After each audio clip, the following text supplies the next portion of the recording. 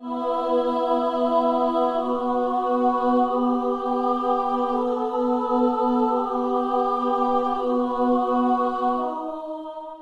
is this foolishness? How many dreams can you shape in a minute, an hour? The kind of clean you like best. Lost 3 of my teeth, too. All right, so you lost. Next time you win. Steamy, hot, hearty, delicious, invigorating.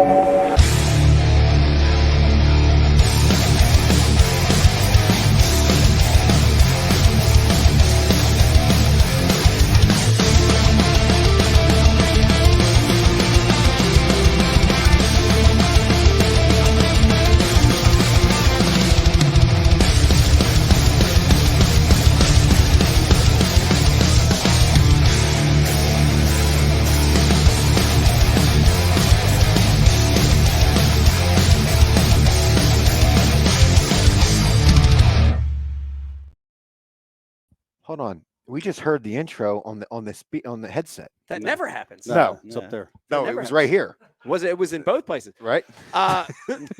Folks at home. It's like our first show. At home. Isn't it great? You never really know when you're live. We suck just as much now as we did.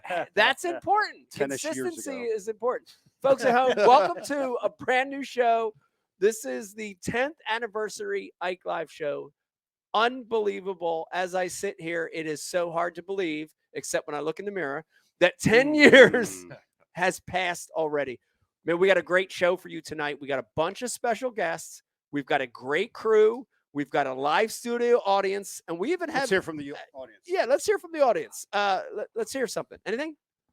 Wow. It's like quiet. Wow. It's quiet. Come on. All right, there's a couple claps. It's going to be a great show, but in a nutshell, we are celebrating 10 years of this podcast. And I want to start by saying this. Before I even intro the room, I want to start by saying this from the bottom of my heart.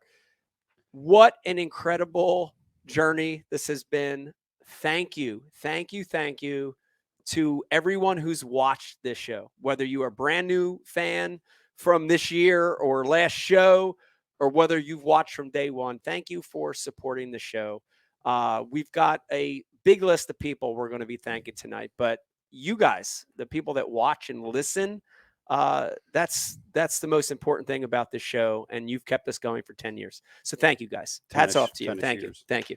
We got a great crew tonight. Let me start over here to my right and fresh off a freezing trip to South Texas. You can see his lips are still blue. The one and only dean of Bash University, Pete Gleason. How you doing, Pete? Good. I'm good. Now, Pete, I want to start. I want to ask everyone this, but dude, 10 years. That's insane, dude. It really is. Yeah.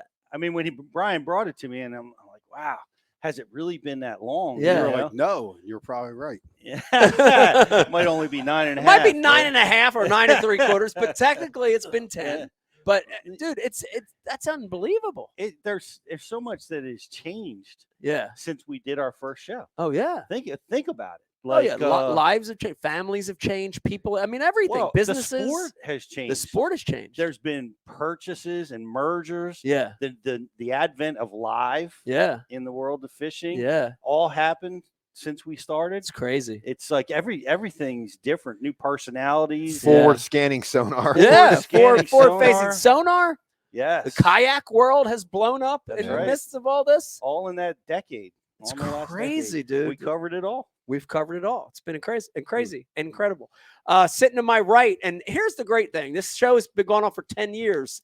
And we figured for the first time in 10 years, the producer of this show has left the chair and is sitting on the casting couch. Brian, it took you 10 No. Hold years. The very first show we did. Yeah. We went live. Yeah. And then you just went off script and ripped me in and made me sit in that open seat that was next to you. I was nervous, chewing gum. I had no idea. That's the show. I think you asked me about a freaking A-rig or something. Yeah. No. You clammed up and started rocking. Yeah. So this is a, Dude, but it's great. I like having you here. You know, it's nice having you here. I don't feel comfortable, but I like it. No, you look comfortable. Here's the thing. A lot's changed in 10 years. I want to move the camera slightly towards Pete. We're off center. Oh, okay. Well, we get somebody to do that. Vegas, come out here. By the way, we do have Vegas Vegas. He took his shoes off. Yeah, take your shoes off. It's That good. karate guy does that. You're in Move trouble. that camera. Riz is going to help you. Move that camera a little bit. By the way, I'll that take way. the responsibility for A that. little bit that way. Just like, yeah, just a little It's not bit. gonna go good. Yeah, no, it's going to It's go gonna good. No, the other way, try the buddy. other way. The other way, because everything's reversed. It's like a mirror here. Yeah, okay. we're in the upside down. That's And perfect. Little more. Perfect. Bam. Perfect. All right, Nice. Vegas the Hammer. Might have a new job. He's good at soccer. He's good at fishing. He's good at camera work now too. Yes, he is. Brian, here's the thing I want to ask you straight up, right off the giddy, dude. It's been incredible. Like I wanted to say this to everybody. I don't know, you probably already know this, but when we were concocting the show, you know, Mark's like, you got to have a producer. You need a producer of the show. Like, who the hell's going to produce the show? I don't know any producer. I don't know anybody that's good at this. I don't know anybody that can. Still don't. And I'm like, Brian, you're a carpenter. Would you be interested in producing the show? And you said yes. I'm like, yeah. Do you, I do listen you to a regret that? podcast. That's a good question. Do you I'd regret it? I'd say overall, absolutely not. No, it's been No, good. Dude, been cool. It's been really good. It's Yeah. been a crazy 10. It doesn't feel like 10 years. It's because it's not. Yeah, it's not. It's like 9 and 9.5, 9 in a month, or whatever it is. But 9 in a month. but I like that. Nothing's gonna beat that. Stick round with it. everything Stay with up. 9 in a month. yeah, listen, Dave. If you would look at anything, you might know this already. If anybody's watching has had work done by Brian the Carpenter, you know that nothing's perfect. What? Everything's off a little bit. Lies, So folks. Don't why believe would this be any different? it. The news? First 9 seconds on the couch, the sound works, and he gets his career insulted. It's good to have you on the couch, Brian. It's good to have you on the couch. Happy to be here. Sitting to my left, the one and only Dave Brodzik. Dave, you have more AKAs than anybody Yeah. on the set. I gotta just put you on the spot on this one. Mhm. This show would not have the same body and character that it's had all these years without you. And that's serious. Like Thank you. everybody I talk to, like whether they've watched it from day one or they picked up on it a few years ago, they say, dude, this is a funny show. And it's because of Dave. They always mention you. Like, It's nice. Thank you. we needed to have you in the show. We had to have you in the show. And dude, I really, really, really, really, really appreciate that. Thank you. We had to have you in the show. That's how important it was, you know? So thank you for being a part of this My pleasure. It's been madness. Dude, 10 years. Does fun. Well, that seem 8.5 for me. 8.5 for 'Cause you? You guys brought me in. Remember, you weren't going to have me on, and then now all of a sudden your show can't go on without me. The show- well, here's what happened. And That's quite a statement. it is quite a statement. No, Yeah. but here's the thing. Like the shows that, didn't have you were really a different show. They were fishing shows. They were fishing shows. Dude, we fought that from day one. We fought that from day one. And shout out to everybody who had a fishing question and have fishing questions.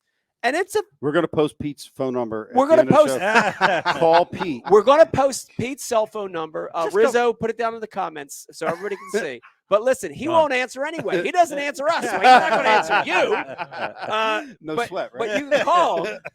But here's the thing. We always kind of like early on, It's not true. we really, it's not true.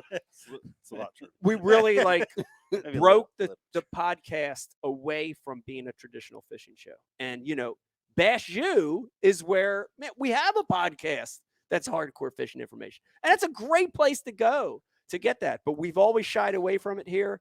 I think that's what set us apart.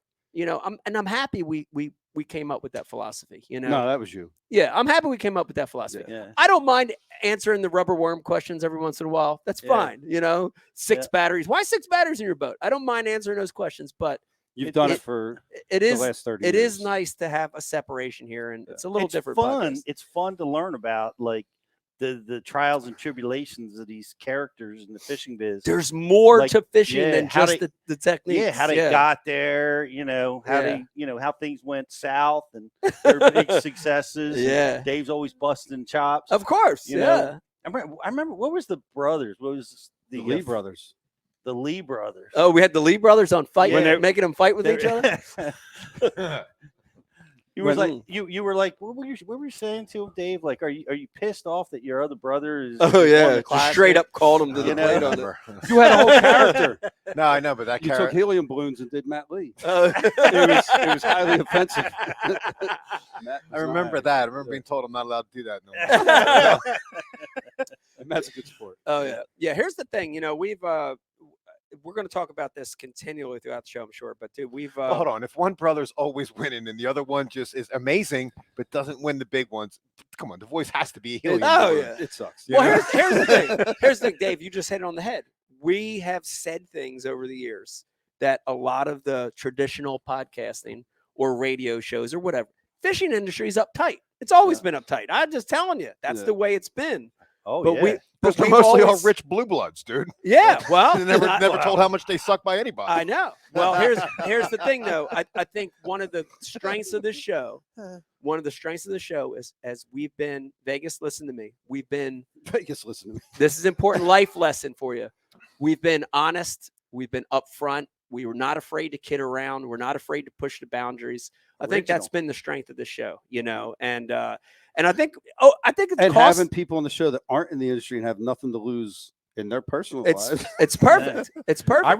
I remember being so nervous, right? Because we walk the line Yeah, like of sponsorship Yeah. management, right? You Yeah. can't be controversial. yeah. You can't do it because you risk You can't. you risk losing those sponsors and like Dave Blue Bloods. No, most pro anglers, man, they're getting by. Oh, They yeah. can't afford to lose one of those sponsorships. Yeah. And Right, I they might have was to tap that trust terrified. fund. I was terrified that I would lose all my sponsorships, and as it turned out, I lost all my sponsorships.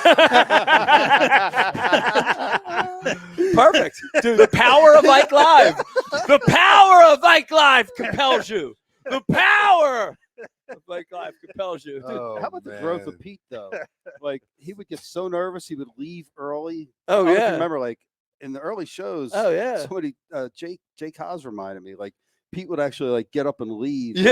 As we would get The close to- nervousness of well, we'd get close to after hours. You're like, Yeah. all right, yeah, I gotta go. Yeah. I got a guide on Chesapeake. But like, and then you look at last, 2 shows ago with Uncle Larry's. He's like, were the bitches coming around? You know what I mean? He's grown up. He's got dynamic It's over the the years. growth of Pete. But I will say this. I would and- say that you want to call it that? the It's certainly an generation of Pete. alteration of He Pete. got a TikTok account and now all of a sudden, he's probably got a burner one that they'll tell nobody about. It's crazy. But Pete, honestly, you just brought something up, which is your character or you in the show has been just as important. Because, like when I look at this show, I look at all the characters over the years, whether they're in the room tonight or not, they've all provided something essential. So, Dave has provided like this amazing comic relief and ball busting. And you've always had that ability that you're a great person to interview people. Like you're very intellectual, but you're the nice guy. And we needed that. We had to have that too. You had to have those polar opposites, You have the devil on this side and the angel on this side. You had to have them, The voice of reason. the voice of reason. Yes. We had to have that over the years. That Well, was key. Do you think You that the voice of reason is, have things flip flopped a little bit? Let's dive into that in the third All right, segment. well, the Hydra Collider. What year That's was what I'm that? saying. I'm like Dave. What year did they Dave's split the atom, logic Dave? Might be more logical anymore. What year did they split the atom over there in Switzerland? 2014. 2014. Yeah, it kicked on. in Was like it before I won the 2014. Delaware or after? It was probably before because they wouldn't even had a well, Delaware if the River show tournament. started in 2014, it would have been after. Okay. It was after. All right. I want to intro the rest of the room. We've got some great guests sitting on the chair here. I don't know how. Riz, is there a way to get? Just intro Rich. Yeah. Let me Intro see. Rich. Oh yeah. I'm going to intro Rich in a second. I want to start. I've just gone left to right. Yeah, Don't mess me up. Don't worry about Rich. We've got Keith Thomas. Keith, how you doing tonight? Great to have you on the show. Can't hear you because dude. Mike's not following directions. It's awesome. And we've got, of course, Power Bait Paul in the house tonight. Paul, how you doing? Okay. Riz is saying pick up the headsets. Pick up both the headsets. There's another headset over there, too. No? All right. BBP has entered the chat. Everybody. Paul, what's up? Paul, it's What's good to going on, have you guys? guys on the show. It's good to have you on the show. This is nice. About to pass the mic off to the Big Bass Bandit right here. Yes. Yeah, Keith? Hey, doesn't Paul look like he's ready to throw a Molotov cocktail at like a Russian? I and- know. I know. Yeah, look at that. All camoed out. All camoed out. Wolverines. It's great to be here for your 10th anniversary. It's a privilege for me to be sitting in this room. Dude, it's Goddamn great to right have it you on the is. show. It's great to have you on the show. And the It's great an honor, man. Dude, the great thing about the show, so like I always try to I slap myself because my whole life, everything that's happened is because of fishing. Yeah. But through this show specifically, I've got to meet some really amazing freaking people like you and Yeah. like Paul, Well, indirectly or directly because of this show. And it's been great. So thank you. I was saying that to a friend of mine. What an amazing ride it's been just through fishing. Oh, yeah. The people you meet, Yeah. gentlemen, Yeah. true-hearted, great people. Yeah. It's crazy, isn't it? It's amazing. All because of experience. fishing. Like Just fishing has because of led fishing. you to meet these people. Without fishing, where will we be? Yeah. It's Right? crazy. Probably making money. It's crazy. Probably making real money. Millionaires, Yeah. right? Yeah. Hitting stocks. Yeah. Yeah. Well, we appreciate you guys being on the show tonight. That's And then awesome. last but not least, let me go back to the booth. Vegas, slide your chair up so you're closer to that mic over there. Slide your whole chair up. No, slide the whole chair up. Put those headphones on. Slide those headphones on right there. And talk into that big mic right there. We've got the one and only Vegas the Hammer with us tonight. Vegas! Yeah. Vegas, how you doing tonight? You've been on the show a while. Mostly every time you've been on the show, you've been on the casting couch here with us. But tonight, you're back behind the booth here with Rich. How's it feel to be like producing, kind of in that role, that engineering role? How's it feel back there? Lots of mechanical stuff. None of us know how to use them. Yeah. Now, do you think working this stuff is easier or harder than reading live scope? Active target, live imaging. I mean, it's kind of the same, but like Whoa. you have the live scope and it tells you, but all behind it is like all the coding. Yeah. And here it's just all the coding. Like there's nothing in front of it. It's just a bunch of coding. So I Right. would go if this is kind of how to live. I scope would is. agree with Hold that. up. I would agree. Pause. Vegas. You on that live scope wave right now? Dude. Well, Dude. I don't have one, but my dad has one. And so Yeah. I Oh, heard yeah. of I might have heard some stories about that. Yeah. At a Thursday nighter this year, Yeah. catching them off the scope. Yeah. Might have to talk about that later. Yeah. Yeah. Yeah. It's interesting. Riz, I'm going to throw him under the bus real quick and say this, that Is he holding out? well, I want to give him some props because I've had it now for a few years. Yep. And I see him and I know what I'm looking at. I know it's a fish and I make a cast out there and I'm always off. I'm always 5 foot past them or 5 foot short, or I'm to the left or I'm to the right. Dude, I've never seen anyone watch the bait drop on their heads every time. Wow. Like Vegas. And I don't get it because he's used it like 10 times in his whole life. You are so good at dropping on him, Vegas. Why is that? Why can you hit him every time? Well, it actually started from I think an IKE Foundation tournament with Greg. Greg De Palma. You Greg, GDP. He started telling me like you gotta follow the arrow, and on the top it gives you like 20 feet, 30 feet, and it keeps on going. The number, the distance in Yeah. feet on top. Yeah. So you would cast like 20 to 30 feet. Yep. Watch it drop on them, like follow the arrow, watch it drop on Yeah. them. And then when you see they got it, then you just do the rest like normal fishing. Wow. It's incredible. Well, you've got great, I don't know, awareness of that space. So hats off to you. And the Vegas. greatest Awesome. Yeah. military the world's ever seen couldn't shoot a balloon out of the sky.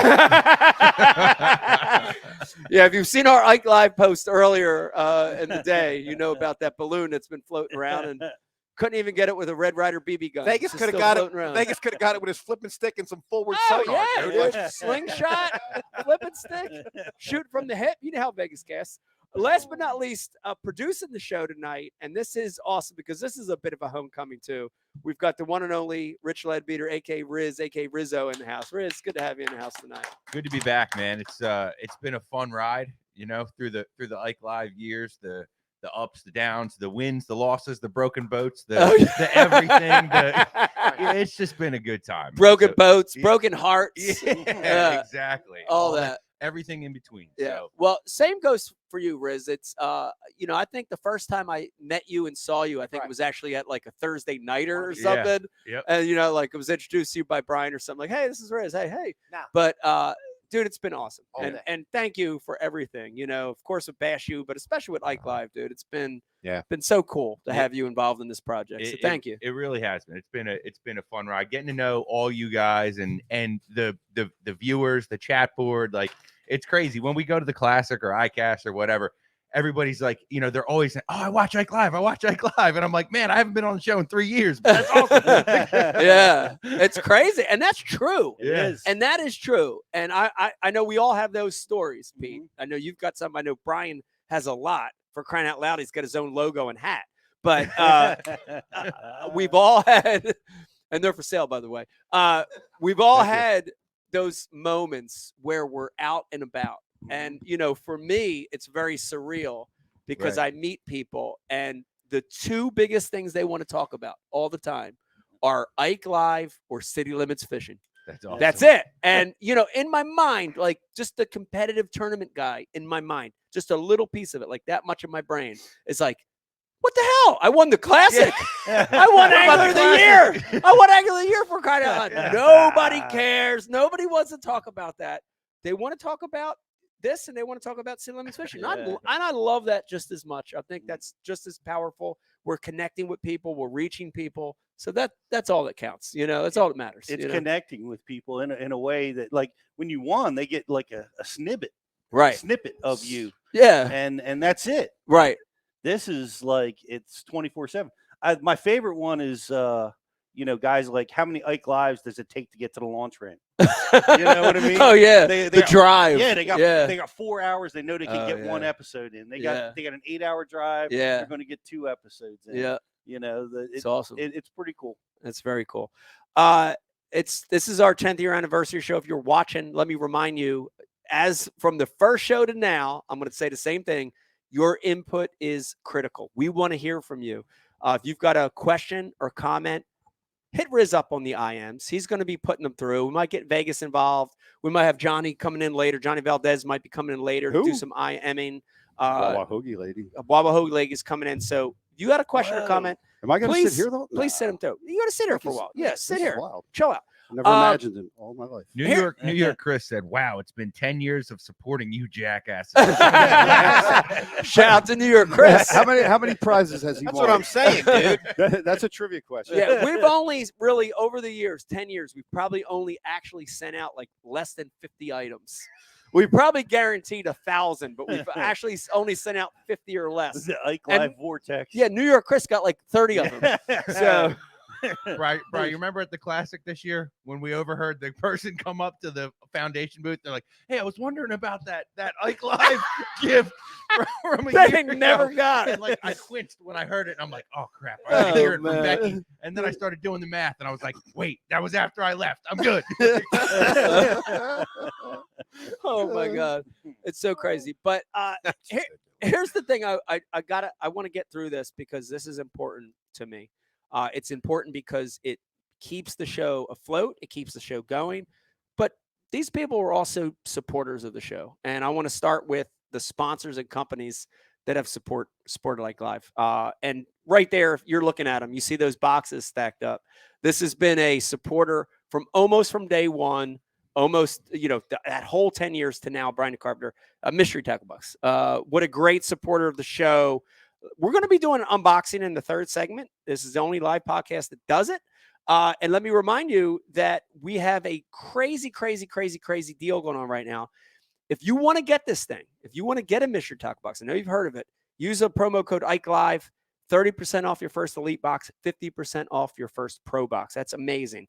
Tackle Warehouse, AFCO, and the Ike Foundation, also big supporters. But here is an old school list of supporters. And I'm going to go around and I'll mention the name and maybe we just say something. I'll go around and let everybody say something. Supporters from day one of the show, just as important. X-Mark. Do you remember that? Holy Dude, the smokes. very, very beginning of the show, Dave, the very beginning of the show. Mike got a lawnmower. Yeah. Need to bring him back. X-Mark. I need a lawnmower. You guys wrecked one of my bits later. That I was going to We rip did. that. All Yeah. X-Mark was a supporter of the show. Do you Yeah. remember that? We had the neon sign He and had the a whole thing. lawnmower. We had a lawnmower. That's crazy. 64-inch zero turn. Yeah. Yeah, you're doing videos. Yeah. You had to wear. Didn't you have to wear a helmet on it or something? I don't remember. Dude, they made him filmed it wear. without a They know they seatbelt or made him something. wear. Take your They made weekend him wear back. earphones, eye protection, and have the seatbelt on, dude. Oh, yeah. And you did Oh, it. they did. You Yeah. did it, Oh, dude. yeah. Well, that's normal though. Is Like it? well, Yeah, I shout mean, out to Xmark. shout out to Xmark. But anytime you have corporate level sponsors or certain Boo. thing that's in the I criteria, can't stand corporate I America. know, but that's the way it was. But shout out to Xmark because listen, back then they were like Xmark's cool. Great tractors, but their office sucks. they're off stuff. Just That's like okay. everybody else's Yeah, but office. like everybody. But here's the thing, dude. Their They office sucks? supported Yeah, the it's show dumb shit. when I think nobody. Brian's going back behind the booth real soon. He I'll keeps go cutting back. over you, dude. That's right. My point I'm not is, cut out for my this. point is, early supporter of the show was Xmark. Another one, Okay. line cutters. Oh, Early yeah. supporter of the show Shark was Tank. line The cutters. Shark Tank. Yeah. guys. Our second one Yeah. after Xmark was Liquid Mayhem. Liquid Mayhem. Before I had Line Cutters was Liquid Mayhem. I had that on my list. Okay. Liquid Mayhem. And here's the thing about Liquid Mayhem. Some of these sponsors come in and, they're supporters of the show and they have a cool product that, we get to use and show. But here's the great thing. Liquid Mayhem was a supporter of the show and a sponsor of the show. That is something I'm still using today. I Yeah, really I hear you do. still I'm talk about using it. Dude, I believe in it. Hell yeah. There's been too many times in my fishing career where having some of that scent on a bait has made a big difference, right? And, not even soft plastics. Like, I'm not talking about, if I'm using power bait, I'm using max scent. Dude, the scent's already there. But hard baits, plastics that aren't scented, dude, it works. So that was cool to have them involved. And they were- You they were don't still cool. Mow the lawn with a helmet on. I generally don't mow the lawn with the helmet on. I generally don't Yeah, mow the lawn. Like but one of those like on permanent disability neck rolls in case like the insurance inspector's watching you through binoculars. Like the thing on the airplane you wear. That's like, cool. Yeah, I like Liquid Mayhem because they didn't like we did a lot of like raunchy jokes with them in the beginning too. And Oh, they, yeah. like, And you t- didn't they have were- to wear helmets. No, Oh, they we were didn't no have to wear a helmets, but helmet. they were totally cool with it. they you were know? so cool. They were Yeah. Canadian. Most Canadians are super cool. I've learned that over the years. But here's the other thing. Do you remember the Liquid Mayhem taste test Yeah. where we swapped out the scent? Vegas, we actually put like was it mustard and ketchup. ketchup and mustard in the Liquid Mayhem bottles. Did And it we- taste good? It tasted like ketchup and mustard. Yeah. But there wasn't like still like No, yellow it- bits They were in it, clean like- tubes. Yeah, Vegas. they sent us very clean, sterile tubes, and we were able to just swap it out. So You ever had crawfish, Vegas? Say it again. have you, Crawfish. I don't know if you've Well, ate they're crawfish. good. I mean, I might start putting Liquid Mayhem on stuff just for fun. So Dude, here's the Oh, thing, On your Riz. hot dog. A lot of kids, and I'll just throw this out there. A lot of kids, especially Vegas's age, like my two older girls were like that. Dude, if it wasn't French fries or hamburgers or chicken nuggets, forget it. yeah, Dude, Vegas ain't afraid to throw down. yeah. Really? Dude, Burger King. burger. Well, he likes burger, but snails, Oh, yeah. lobster, dude, fish, My any kind, youngest- wow. sushi. Yeah. Clams, Escargot. Like tonight, he had Cargo. what you had like Greek meatballs tonight or eggs, something. meatballs, carrots, Anything. Oh, man. Yeah, Carrots. you throw it down, bro. Carrots? That's good. Yeah, carrots because the eyesight. He wants that good eyesight. I love Uh, carrots. Dr. Squatch. Dr. Yeah. Squatch. What a good sponsor. That was another one, dude, where I was kind of in the shower like, oh shit, this is Yeah. pretty good. You know what I mean? Like I'm- Dr. Squatch. My I'm son's still a subscriber. my Yeah. son still uses it. Yeah. Yep. Because it's manly soap. Yep. And that's the thing. You It is use a good lot of soap. soap out there. It's manly Yeah, soap. like I got an order coming in now, the pine tar candle, and they have this new coconut soap that he made me get them. Wow. Right? Yeah. The pine tar, it's just that it's black. That stuff just It's the most manly smelling soap that there is. Dude. Yeah. it just gums up your shower. But me and Jake both love the rest of it. Yeah. You know? You don't like the pine tar. No, I do not. Oh, really? can't I like let the it pine- leave I that like the black- pine tar. it leaves that black residual. It Yeah. does in the bathroom. Yeah, It does. It yeah. does leave a black So I residual, but fired I do that like one, but I love all the others. Fired it. Flambeau, of course. Hobie, of course. Heshy socks. Yeah. What a cool opportunity that's. And here's the thing I want to shout out Heshy about. Dude, a lot of these sponsors have come on and they support this show, but they also support the kids fishing arm, which is the Ike Foundation. So thank you to all the companies. AFCO's another one that supports kids fishing. So thank you Yeah. guys for doing that. Real Snot. Oh yeah. How about that one? Yeah. The Real Snot guys. Shout out to Real Snot. Yeah. That's another product that I love actually those makes guys. sense, Yep. and they're good dudes. Yep. And of course, the foundation of the show And I think this is what's made this show really good. And I'm not saying this from any other regard except that we like liquor here. We like alcohol here. And we like fishing. And I think that's the body of the show, right? It's been liquor, beer, and fishing. We've had a lot of great beer sponsors over the years, starting with Yards Brewery from the very beginning. Shout out to Yards over in Philadelphia. They still support us. Of course, Founders thought it was very fitting that we'd be drinking Founders, even though they're not technically supporting the show anymore. Thank you, Founders, for all the years of support. And Tin Cup Whiskey. We've had our fair share of Tin Cup over the years, shots, and they're still involved in the fishing industry. So shout out to those guys, dude. It's been good. Did I forget anybody? Can I mention one? Primal Urge. Yes, that was my favorite. Primal Urge. That was the best one, dude. I I love. can't believe that didn't stick. I thought that would do good, and dumbasses didn't subscribe. I thought it was. I loved it. Yeah, I loved it. It was. I think a lot of times when people watch or listen, they take for granted that list that we throw at them every week, right? Yeah. They missed out. Yeah, we throw this list. Mystery tackle. We're just. And it's more than that. It's like, it's almost like if you want to see the show and the premise continue, you have to support that. You know what I mean? Yeah. So there was probably some missed Those opportunities promo there. codes, guys, aren't designed for convenience. They're designed so the sponsors can see that they're getting. They got to see the. They can see they're getting engagement. They So gotta if see there the are return. other shows Yeah. that you like and you hear a promo code and you might want to think Yeah. about that. Come on, New York, Chris. You didn't get Yeah. that. All those prizes we sent you. Yeah, you tight wad. You got to run in your mouth. Let me see the receipts on how much you support it, man. Yeah. All right, I got one last little bit, and then I think we have our first guest We do. getting ready. I have one Big more one. little bit that I got to do, and that is real quick. Just thanking some of the other participants, specifically the interns. I want to go over We've had a few. that we've had over the years. Oh, And God, before it's gonna be forever. before I do that, now it'll be real quick. Before I do that, shout out to James Riley, because that Ike Live logo that you see every week, it's right there in the corner of the screen. James Riley is the designer of a lot of the logos that you guys see, including Vegas the Hammer. Your logo was designed by James Riley. You got a Thank great you, logo. James. And don't forget Yeah. the draws too. Yeah, everything. Yeah, so it's been great.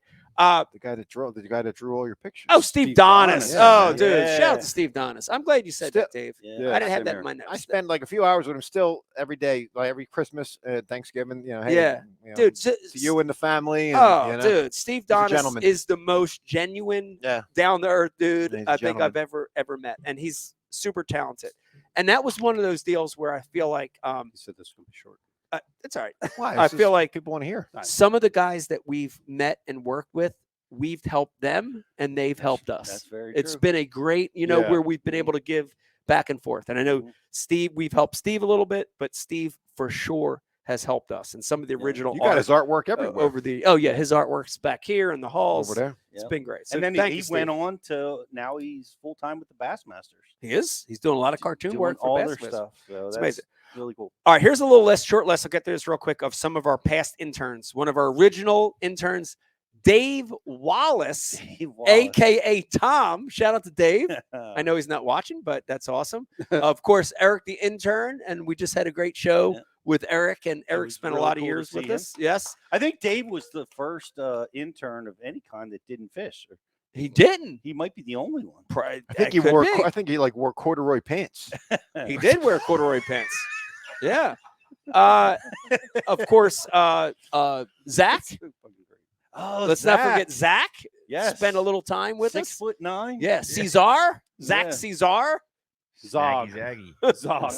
AKA Zog. Yeah. Spent some time. Zog. Shout out to Zach. Thank you. Riz, of course, here in studio with us tonight. A lot of years with Ike Live. And more recently, Jake. Shout out to Jake. Haas. Jake Haas. Thank you, Jake. Lots of good stuff from Jake. And I did want to throw Paul into the mix, even though Paul's not an intern, because Paul's our fisher. He's our resident fisherman. He's our resident grassroots bank guy. It's like- But It's like a I wanted to mascot. throw you into that mix because you've really contributed to the show. So My thank you. inspiration to be a good Yeah, person. thank you, Paul. Yeah, thank you, Paul. That's it. Shout out to those guys. Yeah, shout out to those guys.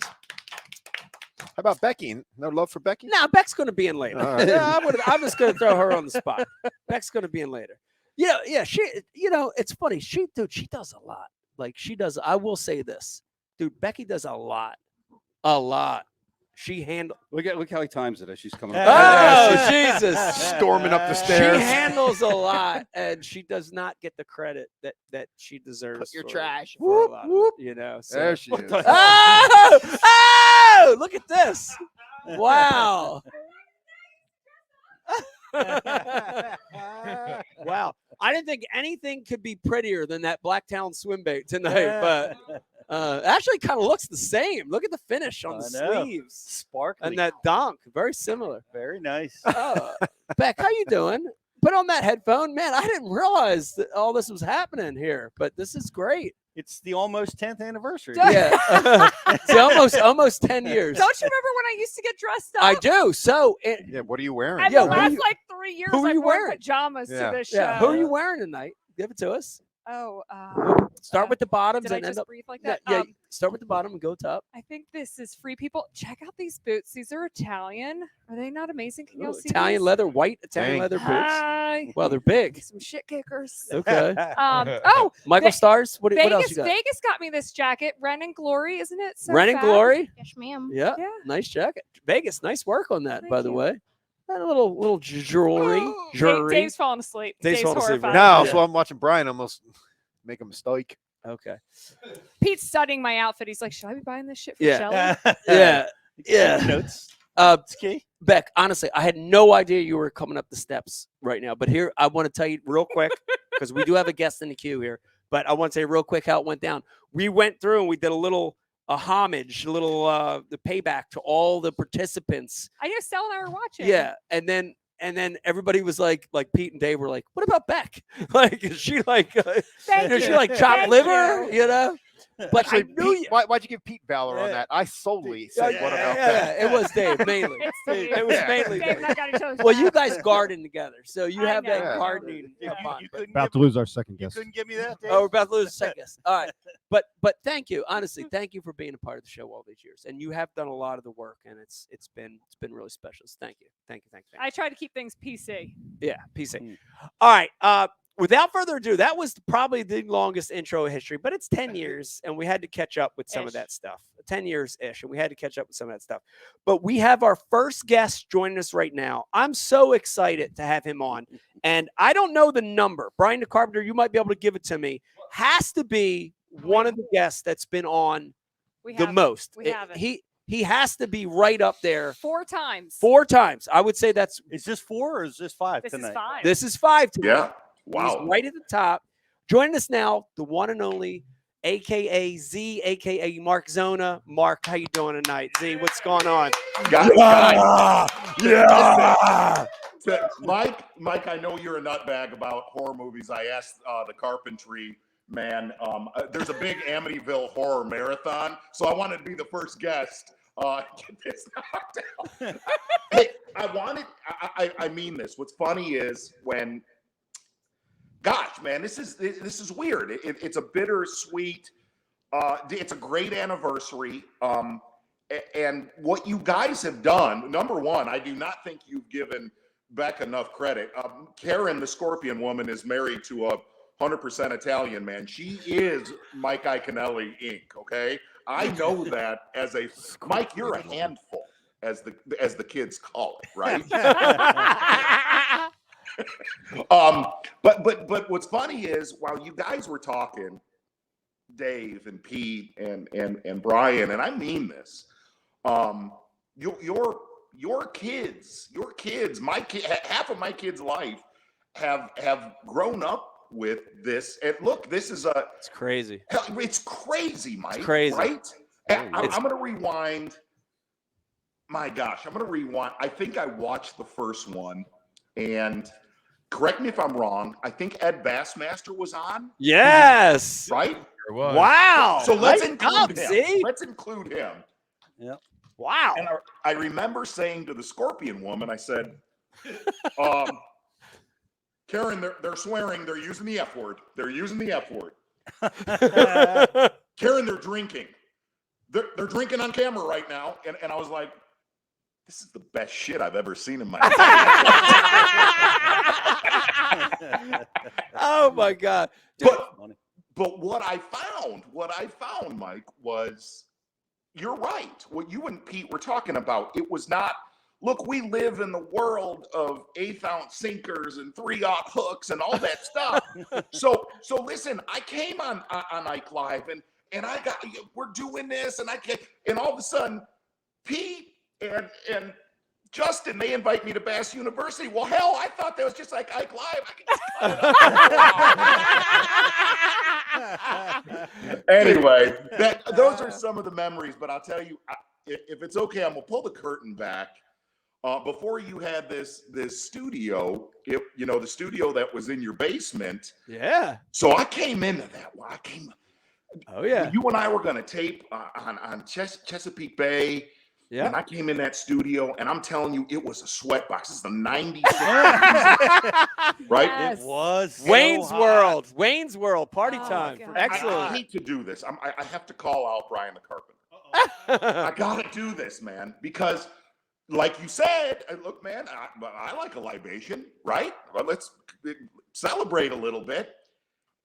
Brian the Carpenter is slightly a lot like Alan from The Hangover, to where you're like, the hell's this guy doing to me, man? What's going on? I would agree with that. I think that's accurate. That's Like, here's accurate. what I can tell you. There was never a cup half empty. There was a cup half empty. Anyway, seriously, looking back on all those years, dude, all of you, shit, man. Dave, you're a little bit like, hate to make another movie analogy, you're a little bit like the Knish and Rounders. You come in real cool, and then I'm like, do I like that guy? No, I love him. Dude, it's been great. Here's the thing. I want to say this. A lot of people watching and listening, if they look at if they look at our careers in this sport, they'll probably see some differences. But what they don't realize is we're a lot alike. We are a lot alike, down to the scorpions we have, to everything else. We're a lot alike.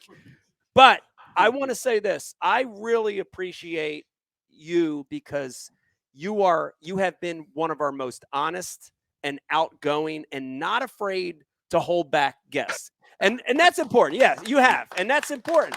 And I think that's a little bit of maybe the Italian, maybe how you grew up or whatever, but it's great, because we've had guests where, dude, we are prying the stuff out of it. We are trying so hard. And, not to throw anybody under the bus, some of these guys are so good and so perfect. Kevin Van Dam, excuse me. It's hard to peel back and get the real. And we've always been able to get that from you, and I appreciate that. Well, and Mike, Zona gets our sense of humor, because we have a Oh really yeah, that's dry, important. Yeah. like fuck with each other sense of humor. Yeah. There's no doubt about that. And we have this policy that we don't make fun of anybody. We make fun Everybody. of everybody. Of course. And that includes yourself. If you can't Yeah. make fun of yourself, you can't be part of the crew. Yeah. Hell, you guys made me a great target for quite some. There was a time I was going to put a hit out on Stormtrooper.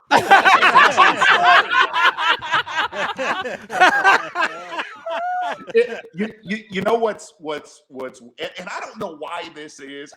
Hang on, and I apologize for this. The fella that's in the other studio area that said, "Oh, there's some great gentlemen in the fishing industry." Hey, bro, have you only been here 3 hours? No, there ain't. No, there ain't. I was thinking the same thing. I said the same thing too, and Pete corrected me. So I mean, you know what's the other side. You guys know this is when Jeffrey started, live stuff, doing Bass Zone. I was like, wow. And then all of a sudden, Bassmaster. Shit, I remember bitching at Tommy Sanders that we had to do 1 hour of live coverage a day. I'm like, this is just horrible. Can you believe what they're working us through? Right? And it's kind of right when Ike Live started. It just I think it was just after 2007 is when Bassmaster Live. Anyway, long story short, I had the bright idea. It was a brilliant idea. I was like, Karen, I'm going to do 4 hours of live fishing content on the water. Instead of doing shows, I'm just going to go out there and hammer on them. Mike, possibly the worst idea I've ever had. That's crazy. I got to ask you just something straight up. And we had Becky and Brian the Carpenter worked really hard before this show to get a lot of our guests that we've had over the years to send a little phone segment and just a little clip, saying something they remembered about the show. And I don't know, let's say, they got 24 of these clips that came in, and it was unbelievable the amount of them that said, holy shit, 10 years? We can't believe you haven't been canceled or fired in those 10 years. I mean, not honestly, like I remember shows, where we sat here and I thought, oh my God, this is it. I'm getting the call. Yeah. I'm getting the call tomorrow. Did you guys ever get any calls? Yes. From Becky. From Becky. What the hell were you guys talking about last night? It was only when they did that after hours. The after hours that was- I'd be was like, brutal. "Shit, Oh, you yeah. guys were too drunk and you're too much of a liability." Yeah. Mike, don't take offense to what I'm going to say right now. 90% of all your shows, I only watch the last 30 minutes of the show. That's when they get good. The last and best 30 minutes of the show. Yeah, when nobody can end the show and we Oh, just yeah. keep bantering about like Brian's bicycle or something. Brian's huffy. Brian's boat build was one of the top 3 hardest laughs I ever had. Oh, yeah. Like, Oh, yeah. I wanted, Scarecrow. like I wanted my life to end at one point during that laugh. It hurt so much. Oh, yeah. dude. Yeah. Oh, yeah. It was. Now, here's the thing. Z, you mentioned the old studio. And the old studio, as much as I love this new studio, and it's great, there's more room. It's not a sweat box. But the old studio was special. And it's hard to describe it. Best thing I could say is like if you I made this analogy, but if you listen to music and you have a favorite band, right? And you remember like those first years of that band, like, dude, it's the shit. It's the special music. And even though if you still listen to them 20 or 30 years later, nothing replaces those early days. And I feel like that about the old studio. But we've had some memorabilia in and out of that studio. And the one piece that I regret losing, but I'm happy to lose, was our deer. Was our deer head. Z, you gotta tell us, do you still own the IKE deer head? That deer head has taken some hits. In some so to go full circle for all the viewers, you guys were having an auction, and it was after I came and did live in the Sweatbox. Becky was having an auction. I said, hey, I believe, in the Ike Foundation, everything you guys have done for city kids, that's what I grew up as. And I said, we'd like to donate $1,000, but I want that deer head. I want the deer head. Yeah. So you guys boxed it up. It had like a ninja bandana or something. It did. Karate Kid. Yeah, Karate Kid bandana. Here's what was jacked up about that deer. So, Mike, I deer hunt a lot. So does my wife. So that deer came, and Karen goes, "What the hell is this thing?" And I would send you and Carpenter. I would send you guys pictures of this little 4-point, right, next to some of the most majestic bucks that walk Earth. I mean, pure breeding steeds of the woods, right? and here's what was messed up about it. Whoever would come in the fishing barn, the first thing they would lay their eyes on was your deer. Hammered. What one doesn't fit here? What's going on with that?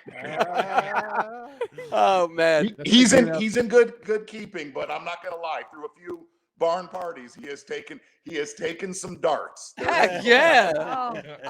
That's like I said, I hated losing that, but I'm so glad it went to a good home. It's like a dog you've had that you can't keep anymore, and you're like, as long as it goes to a good home. He came from a barber shop that I remodeled. Mike, he does not have 9 lives. Evidently, he has 9,000 lives. That's awesome. I'm looking at live our close. new deer, and he's so puny. Oh, he's compared puny to- too. Oh, Like, he's like punier. on the Bash Where'd you get that podcast, thing? they keep asking us, why do we have a doe on the wall? That's pretty fun. Doe It with is small the horns. saddest thing. Oh. Let me transitioning. let me remind everybody.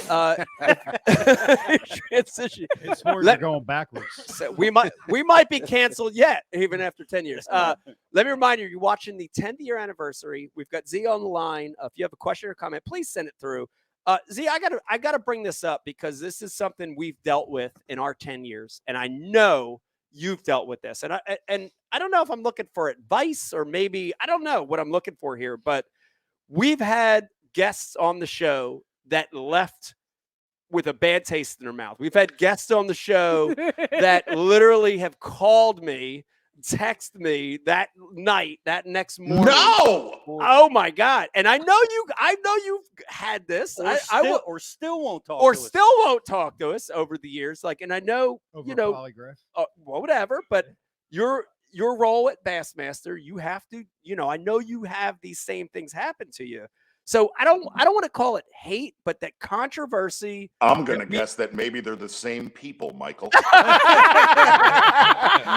They might be, but so I guess this is what I'm asking you. Like, part of me is like the Jersey part of me is like, screw them, because we've never did anything maliciously. It was for fun, and if they fell out because of that, then screw them. But we've all been in trouble here.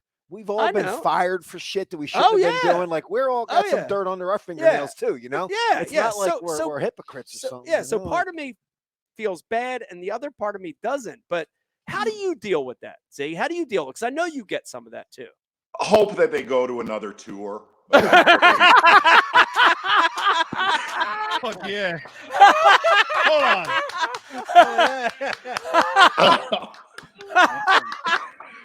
Oh man, oh that's so good. No, seriously. You just won that deer on the wall. Yeah, you just won our other deer here. We're sending it to you. In all honesty, and you know this is number one. I think you've had a lot of fun with people at their expense, at your expense.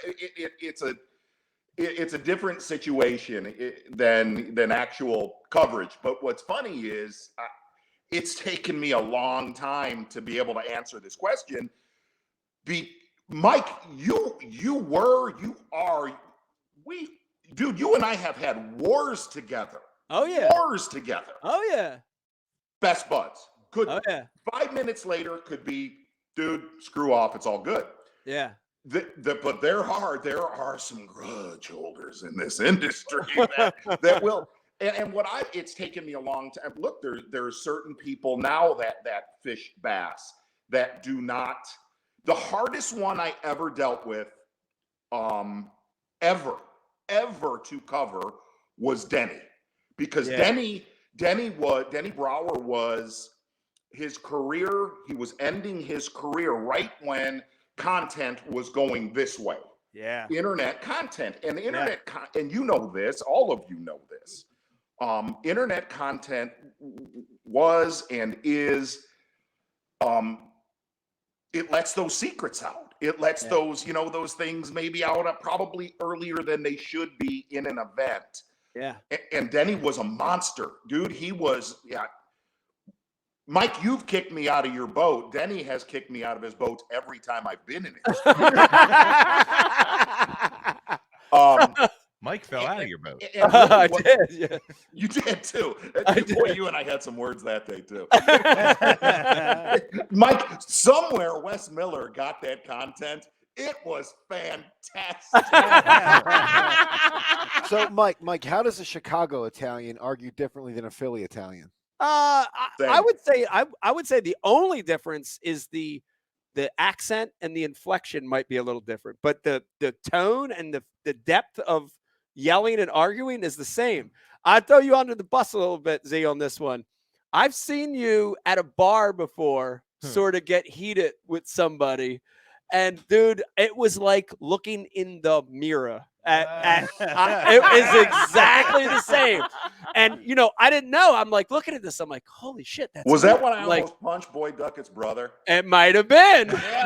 But like you wonder, like I'm looking at it, I'm like, is it the alcohol? No, it's not the alcohol. That's just the way he is. And I'm like, yeah, I'm like that too. It's fire. You're fiery. It's cool. Yes.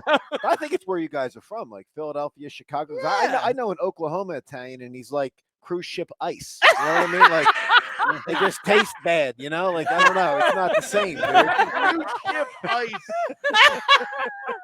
Oh my God. I don't know. Some of that's nature. It's nature. Having birthed children with Italian blood.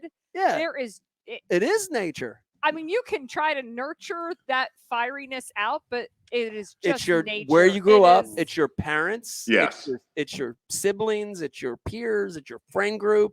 Having no Italian blood in me, I have to tell you, it's very alarming the first time you see it because an Italian spews venom, fire, flames, I understand things that. that you never imagined could come out of someone's mouth, let alone that they imagined it, created it, and it came out. And then 5 minutes later, It's gone. gone. Oh yeah. Yeah. Oh yeah. I'm the long fuse, and when I blow, it's a week until I can even look you in the eye again. Did you ever think marrying an Italian would give you insight into Rosemary's Baby? Yeah. Compels you. That's crazy. All right, Riz, what do we got coming through the IM? You want to shoot a couple through? Brian Carpenter, Yeah, Riz? actually, Vegas. Who's doing the IMs tonight? Nate Coy said that we need to do a prank call later in the show to Tommy Sanders. A prank Maybe call to someone Tommy. set that up. Oh, that might be good. Yeah, Tommy. Actually, we had Tommy on the couch, and this is the craziest thing. Like, Z, like you've been around and you have people in front of you or in your boat or in your house that you can't quite believe they're there, right? Yes. Like I got to fish with Roland Martin and Jimmy Houston in the same 2 days period, and I was like in shock. I like whatever you think about those guys, I couldn't believe it. It feels weird. It's awkward. It feels weird. Yeah. It feels weird, right? Because like I'm looking at these guys and I'm like, holy shit, these are my heroes. You know what I mean? These are like, that's Jimmy and that's Roland, and that's incredible. But what was I talking about here? Oh, what did Tommy Sanders? Tommy Sanders. So we had Tommy on the couch, and I couldn't believe it. You know what I mean? Because Tommy's like big time hero for me. Like what he does and how good he is at it. He's a hero. We had him on the couch, and Brian the Carpenter came up with this skit that involved helium, and Tommy Sanders was going to take a hit of a helium balloon and spew out some lines, and I couldn't believe it. I was so dumbfounded that Tommy Sanders, my hero, the utmost professional, sounded like a mouse taking a hit of helium. It was incredible. Tommy did live through the late 70s, Mike. That's all I'm saying. Yeah, that helium was just That was nothing. Yeah, that was nothing. That was Oh, nothing. yeah. That was a blinking yellow light. Oh yeah. You're still the only person that uses that utmost. Utmost. It's not a word. It is a word. I looked it up. Nah, Vegas, is utmost a word? He said he doesn't have his phone. It's from your DJ. It's phone. utmost. Utmost means more than most, like uppermost, like better than most. Z, Becky? I thought it was a word. That is a word. Look it up. I'm Utmost okay is with a it. word. Almost, yeah. It's a word. All like right. an The old way you word. spelled it on your DJ cards, it wasn't a word. Okay, it might It not did have been a word exist. the way I can't spell anything carry on. correctly. No, So, like, it's a word. Most extreme. How's it spelled? Greatest. UTMOST. And Mike spelled it upmost. upmost. Oh, look it up. No, That's but like him and his chimleys. Whatever. yeah, but Okay. hip hop, you're He allowed. can't spell shit. You know But what yeah, I'm talking The but word when is Tommy real. was here, and then we went to commercial break, and they got up and left. Did they? They got the hell out of it as quick All as right, they could. come on, guys. And he Yeah. clapped his hands, and everybody jumped up and they out the door. Go on. They were like, "Shit, now what do we do?" Yeah, Yeah, I wasn't that's invited cool, to come in for that show. Oddly Yes, enough, that's correct. You know? Getting You are correct. out of there before you made him do some other kind of drug. Yeah. He nailed it. or he triggered him and he's like, yo, let's go get some real shit. Oh yeah, yeah. He's gonna go down to Camden. Yeah. Make a Camden run. Here's the only other big question I have to know, and I think this is you're a great person to ask, is how do you keep it going? Because I struggle with that right now. Yeah, why didn't you hit Boyd's brother? No, yeah. Why didn't no? It has nothing to do with that. Like Somebody you've back done- me off. I can tell you that I do. Yeah. But Z, you've Do you done it. regret not hitting him? Is the question? Yeah. That's been coming across the board. It has My come career's across not done yet, bud. Z, you've done a great job with your career. You know, from way back when with Kumar to now with this amazing TV show that's however many years. That's how many years, Z, since you started broadcasting? Forever, right? So 20 for Bassmaster and Zona show since the ESPN days. I think we're on like 17 now. Wow. Yeah. Wow. Yeah. That's amazing. That's twice as long. That's twice as long. So so the Like 20 in like live years. right, it's like 20 in like live years. So so the question is, 9.7. how do you keep it going? Because I feel like Damn, that's right. I feel like the show, as amazing as it's been and dynamic, I feel like it's ready for the next thing. And how did you keep it going, and how do you keep things changing and evolving? And Mike, you know this, dude. You are Madonna of this industry. I'm not saying as goofy as that sounds. Things that you have touched, that you've worked with, whether it's been City Limits or your tournament career or this that we're doing right now, or Bass University with Pete and the gang and all that, to me, I really only have two gigs, man. I do Bassmaster, which that one's easy. When I get bored, I just start talking about whatever I want to do when the fishing's slow. But the nice thing about Bassmaster, it rolls itself. You know what I mean? Yeah.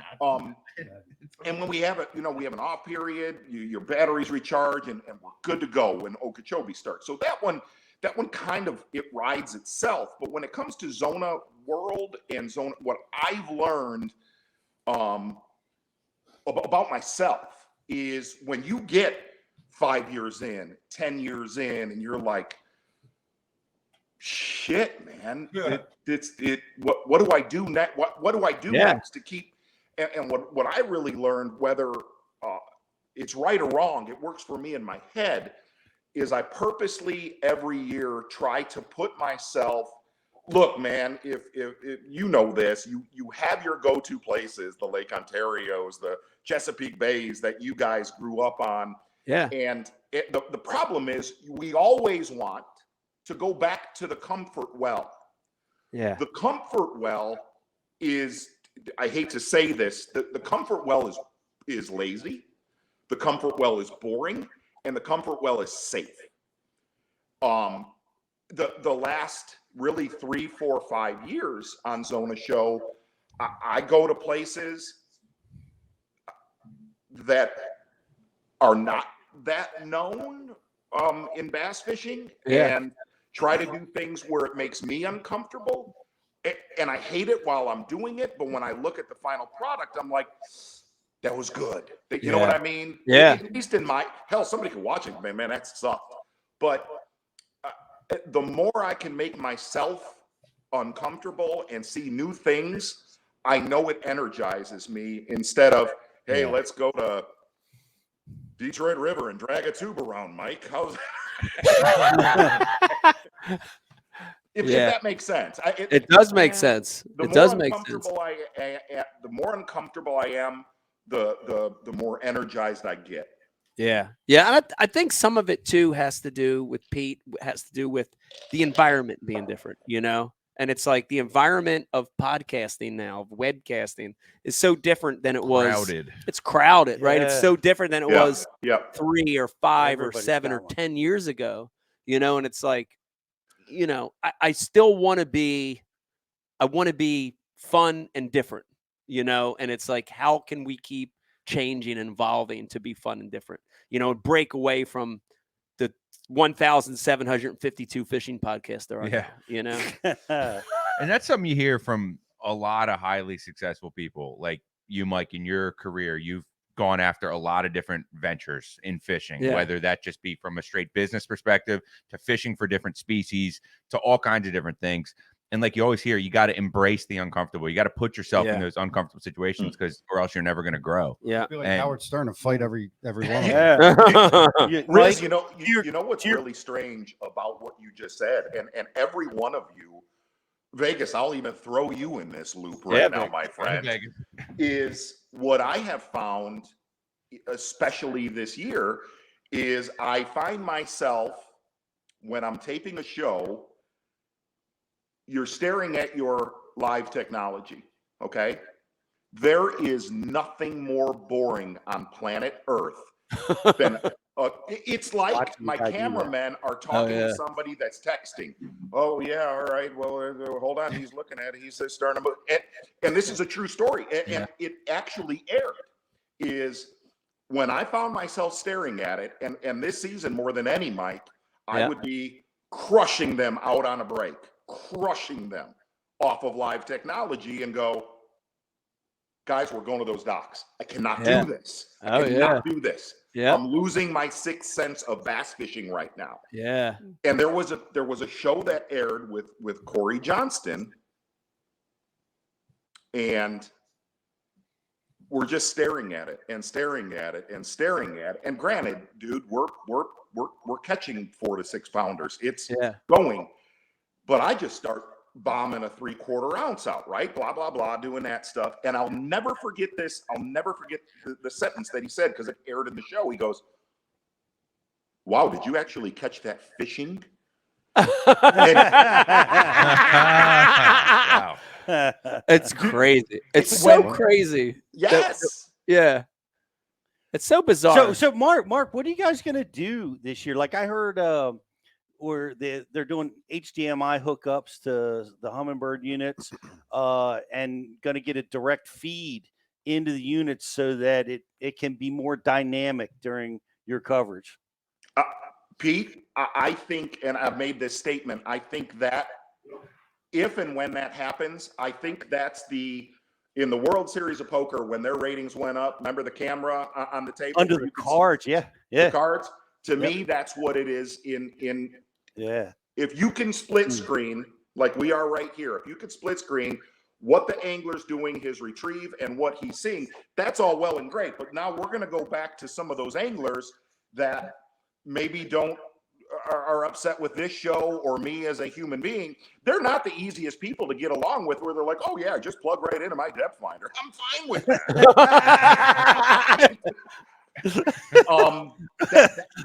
That is going to be, I think, the hardest part is going to be what anglers are consent to it and are open to it, and what anglers, because look, there's obviously a group of anglers that are superior with it the way they fish right now, correct? Yeah. Yes. Yeah. You think them anglers are going to let you plug into are you nuts? Yeah. It's not going to. I don't know, but can I just tell you, I love this idea. Have you ever seen that show Nailed It?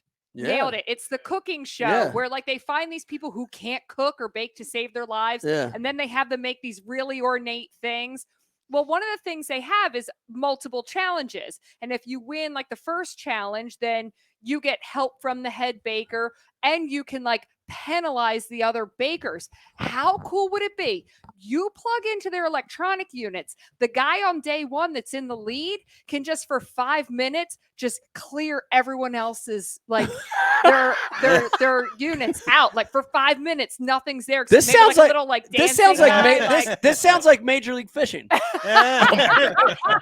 like the same thing. 5-minute penalty. You know what I mean? Hey, sounds like Major League Fishing. Zona, how do you think this conversation would go? Like, Vila can be plugs a receptacle. Oh, please let that happen. Please let that happen. We promise we won't steal your wave. Oh, yeah.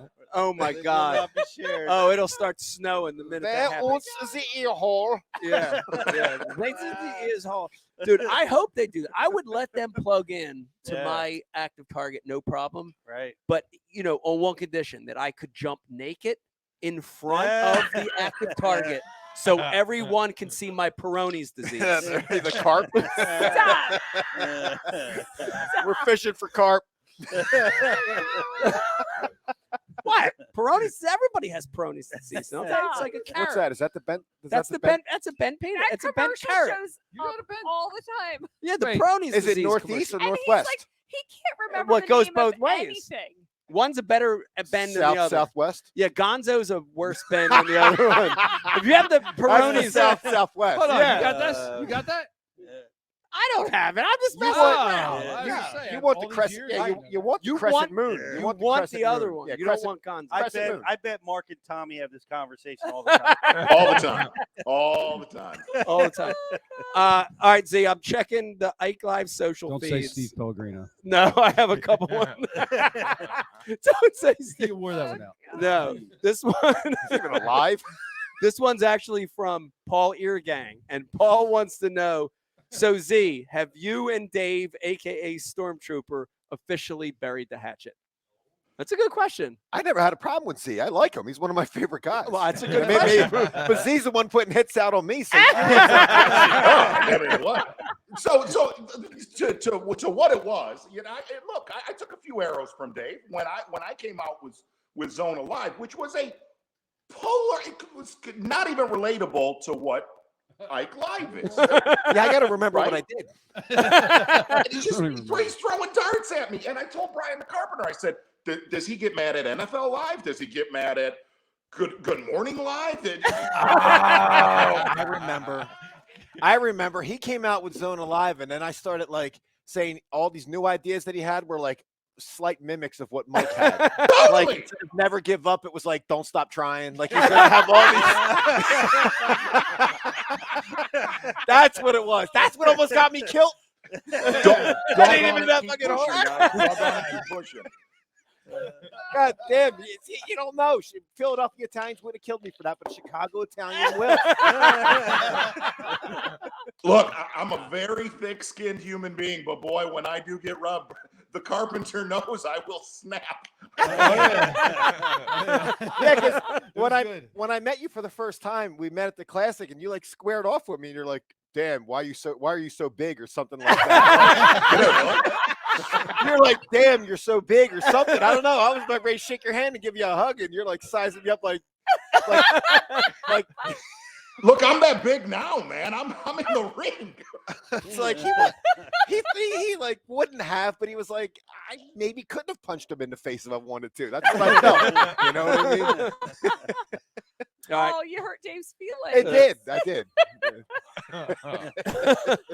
The second question's way more mild, and this one's from South Philly Fred. And South Philly Fred wants to know, Z, who's going to win the Super Bowl? Chiefs or the Eagles? Boy. Be honest. Z, you know the rule in the show. You just got to be honest. Anything else doesn't matter. You got to be honest. I am not a Chiefs fan.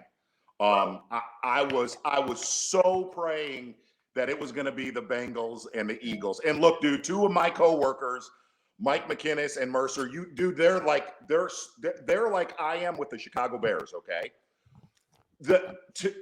if you look, and granted, look, you all won a Super Bowl a couple years ago, so I'm always kind of rooting for the team that hasn't won one in a while. But I hope the Eagles kick the living shit. Hey! Hell yeah! Makes me so happy because Mercer's been he's been harassing. Oh yeah, you got heavily. a little. Now he even has his wife harassing. Whoa. He Yeah. said we're at war with the Iaconellis for the next 10 days. I'm like, Yeah. Now why is Mercer? Why? Yeah, how is the Canadian? Yeah, it's not the so Toronto bad? Argonauts that we're playing. Like I don't This even is get it. so dumb. What I'm going to tell you, because I Like asked Maple him that. Leafs? I'm like, Toronto, Kansas City, not close in proximity. Yeah. And I asked him. I said, Dave, what? Give me a reason. He goes, I just love Joe Montana. I said, he's a 49er, dog. He played on the Chiefs once. I'm like, that's it? That's where you connected with him? but I'll tell you, like look, there's a part of me. I'm not a jealous human being, but the Bears passed over Patrick Mahomes to get to Mitch Trubisky. Yeah, I'm jealous, man. Yeah, but Chicago has to draft a Pollock, dude. You can't miss that draft. Come on, I do feel like the Bears next year. Well, see, now I sound like a loser. I'm a dork. I feel like Justin Fields is a lot bit like Jalen Hurts. You get him some weapons, we're good. Yeah. Yeah. Hey, Well, Mark, thanks for the confidence right there, Mike. Yeah. Hey, feel free to ask Mercer if he thinks Sammy Hagar started Van Halen with him and Joe Montana and the Chiefs. You know what I mean? Nailed it. Yeah. Well, Canada was going to have a pro football team, and they at the last minute they decided to nix it because of the name. They were going to call them the Zebra Masars. There's like 3 people in the world that would get your joke. What? Nah, I loved it. And Tom and John never watched the show. You're best friends, so me and Brian. Oh man. Well, if Mercer's watching right now, go Eagles. That's all I gotta say. Go Eagles. Yeah, I don't get that. Like Mercer loving on the Chiefs. I don't see the affinity. Like I mean, it's the yeah. It's it ain't like they're quarterback doing the Saskatchewan Rough Riders It's or whatever. pretzel. Look, I get the McInnes thing. He's a couple 100 miles away from the Chiefs. For sure. But I will say that Mercer is the biggest Chiefs fan I've ever met in my entire life. Like he feels like he is part of the team. What is it with McGinnis's like Jedi mind voice, right? Like when he talks. When I was a kid, and I would watch that show, right? Yeah. Like if I could pay attention in school the way I did to his voice, like I would have been a valedictorian, dude. I would have lit Jerry? shit You up. talking about Jerry? Yeah. Oh. Yeah, like his voice, like there's something about him, like he's Obi-Wan Kenobi. Yeah. You know? Yeah. Like He was Dave, Obi-Wan. Dave, that's weird. And that's weird you say that because when he did, he kind of gave me his spot because it was him and Tommy doing Bassmaster. Yeah. When I started, and what was really strange was that he would come into studio and sit and just listen and watch. And I didn't, I was a kid, dude. Yeah. It's 2 decades ago. And like you just said, you're staring at Jerry McInnes. Dude, I watched that stuff since I was that tall. Oh, yeah. Yeah, man. Yeah. And then all of a sudden, I would say something offhanded, and he would light my ass up, right? And I would think to myself, this is so awesome. I'm getting friggin' torched by Jerry McInnes. Well, come on, that's like a Midwestern torch. What was that like? Yeah. What No. Mike knows that. There's a reason Jerry's called the Hammer. Really? Yeah. I'm thinking more I'm thinking more like a match that was blown out 3 minutes early. You know what I mean? Like it ain't gonna burn you that hard, dude. He went. I saw him cork off about 3 or 4 times. One time was on me, and it was impressive. It was impressive. Wow. Yeah, Oh, it was one man. of those times I knew not to respond. Wow. Oh man. Yeah. Wow. We had, that was one of the moments that, like you said, Dave, that I felt like Ike Live. Oh my God, Jerry McInnes is on the Ike Live show. Yeah. You feel like you've made it. Holy when you have crap. somebody like that on the show.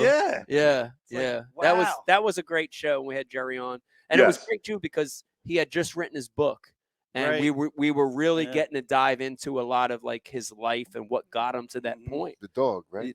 We were talking about the dogs, of course. Yep. Everybody's so iconic, but you're right, Pete. When we had Jerry on, it was like, and that was early in the Ike Live show, and it was like, holy shit, we're like a real podcast. Like we made it.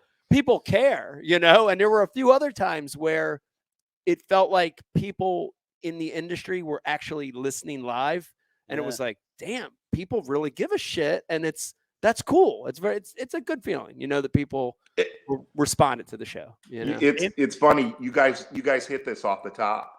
If you really think about in Mike, you made this comment, and I was processing it when I was listening to your intro, that everything in your world has been, always will be.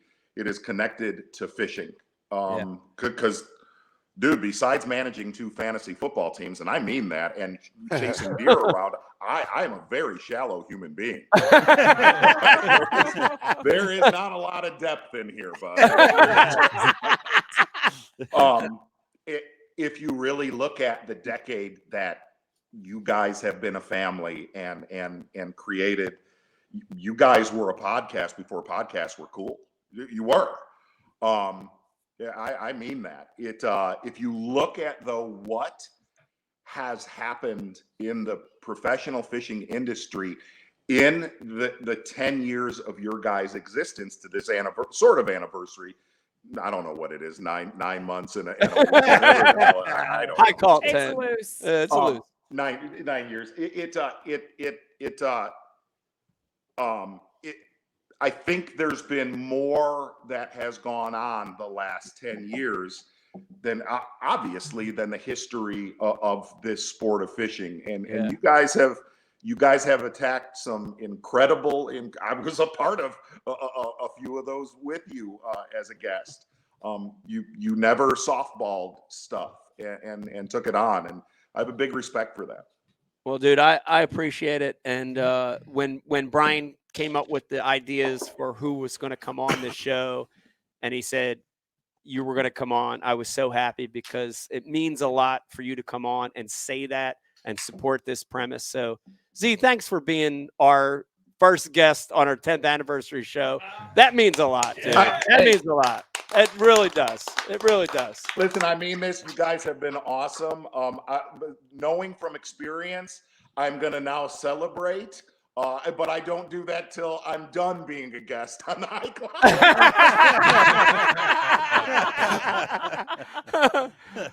Z, thanks for coming on the show. I am definitely going to see you around this year and make you a promise.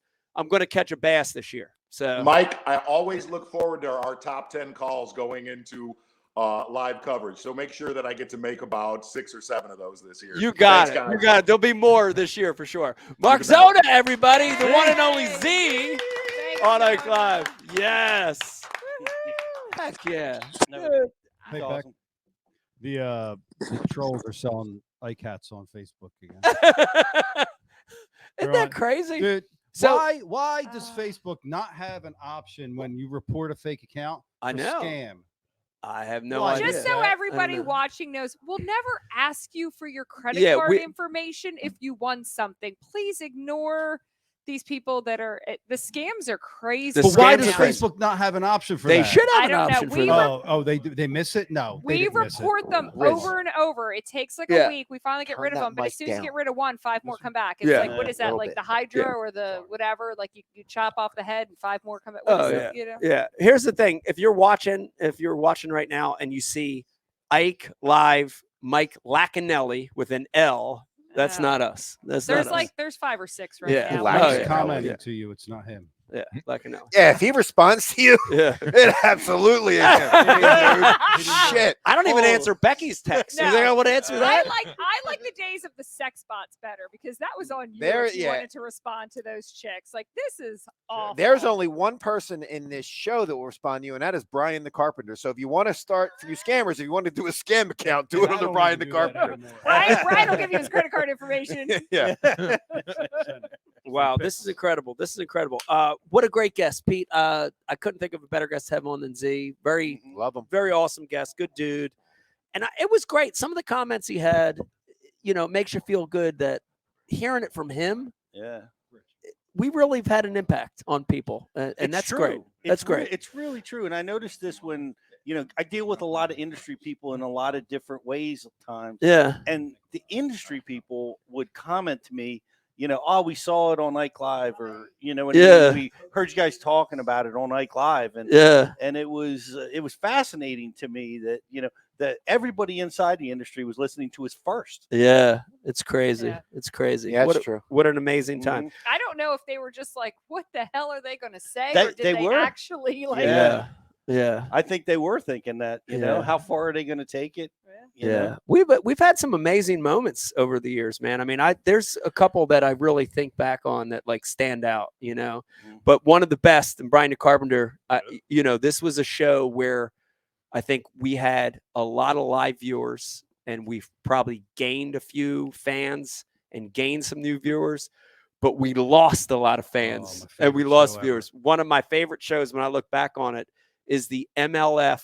The announcement, the announcement of people it. were And so so we had mad. shows where it was the announcement. Finally, we got to the show where we were going to announce what I was going to do with my tournament career, whether I was staying with Bass, whether I was going to MLF. And, you know, it was funny because it was real and staged at the same time. And I want to explain that. So before that show started, Brian the Carpenter and I, of course, and Becky, you know, we all had this plan of we're going to stretch this show out to the very end. And we had Bill Taylor. we had Dave Bill Brown, Taylor, and Boyd Duckett. we had Boyd Duckett, we had representatives from each major league. representatives from Bass, MLF, and FLW on. We had built this up. And honestly, dude, the count, the live count was as high as we'd ever seen it, as high as it was for the Philly episode where we had 80 guests in studio. I mean, it was the highest ever. And we stretched them out. And so we had planned that we were going to make this announcement. And Brian had in the queue this fake beep of static and where the show cut out. Beep. Yeah. So it was planned. And, you know, like looking back at that, it was like, for a lot of shows, that's suicide. But I'm like, I love it. Like, we have to do this. Like, this is something we have to do. So that was real, you know, that was staged. That was fake. Yeah. But the part of it, when I think back about that show and I look back about it, the part that was real was ready. When I was delivering that, you hit it right on the head. When I was delivering that, deep down in my heart, I knew, deep down in my heart, somewhere, I knew. I'm telling you this right now. I knew that was the wrong decision. Not to get in bed with snakes. I knew that You shouldn't be was doing that. I knew I shouldn't be doing that. I didn't want to do it, but like I had, like it's hard to explain, but I had to. I had to. I was an owner. They were saying There all was- the things that you guys had been saying for years about angler ownership. and Yeah, no entry yeah, fees. And dude. There was almost That was like, have you ever seen the movie The Town? When at the end of the movie they say, "What is a person that grows up around a group of people and learns their deepest, darkest secrets and everything that they know about them?"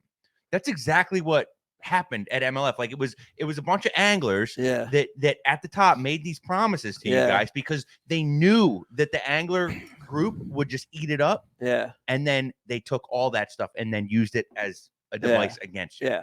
So I agree with that. It's a good analogy. And you know, at the end it was fake and real at the same time, you know, and like when I look back on it, I was like, man, I didn't want to give the right answer. There was more onion layers than that. You're giving a very abbreviated Shrek. version. There was a lot more onion layers. You never heard that before, Brian? The TV show we knew was coming out, or had it just come out, and we were looking for a transition. There were so many other things going on. There was, yeah. Fish My City, that we didn't have Fish final- My City was coming. Right. We didn't have final answers to, so Yeah.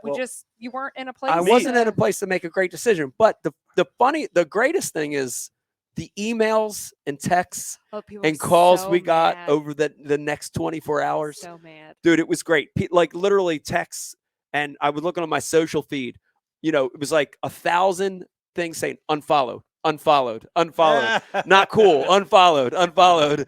And through all that, I was just like, yes, we did it. There was also a lot of people that were like, the feed cut out. That feed cut out. And those are the same people who had given their credit card information to the Iaconelli. Damn, Oh. People Dave, were like, Beck's, "Oh, damn, Beck's Brian's been hanging fucked around up you again." way I too know, long, I dude. know, man. Wow, that was Wow. so Dave. What you just did right there. That was, dude. Wow. It was very It's the shit I say when we're not live. I swear. I'll say it like this, Dave, and I know you'll get it. I remember when South Park did that episode. They were searching for it was Cartman's dad, right? And it was like this whole build up. It was Cartman's dad. And they were It was like, Cartman. "To be continued." Yeah. And finally, the episode comes around, and they're like, "And the father is." Yep. And they went to Terrence and Phillip. Yeah. And it was, and that show aired on April Fool's Yeah, Day. people got so And I mad. was like, oh my God, that's freaking brilliant. Yeah. I loved it. I loved it. I knew they just pranked the whole country. Yeah. I loved it. Dude, Yeah. I was And that show fine. never got So when canceled. we That did it- show never got canceled. No, but they got a lot of hate for that. I was forgot fine. about- I was Peter, fine. I'm with not the done. prank. Peter, I'm not done. You double and He triple was pranked sweating. us. Good thing Brian can't find No, can't I find loved Pete's when mic. that happened, but I forgot that they got so much hate for that. Yeah. So when we did it, I was in love with the idea, and then after the hate came in, I'm like, oh shit, that's right. Yeah, that backfired. Yeah. All right, Pete, go ahead. Yeah. I was just saying, like we had the show where I'm sitting there. I don't know. I'm pestering you. What are you gonna do? Yeah. Big announcement. Big for 4 hours. Oh yeah. We're gonna make. An I remember announcement. everybody was so mad at how long they hung on. Well, because they tuned in at the very beginning. Like well, this was the prequel to the disaster. This was the show before that, and you announced that you're going to make an announcement on the next show. Dude, Mike's announcements are so insufferable. Like the China balloon floated above our country longer. Or no, shit, I fucked that up. I meant to say Mike's almost as wrong. Almost as wrong. Here's the thing, though. Honestly, I think some of it had to do with. I'm going to go back to the reality of I couldn't be honest with myself. But I want to throw it to Vegas. One of the things that was happening right around that time is we had Vegas on. I don't know if it was like that year or the next year.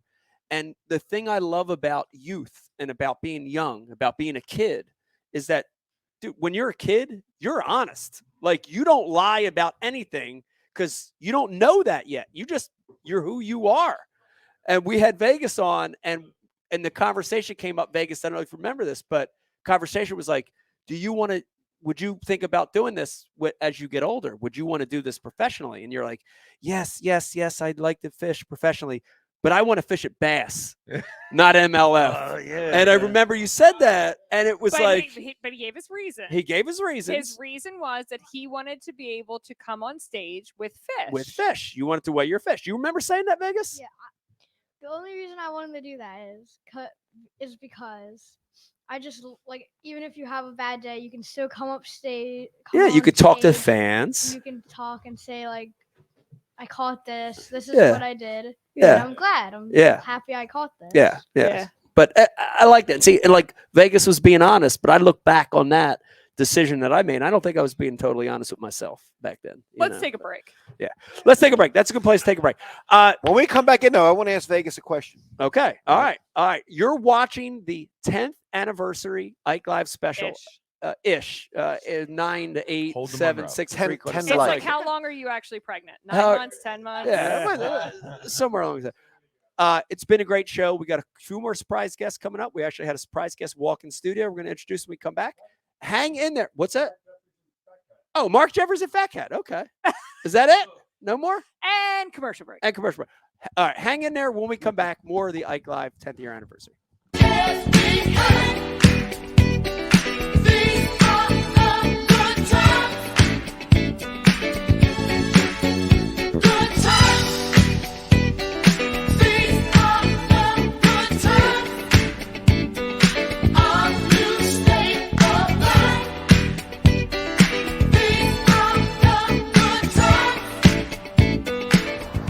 Good afternoon, everyone. Eric Guarino, aka Eric the Intern, coming back at you from another beautiful winter day in Florida. Right now, I am on my way to do some typical weekend Uncle Larry's activities, and I've been summoned to give my best memory from being a part of Ike Live. Now, can't really sit here and do that because my phone's about to die, and this is gonna be an hour-long video if that's the case. So I'll try my best to summarize it for you. Basically, in short, my best memory being a part of Ike Live is making all of those memories with you guys, and I'll explain. So it's pretty apparent by the way I dress, the car I drive, and the amount of money that I choose to curate for myself, which is pretty much enough to pay the bills and keep going fishing, that I don't really value material items necessarily. Now, what I do value above everything else is memories. And I was reminded that more than ever in 2022, that it is really out of our control what happens today, what happens tomorrow, in a week. You just never know. Now, that being said, you can't take your money with you. You can't take your fancy, nice car with you or boat. But what you can take is the memories that you make with the people that you love. And I made so many being a part of Ike Live that it just becomes this irreplaceable thing in my eyes. You know, those 3 years were absolutely pivotal to not only becoming more of a man, figuring out what I want to do in this world, but just being around people that were actually doing what they love to do and making a living at it. I feel like so few of us ever even get to be around someone like that, let alone work for them and really understand what it takes. So there's really nothing else to say besides that. The individual shout outs though, there's definitely a few. First of all, above everything else, thank you to Brian the Carpenter, who became so much more than someone that I would sit next to on the shows and work with. I know the joke's made all the time that he's my illegitimate father. That is probably true. Thank you, Brian. Continue to learn from you to this day. Thank you so much to Becky and the rest of the Alpha Cats. We talk about my illegitimate dad. They were all my illegitimate mothers, I would say, as well, and I'm sure that they would agree with that statement. Becky, Janet, Kate, Dawn, Carol, thank you all. I love you all. You know that. Becky in particular, thank you for putting up with all my nonsense over the years. We're talking 20 to 23-year-old Eric here, so there was definitely some room to grow and a lot of nonsense. Pete, I didn't always laugh at your jokes because I smoke a lot of weed. I laughed at them because they were genuinely funny. Dave, you're one of the most interesting humans I've ever met to this day. I do not think that will change.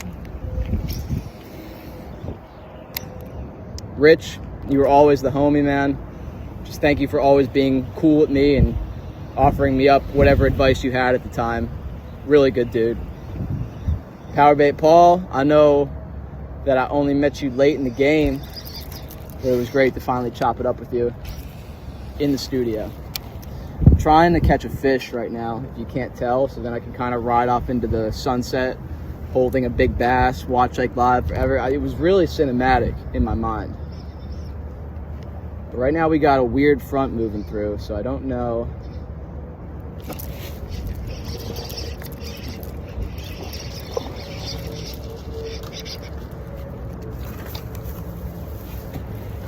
Closing statements.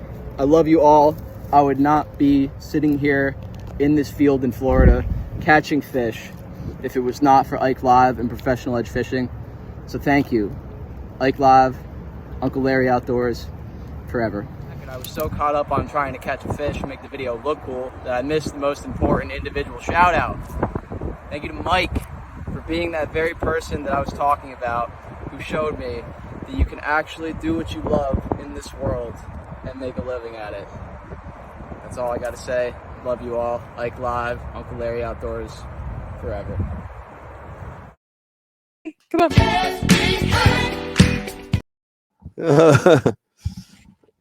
Heck yeah. That was awesome. That was awesome. Little video thank you from two of our favorite people. Very cool. Of course, Bridget Allen. I know. Bridget, we love you. Bridget was on a lot of shows. She was. A lot of shows. And here's the thing about Bridget. Bridget's always helped with everything we've done. Bash University, Ike Foundation, Ike Yep. Live. She's always been a part of that. Yeah, and she I has. and that's awesome. Thank you, Bridget. And then of course Eric. Man, Brian, that was a long. You see how long that was? How's Eric have no health insurance, no dental coverage, and his teeth are like pearly white? I smile. It looks like I'm like gargling, I don't know, jelly beans or something. I don't That's know. because you have enough money to eat food. yeah. When you don't eat food, your Yeah, teeth are just chewing on like animal carcass bones. I Yeah. guess I don't even know, man. yeah, your teeth are regular. Welcome back. This is a 10th anniversary show, or 9.5, or 9 and whatever it is. But we appreciate you being here. We got a great show lined up for you. We got a couple more guests coming on. Also want to introduce Rizzo. We got a new guest that walked in studio who's been here from day one. Our very own Wawa Hoagie lady, Johnny Valdez, in the house. Yo. Underrated funny man of our Oh, area. yeah. Very unknown and underrated. Big time. Here's what surprised me right now. I'm surprised I'm surprised Johnny hasn't tried to get in that black briefcase of swim baits yet. I know. How made you walk away with you? It was great because Ike Foundation, Keith, you were so awesome and donated way too many So of amazing swim baits. It was amazing, and it was funny because the ladies create all these gift bags, dude, and we got like over 50. How many were there exactly? I don't know. Oh, well over 50 Yeah. baskets from the most amazing stuff. And I was like, oh yeah, you just watch on Keith's bags. And dude, it was like a magnet of people depositing tickets in those days. And somehow, Johnny, you still walked away with most of those. How was that possible? We ended up winning like $800 on the craps table. Oh, on the gambling, So yeah. we went back and got more tickets and then dumped them in the bags. And, Wow. Ended up with 3 to dunks. That's awesome. That's awesome. Cool. They're in a good home because Johnny uses them. You're actually going to use them, which is good. Which is really good. I gotta ask, like, where the Wawa Hoagie lady? Where'd that come from? Yeah, it's great. It was me and Brian were fishing a tournament down in the flats, and we stopped at the Wawa. We're getting gas and stuff, and go in, place the order for the sandwiches. You know, I'm out gassing the boat. I'm like, Brian, will you go back in and get the hoagies? And he comes out like pissed, like mad, like fuck this place. You know, talking about like corporate America and everything. He's like, they don't even have anybody in there working. The hoagie line's all backed up. So we go in there, and there's like one lady making sandwiches, and she's got like, it's like looked like Brian said something to her because she's like crying or something. And I was like, I'm only one person. He wanted to like leave the sandwiches there, so we had to go back in. Wow. Poor Wawa. He made her cry. He made her cry. Our number was like, for example, our number was like 319 or something, and she was on like 76. Oh, he like lost it.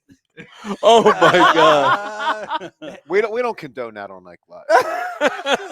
I'm offended. You can't be mean to random people. No. For those of you listening, Wawa is a gas station and a hoagie is a sandwich. Right. You're Thank right. You're right. Unless you're from Florida or Jersey, you don't wouldn't know those two things. Wawa is a bird. It is? It's a goose. Goose. Yeah, it's a Oh, goose. Wawa. Yeah. Yeah. How about that? My It's a Native Shelley, American term for a wild goose. My Right. wife I know loves that. your comments, and she's always cracking up.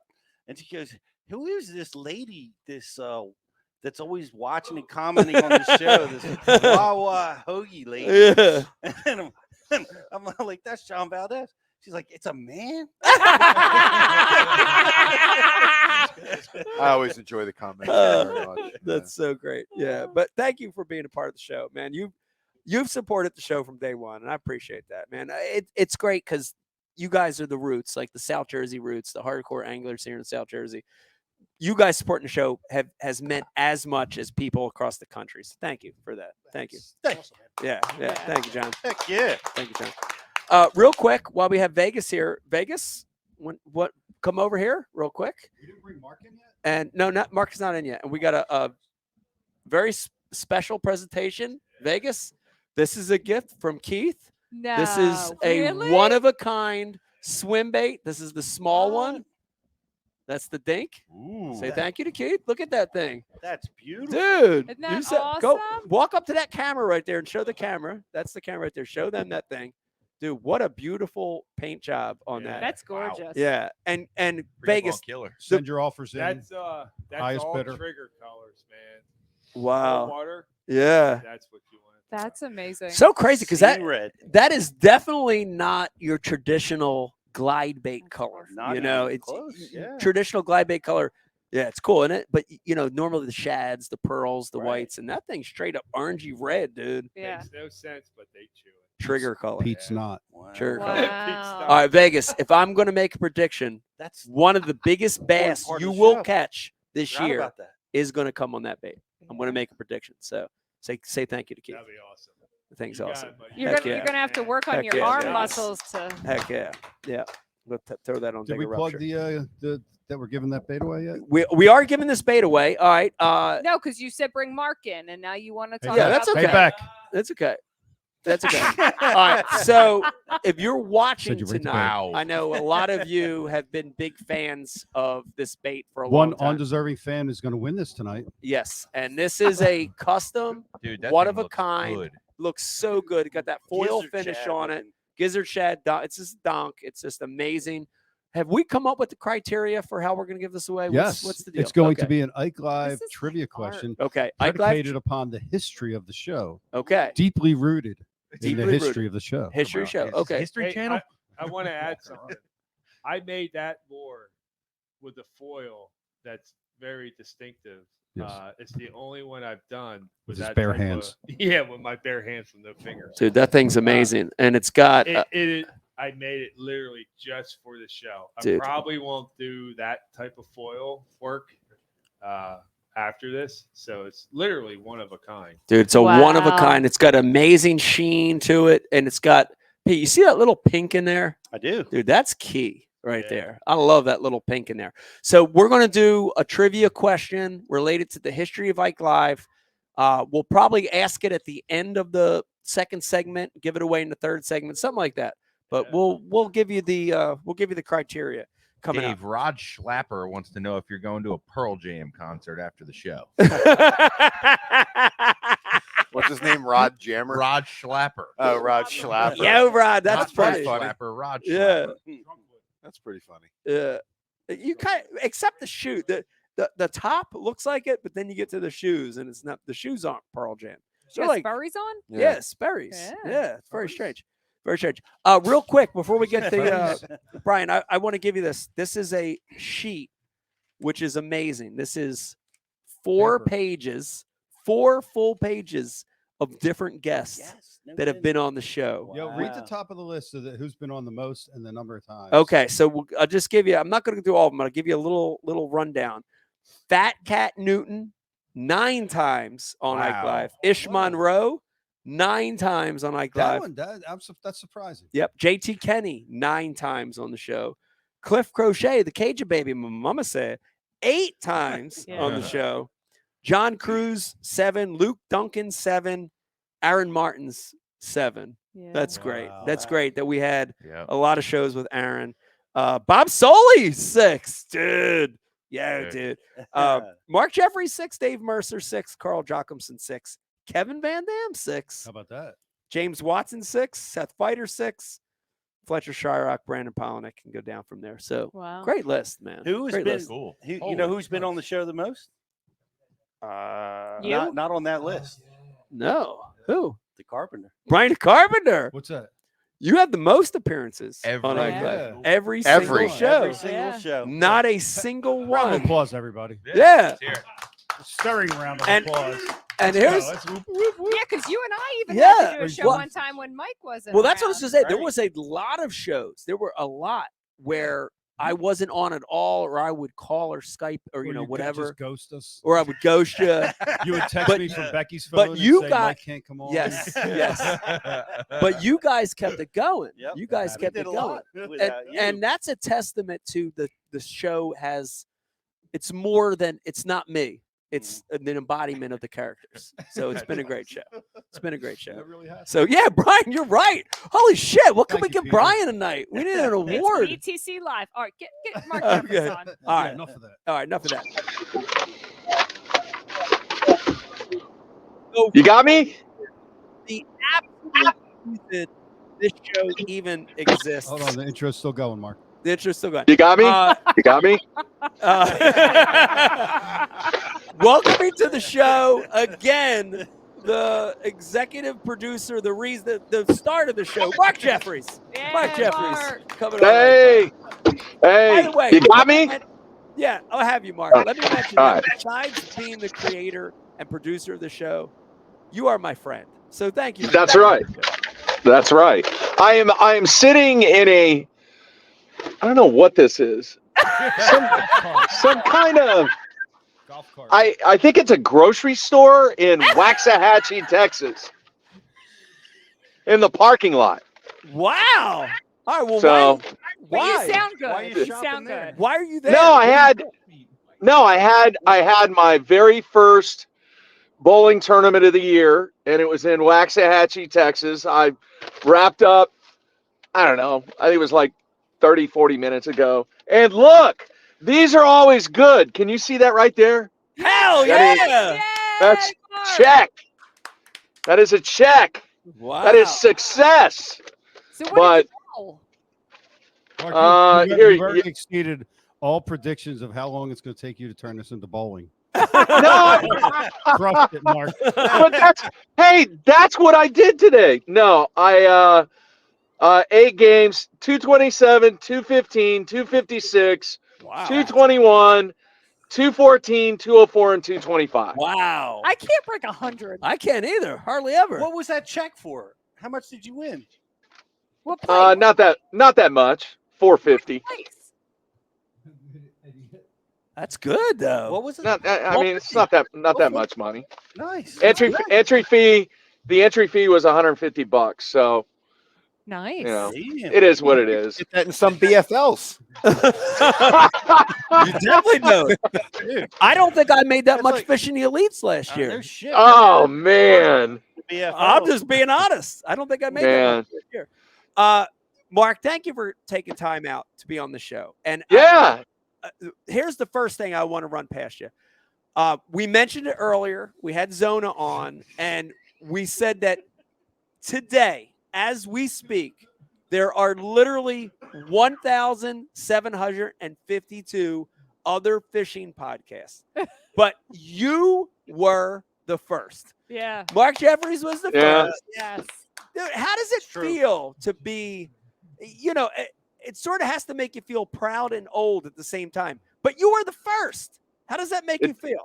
It's pretty cool, man. And I am just enormously blessed to be able to go out when I did. I did my last show over a year ago on December 20th. And that was kind of the plan all along. I had talked to Becky about it. I was like, I'm going to know when it's the right time to step away. And I walked away when I really felt that Matt and I had kind of topped out and everybody else was trying to do what we had done for almost 20 years.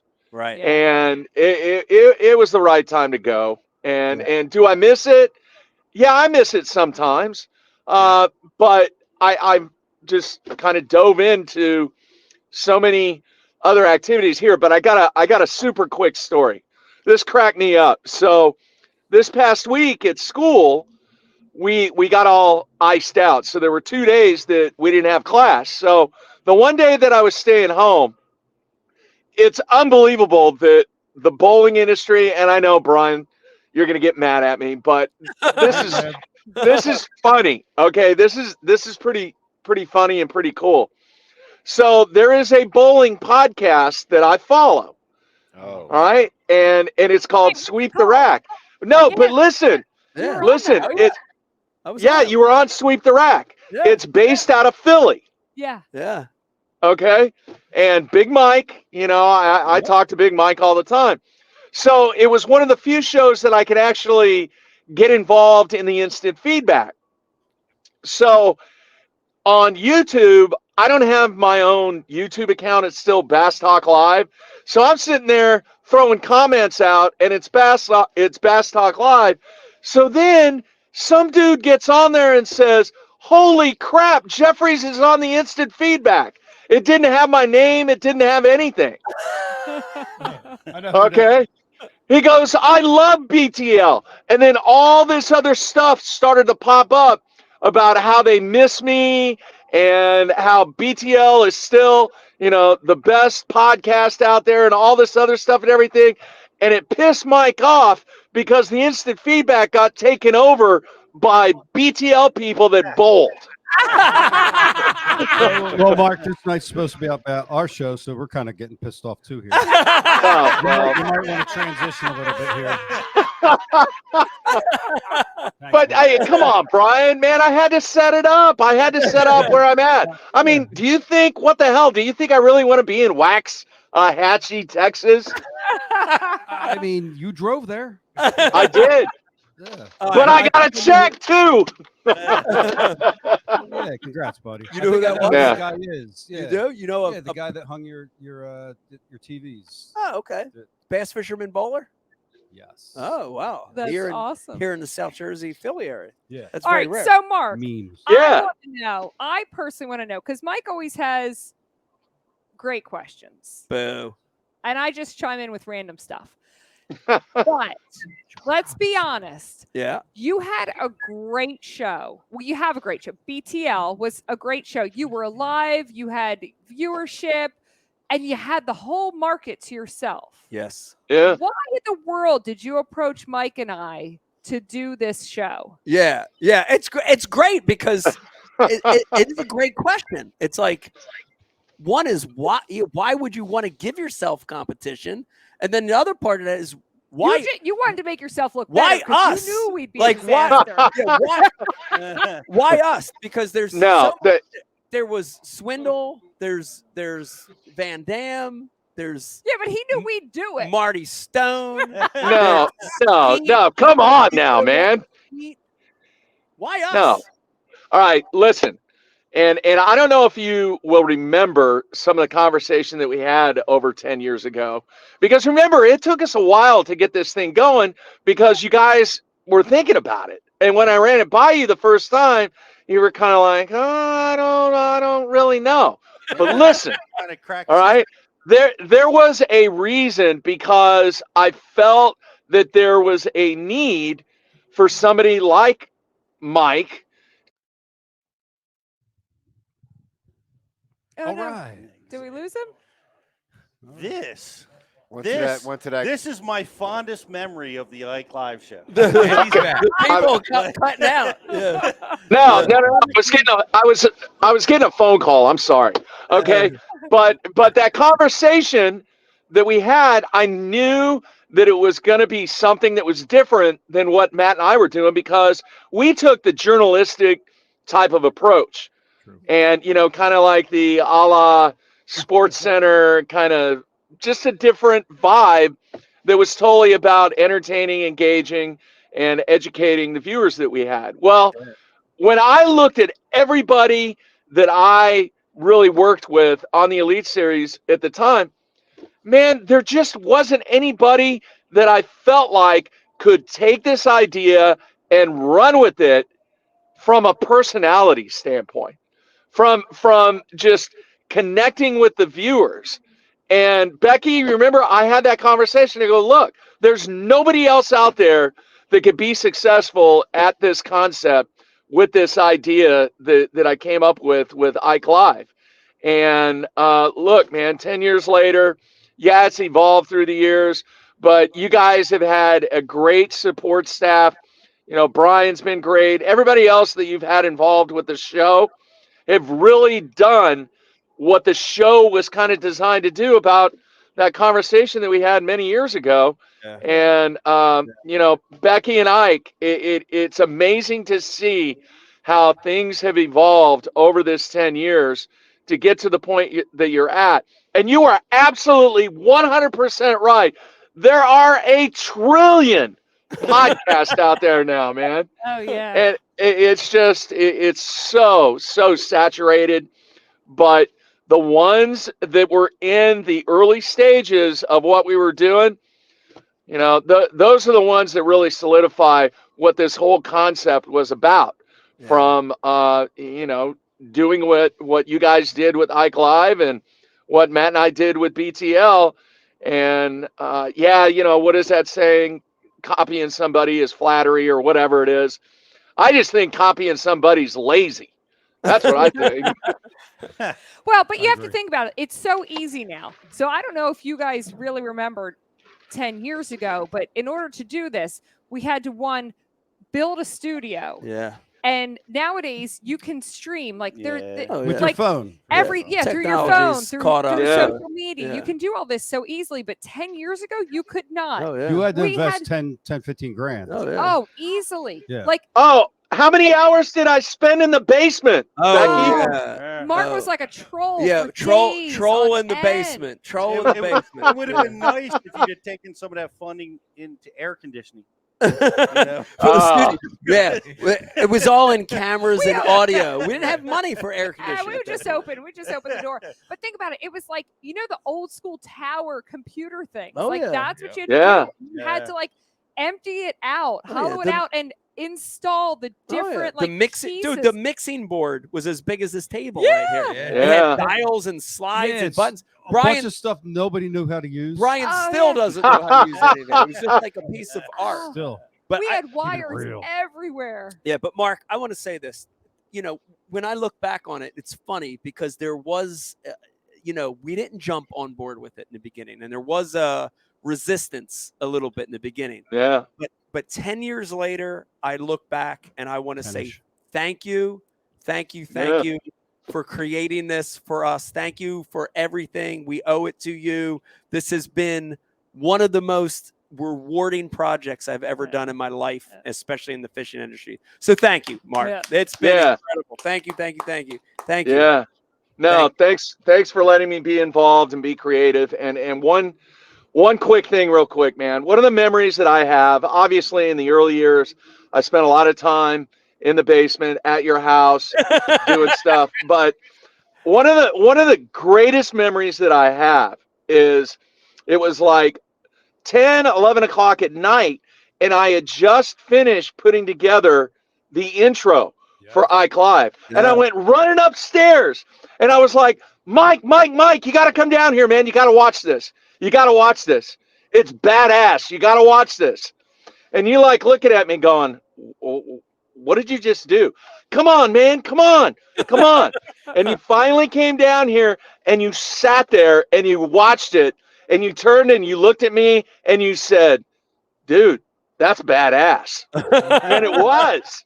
And it was. It was so cool because I took a lot of stuff and man, I put and a lot of people out there may not realize it, but I did. I put my heart and soul, and there was a lot of sweat equity in creating that product. And quite honestly, man, I couldn't have chose two better people and throw Brian in there and Pete and everybody else that were involved with this project.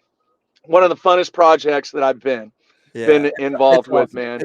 It's awesome. And it's funny you said that because we talked earlier about the early days of the show and how it's like, how it's like a group, your favorite group and like those early albums. But those intros, though, are as iconic as anything. You know what I mean? People remember IKE Live. They remember the intros that we've had over the years. Yeah. And I think we've been through And 3 Mark or told 4 me of if them. I get Ed Bassmaster on ever again, he's shutting the show down from Right, Oklahoma. Right. That's Ed was one and done because of Mark. It was on more than once, but yeah. Okay. Well, Ed exited himself after Brian turned off. True. He was Good my story behind that. He was my favorite co-host of all time. That was amazing. You were so horrified, Pete. Don't lie. Watching We're gonna get into that. Yeah, here's Yeah, it was- we was dive misery. into that.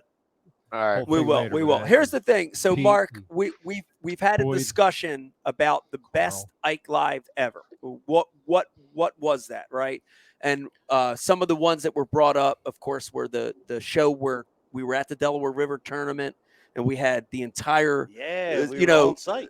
on site, just name after name. That, of course, Yeah. one.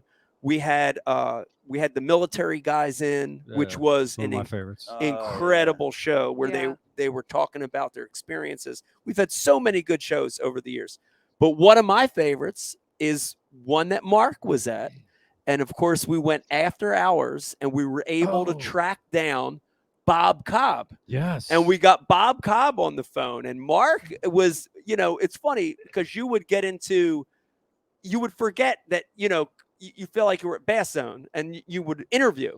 And I remember specifically in After Hours, you asked Bob Cobb, and this was late at night. So I think Bob had been drinking a little too, right? Yeah. So you just flat out asked Bob something about modern anglers and, what about Russ Lane? And I'll never forget, but you forced Bob Cobb by this question to say, Russ Lane's a pussy. Yeah.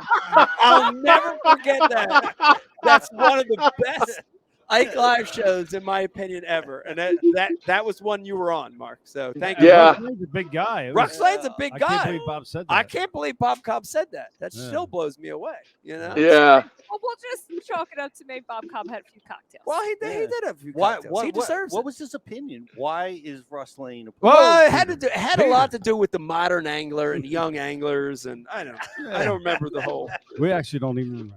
Everyone was live. Don't get into those kinds of details. Let me remind everybody you're watching our 10th anniversary show. If you've got a question or a comment, please send it through to Riz. Russ was a pitcher, right? He was a pitcher. I think he Yeah, did play had a baseball. hell of a fastball. Yeah, he did. Yeah. Hey, Mike. One of my memories too, on the guest that you had the show. Do you remember when I was there and we had Jerry McGinnis on? Yes. And I actually, Oh, yeah. you remember, I spent time reading the book. Yeah. And I actually cross-examined him about a bunch of the stuff that he said in the book, and he actually got nervous. Do you remember how much he was shaking? Oh yeah. Yeah. That was an awesome show because so you and Jerry and Bass had a little history there. And I think some of them questions coming from you. Well, he wasn't expecting you to be Oh there, yeah. let's be honest. Yeah. That was an unexpected one. Here's a question I have, and I want you, Mark. You know the rules here. Ike Live, you got to be honest. You have to be honest. That's the only thing. Yeah. And you're probably not getting your prize. And That's you're the not getting two your rules. prize. Two You gotta rules. be honest, and you're not getting your shit. But I have my own opinion, but I want to hear it from you. Bass Talk Live is still a great show. How do you think Matt's doing? Give Matt a rating, 1 to 10, 10 being the best. How's Matt doing? How's he doing with the show? What do you think? Yeah. From a show and a journalistic perspective, from an interviewing concept, and the way that he conducts his interviews, he's a 10, dude. There are very, very few people in this industry that can carry on the interviews and really dive into what was established years ago as far as educating, entertaining, and engaging the fans. He is extremely challenged when it comes to a lot of this stuff, and technology is not really his best friend. And surprisingly enough, he's really, really battled some adversity, of which, I kind of had to bail him out a couple of times. But that has probably been the most shocking part about how he has really kind of dove in and taken ownership from a technology standpoint. Yeah. Now, other things that are involved, people will never see it. They will never have any concept of all the stuff that takes place behind the scenes. That there is definitely a learning curve, and he's still learning. He's still learning, and a lot of that is something that you're well versed in, Mike, and that is trying to fish and run a business at the same time. Oh yeah. Oh man. Yeah. Yeah. You know, and he's really, really wanting to do this fishing thing, obviously, with the participation in the 9 open events this year. But I think he has finally turned the corner to where he realizes the importance of what his revenue stream is. Yeah. And it's not Mark Jeffries writing a check every month. Right. You know? Yeah, it's so in his hands now. It's in his. It's his gig. Yeah. You know, it's his gig. It's his responsibility. And there is definitely a learning curve. Are there some of the things that have taken place over the past year that I wish were a little different? Not really, but and I've talked to him about this, and sometimes he agrees and sometimes he doesn't. But how many times did we agree on anything? Over the 18 years we were together, or whatever it was. But I think it's vitally important that that show continues to have the separation from what everybody else is doing.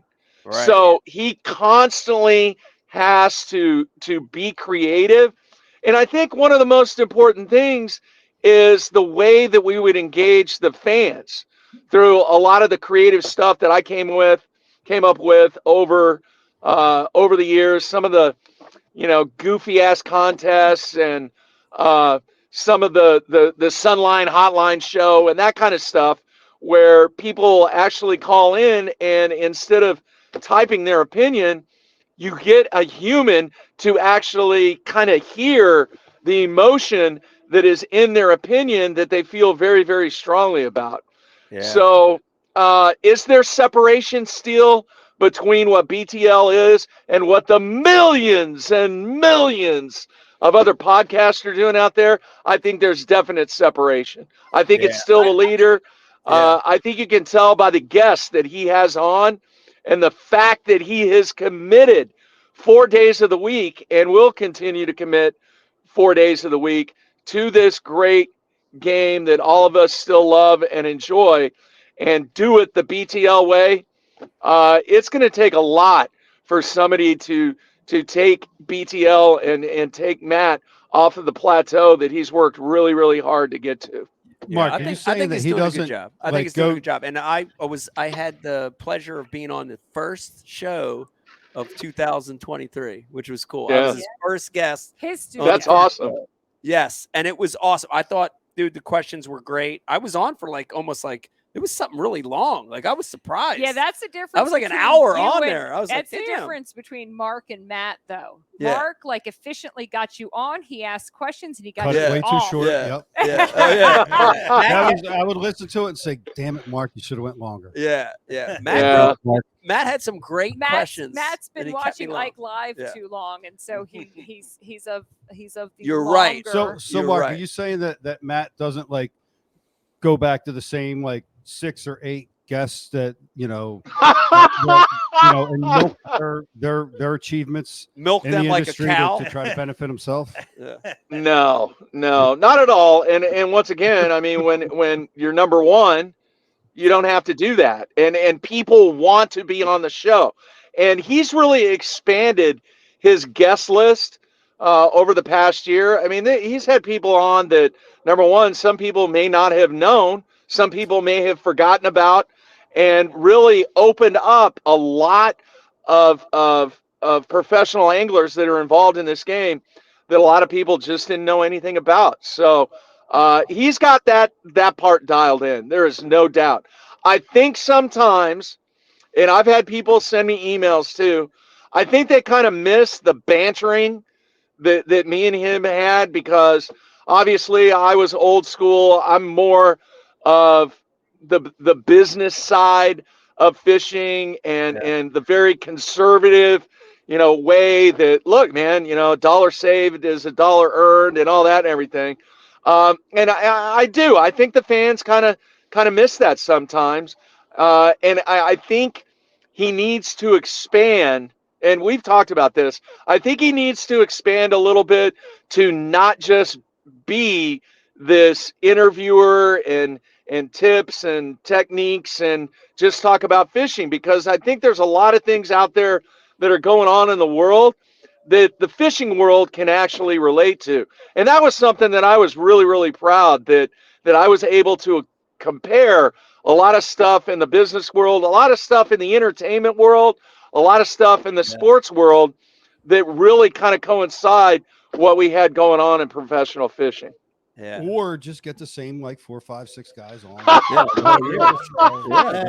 Just ride it out. And just ride their achievements. Right. Hey, Their can I ask a question? Yeah, ask. Yep, for Mark, sure. Mark, have you been on BTL since your retirement? Yeah, Or as a do you- guest. Cool, as Mark. a guest, Yeah. are you ever going to go back? I made a guest appearance for Frank Scalish's 100th show. Yo, Frank. Okay. All right, because the whole day 4 thing and the whole Frank Scalish thing was my idea. Yo, Frank. And that thing has been incredible. I mean, it's kind of resurrected Frank Scalish to a lot of people that nobody even knew who Frank was. But now it is really opened up Frank to a lot of the younger anglers and really kind of established Frank. Everybody loves day 4. I mean, it's been a great asset to the BTL lineup. The other day, and I don't know if you guys know the story about the color number 7. Did you guys hear about that? No. Caller 7? Color 7. No, color. The color. No, so what happened is after I had my near-death experience and I finally came back to the show, Matt looks at me and he goes, I'm really glad you're back, but I didn't really know what to expect. I thought you might sit there and start rambling off stuff like, my favorite color is 7. That had nothing to do with a color or anything. Nothing. Just like I totally lost it and went mental on everybody. So what ended up happening for my birthday, Frank hand painted my favorite lure, which is a topwater lure. He hand painted a Zara Spook in the color purple, orange, silver, and white. And it is a badass pattern. Wow. So we actually presented it on the show, and it was a big deal. And like I have the very first one that he hand painted, and it's sitting in my studio in the rack of collectibles that I have. Well, last week, Pradco made the decision that they were going to launch the color number 7. And for the 100th show for Frank, it's sold out, and it broke the Pradco online system. It's sold out in 4 minutes. That's right. Wow. What'd you get for it, Mark? Color 7. I got 0. That's right. Pradco for you, baby. 0. But I got a check right here for bowling, though. Wow. That's crazy. That's crazy. Well, I do want to say this. Frank Scalish is the next Randy Blockett. Oh. What do you mean by that? Well, like Randy's career was like resurrected because of LiveScope. his content and all that. And I believe Frank is the next, I think they're going to follow a similar path. Yeah. I think it's a totally different platform because Frank is more about engaging and educating and he doesn't really say anything or go down the controversial path like Randy does. Well, That's Frank true. has never Well, we not could just work on Frank. absolutely. Yeah, we'll work throttled on them. Frank. Yeah. You notice that when in his fishing stories. Oh, I'm not even live. Hold on. Go ahead, Briz.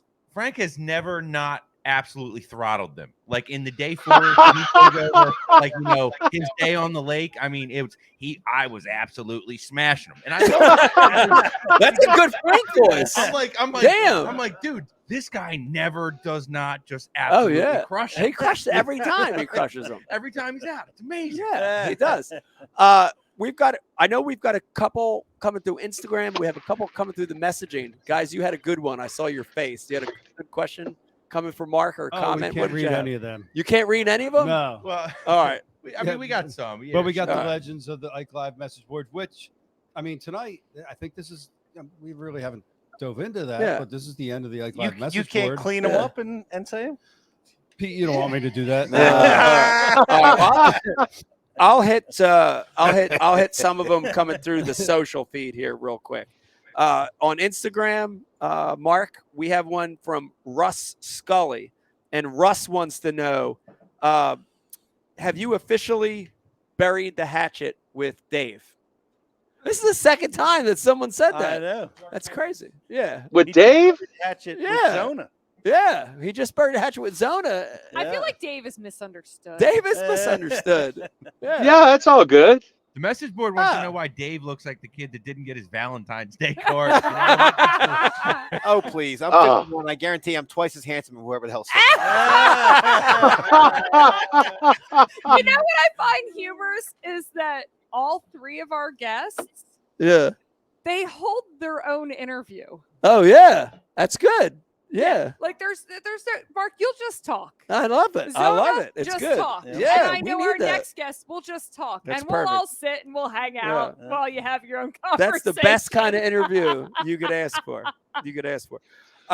This one's coming from Facebook, and this one's from Dave Kashkin.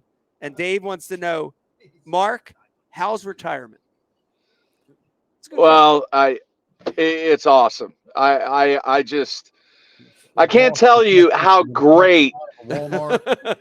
No, seriously, I can't tell you how enjoyable in all aspects of my life that this past year was, and the project that I'm working on for this year, I couldn't be more excited about it. It's just truly amazing, health-wise, and everything that I went through over the last 2 years to be in a position to where, number one, I can still fish. Number two, I can still bowl. Number three, I've got an opportunity to build a collegiate bowling program from the ground up, and I got money to do it. And that is a rarity in this day and age when it comes to forming things from an athletic standpoint.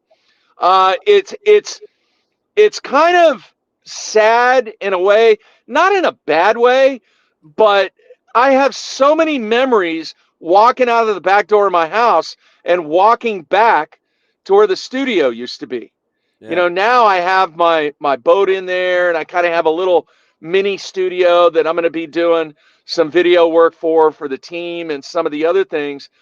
But I don't think people really realized how much I love doing what I did and being on the Elite Series and creating everything that I created. It was a massive part of my life. And I really put my heart and soul into believing this is the way that this needs to be covered from a journalistic perspective, from an independent perspective. And some of the interviews that I've had, some of the people that have been pissed off at me for good reasons, because at certain times I learned in the beginning when to ask what questions, because there are definitely things that take place during tournaments and pre and post that are just things and subjects that you don't cross. But from a retirement perspective, it's really nice to walk out and think about so many of the memories, good ones, bad ones. You know, I think I've told this story a zillion times. I'm not going to tell it again, but man, I walk in and I see this big hole that's in the back where the studio used to be. And that's where I chucked like a metal sign, or I don't remember exactly what it was, during one of the arguments that I had with Matt that were off the show. You know, I mean, it was a great memory, and it was tough love, but at the same time, man, Matt was like my third son, and I care so much about him. And there are very, very few people in this industry that I think I could have built the memories that I did with Matt and with Harold. You know, Harold Allen was a big part of what we did for a number of years. Drew Smith, Sean Goodwin, Gene Gilliland was a big part of this thing too that a lot of people don't know about. And truly, just, you know, I do miss it, and but I'm very, very, very happy that I went out when I did. Yeah. Well, I can tell you this. This show, this sport, the way that people consume information is all the way it is because of you. And that's an amazing thing, dude. You change the sport. You change people's lives. So shout out to you, Mark, for all Thanks, that. man. For changing bass fishing the way we know it. That's awesome. Thanks, and it man. Needed to happen. So thank you, Mark. No, and you know, one last thing real quick, and you know, we did 6 documentaries on the 20 feet deep, and Mike, yours was the first one. Yeah. And I got to see something in Mike Iaconelli that very, very few people in this world got to see. Because when you and I were sitting on those steps where you won that Delaware River event, Yeah. the emotion that came out, Oh, yeah. just not even when we were filming, just sitting there talking, Yeah. man, that was so special, Mike. And those are just some of the special memories and the special times that I have from doing what I did in this game for so many years. And quite honestly, there's probably a high school angler on some high school team that has no idea what I did or who I talked to, but I think the way that I did it was the right way. I think it really helped the anglers out. I think it helped the organizations out, and most importantly, I think it helped the sport out to give it the exposure and really treat it like a professional sport. But man, Mike, the friendship with you and Becky and Brian and Pete, I just can't tell you how much that you mean to me, and we're like family. And all the years that I stay away from this game, I'm still gonna always pick up the phone and call you and call Becky and call Brian and just be so graceful of the friendship and what we have done together. Not just 10 years of Ike Live, but man, the 25 plus years that I've been around you, and the stuff that happened when you won the Classic, and just to be a part of everything that you've done, Mike. I still got the picture up on my wall when you fell in the lake at Table Rock. It's the only one in existence. You know, I just I cherish our friendship, and dude, you guys freaking rock. Me too, Mark. Yeah, And we thank you, appreciate all the Mark. support over the years, and never going to forget that 5-pounder you caught on a frog at Elmer Lake. I think it was one of the biggest Elmer Lake fish I've ever seen caught. So a lot of 2-pounders. Mark, do you have the message board wants to know if you have anything more to say about me? Nope. Brian, you know what I'm gonna miss with you, Brian? Those texts, and I read, and he goes, Mark, you got a minute? You got a minute? You got a minute? And then I would call you, and we'd spend an hour and a half on the phone. Yeah, or like like we're about to go live, and where the hell you at, man? Help! SOS. What's this button for? What the hell? Yeah. Nothing works. Well, Mark, we appreciate you coming on the show. It means a lot. You were there in the very beginning, and you're here 10 years later. So thank you, man. Mark Jeffries. All right, man. everybody. We'll be in touch. All right. You guys take care. Keep making those checks. Keep bowling. That's right. That's right. Checks, baby. Pete, here's the thing. Did you hear those bowling scores that he rattled off? 200. Dude, I've never bowled that in my whole life. Well, you're not a bowler. Well, still, but look at my look at my hand. It's beautiful. No one expects you to look at that hand, Dave. Look at that hand, Dave. So I have a question. All right. Yeah, go ahead. Mike, you won the Classic in 2003. Yeah, when the dinosaurs still roamed the earth. So does that mean that this is your 20th anniversary? It is. It is. 20th Classic anniversary. Yeah. Or is Celebrate it? Or is those it? things. Well, if we Or is go, it my if we go by the 21st? celebration of like It's my live, it 21st. would be your 21st. So I'm of legal age to make the Classic again this year. That's what I was waiting for. I'm surprised that Jark Meffrey didn't come up. And I know. Everyone is surprised. I know. Jark's Yeah. good.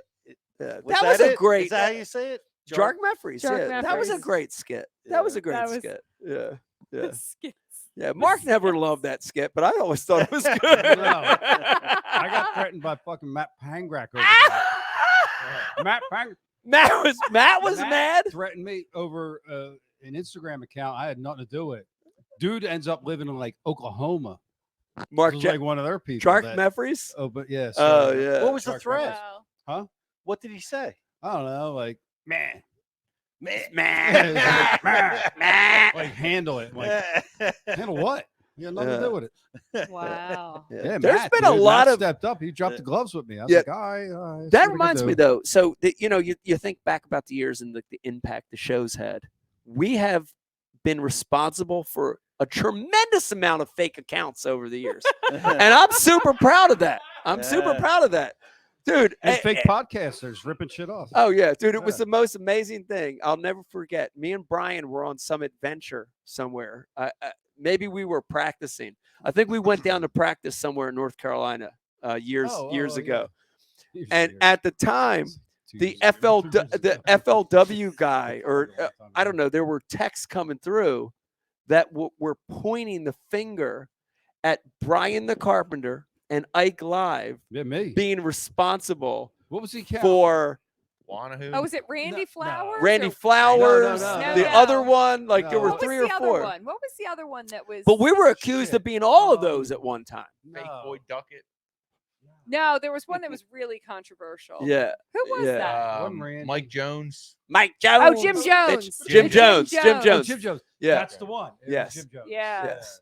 The trait, probably. Yeah. Zeldane one. Yeah. Oh, I've heard that. I don't mean that.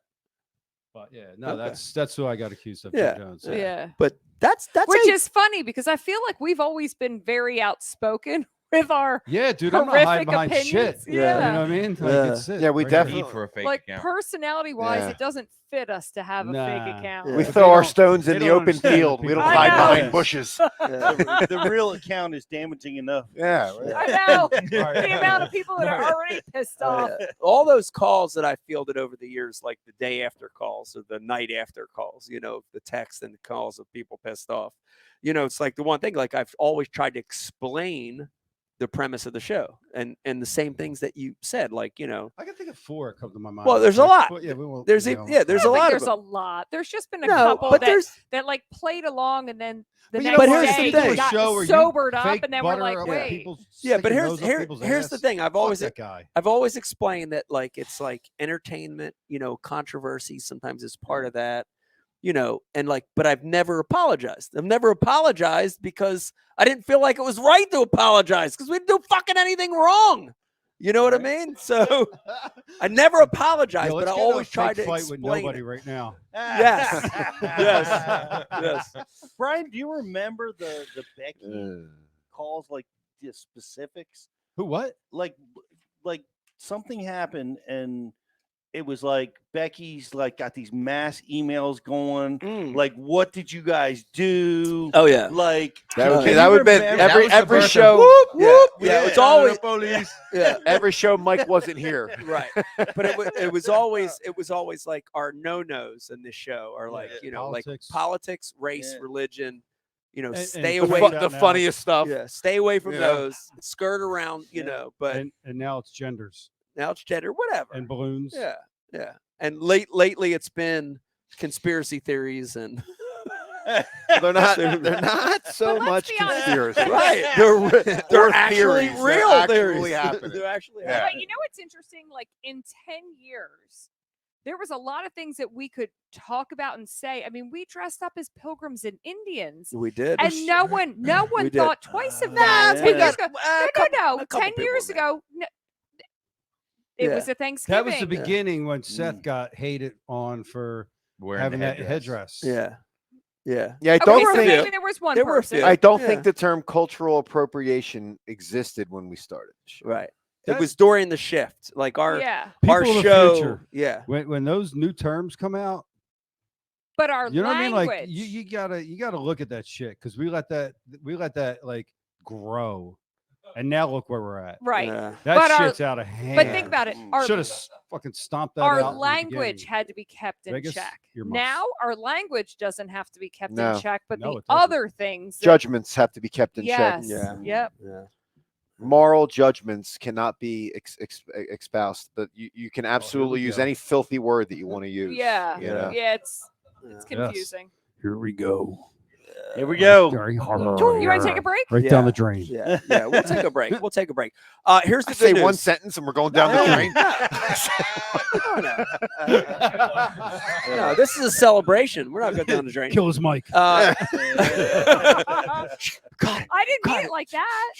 No, Brian shit on me, not you. Oh. Never, ever. Trying to wake you up all night. Here's the thing, guys. This is the 10th year anniversary, Mike, give or throw take. his water over Because I his didn't want shoulder. to. Because I want to have fun with a guy that don't like me. What am I supposed to do? Like, Go out with a bang, no, bro. I don't do. I don't engage with people. I don't. I am, man. I don't talk to people that don't like me. All right.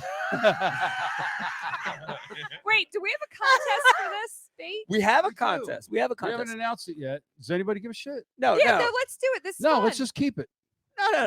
We're Fuck giving this 'em. away. No, Fuck no. everybody. No, we're Vegas. giving this away. I want to go on record. What are you No, doing tonight, Vegas? No, we're giving this away. Right now. Yeah, Vegas I got know. his swim in Our already. 12-year-old is still here. He'll Yeah. leave at this I'm commercial sorry. break. Yeah. Damn it, All right. Vegas. So listen to me. Hang in. This is our 10th year anniversary. Hang in there. We have one more great guest coming up. Plus, we're going to announce that question to give away this done. I thought we It's were going to announcing Anthony it Geis. now. No, we're not going to do it For- now. We're taking a for 10 break. years We're of doing it when we come back. servitude. We'll do it when we come back. This gives a reason for people to keep hanging on because this is the prize of the show. Yeah, but he said we're going to announce it at the end of the second. Well, I lied. I think he might be. He might actually be giving it away on the next show. I lied. Yeah, Like I lied. it's never. No. We are gonna be giving it away on the given show. away. You're winning something. Yeah. We're going to take a little bit of a break. We come back. We got another great guest, and we're going to give this away. Does that sound good? Yeah, we got a thing. All right. Riz, go to break. Hang in there with us. More Ike Live when we come back. Let's go to a break. Hey, Mike, want to come on here to wish you a happy 10th anniversary with Ike Live. I know you've inspired a lot of people, helped out a lot of kids in your foundation. I'm happy to call you a friend. Happy to fish with you a couple times. I remember the one time in St. Clair, the first time we've ever went fishing together. We were on St. Clair. You didn't make the cut, unfortunately, but you brought me in the boat. But then I don't want to say I waxed you, but I put a beating on you, and you're like, "Who's this Bickle guy?" So it's nice to call you a friend. Been down to the charity event that you have down in Philly, so hopefully I can get back out there and catch some Delaware bass. But congratulations on the 10 years. Hopefully we can cross paths and get in the boat back together, and all the best in the next 10. Hey guys, everybody at the IKE team, man, congratulations on 10 years. 10-year anniversary, that's a big deal. That's a decade y'all have been doing this, and it's just a great show, a great long-running show, and honored to have been on it a couple times, and look forward to the next opportunity to do that. But to me, honestly, the biggest surprise, I can't believe y'all have made it 10 years and not been canceled yet. That's what's mind-blowing to me. But no, absolutely, congrats. Glad to call every single one of you all friends. And congrats to Mike, Becky, and the whole Ike Live team on a fantastic show and a big anniversary. 10 years. Wow. 10 years is 10 years is a decade. So congratulations to the entire crew from Ike Live. Ike, Becky, BTC, Pete, Riz, everybody involved. I congratulate you on an incredible run, and I thank you because one of the greatest things that you guys bring to the sport of bass fishing is excitement and passion, and I thank you for all the entertainment over the years. Also, I got to thank you because, honestly, the greatest Elite Series crowd in Bassmaster Elite Series history happened right there in Philadelphia because of you guys. And it literally was the closest that bass fishing's ever got to professional wrestling, and I can't thank you for that gift that keeps on giving. I truly love the fine folks of Philadelphia. With that being said, how about those Chiefs? Woo! Good luck to everybody at the Super Bowl. Go Chiefs. What's up, Becky and Mike and Petey and all the gang there at the Ike Live show, man. Randy Howell, Thurston Howell here. Lovey is not here with me tonight. Unfortunately, I'm down in Florida at the first tournament getting ready to get started, and man, she's sending a video in. I wish I was with her on the love seat so we could have a little fun with you guys. But happy 10th anniversary. It's so awesome to get this message from y'all, inviting us back on the show here to send a video, man. I'm really excited about it. I'm proud of you guys. Y'all kept fun and bass fishing after all these years, and now more than ever in this crazy world we live in, we need more fun and more bass in bass fishing. So y'all keep up the fun. Put us down for the 20-year anniversary show, and maybe let's do a 15 first. I think 15 be even better. So let's get back on there, have some fun, Y'all keep up the good work. Y'all tie a tether on Petey's leg, keep him in that bass boat, and we'll see you guys on the water. God bless. Hey guys, oh my goodness, this should be Thurston and Lovey, but instead it's just Lovey on the love seat all by myself because Thurston is in Florida. So I just wanted to hop on here real fast and just say happy anniversary. I cannot believe it's been 10 years for Ike Live. That is such a testament to who you guys are and the fan base that you have, and we are so excited for you. Congratulations again, and I'm pretty sure Thurston is going to send his own video in from sunny Florida. Thanks, and have a great night. What's up, Mike and Becky and crew? Ike Live, congratulations. 10 years of doing whatever you want, however you want to do it, making people happy, making people laugh. Thanks for having me on, even though jokes on me a lot of times. It's all good. Congratulations on 10 years. Can't wait to be back on your show. Have a good one. You want me to roll another one? Yeah.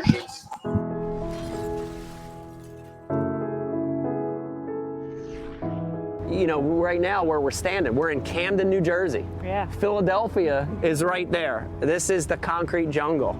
And, you know, a lot of those kids, as they grow up, they don't fish.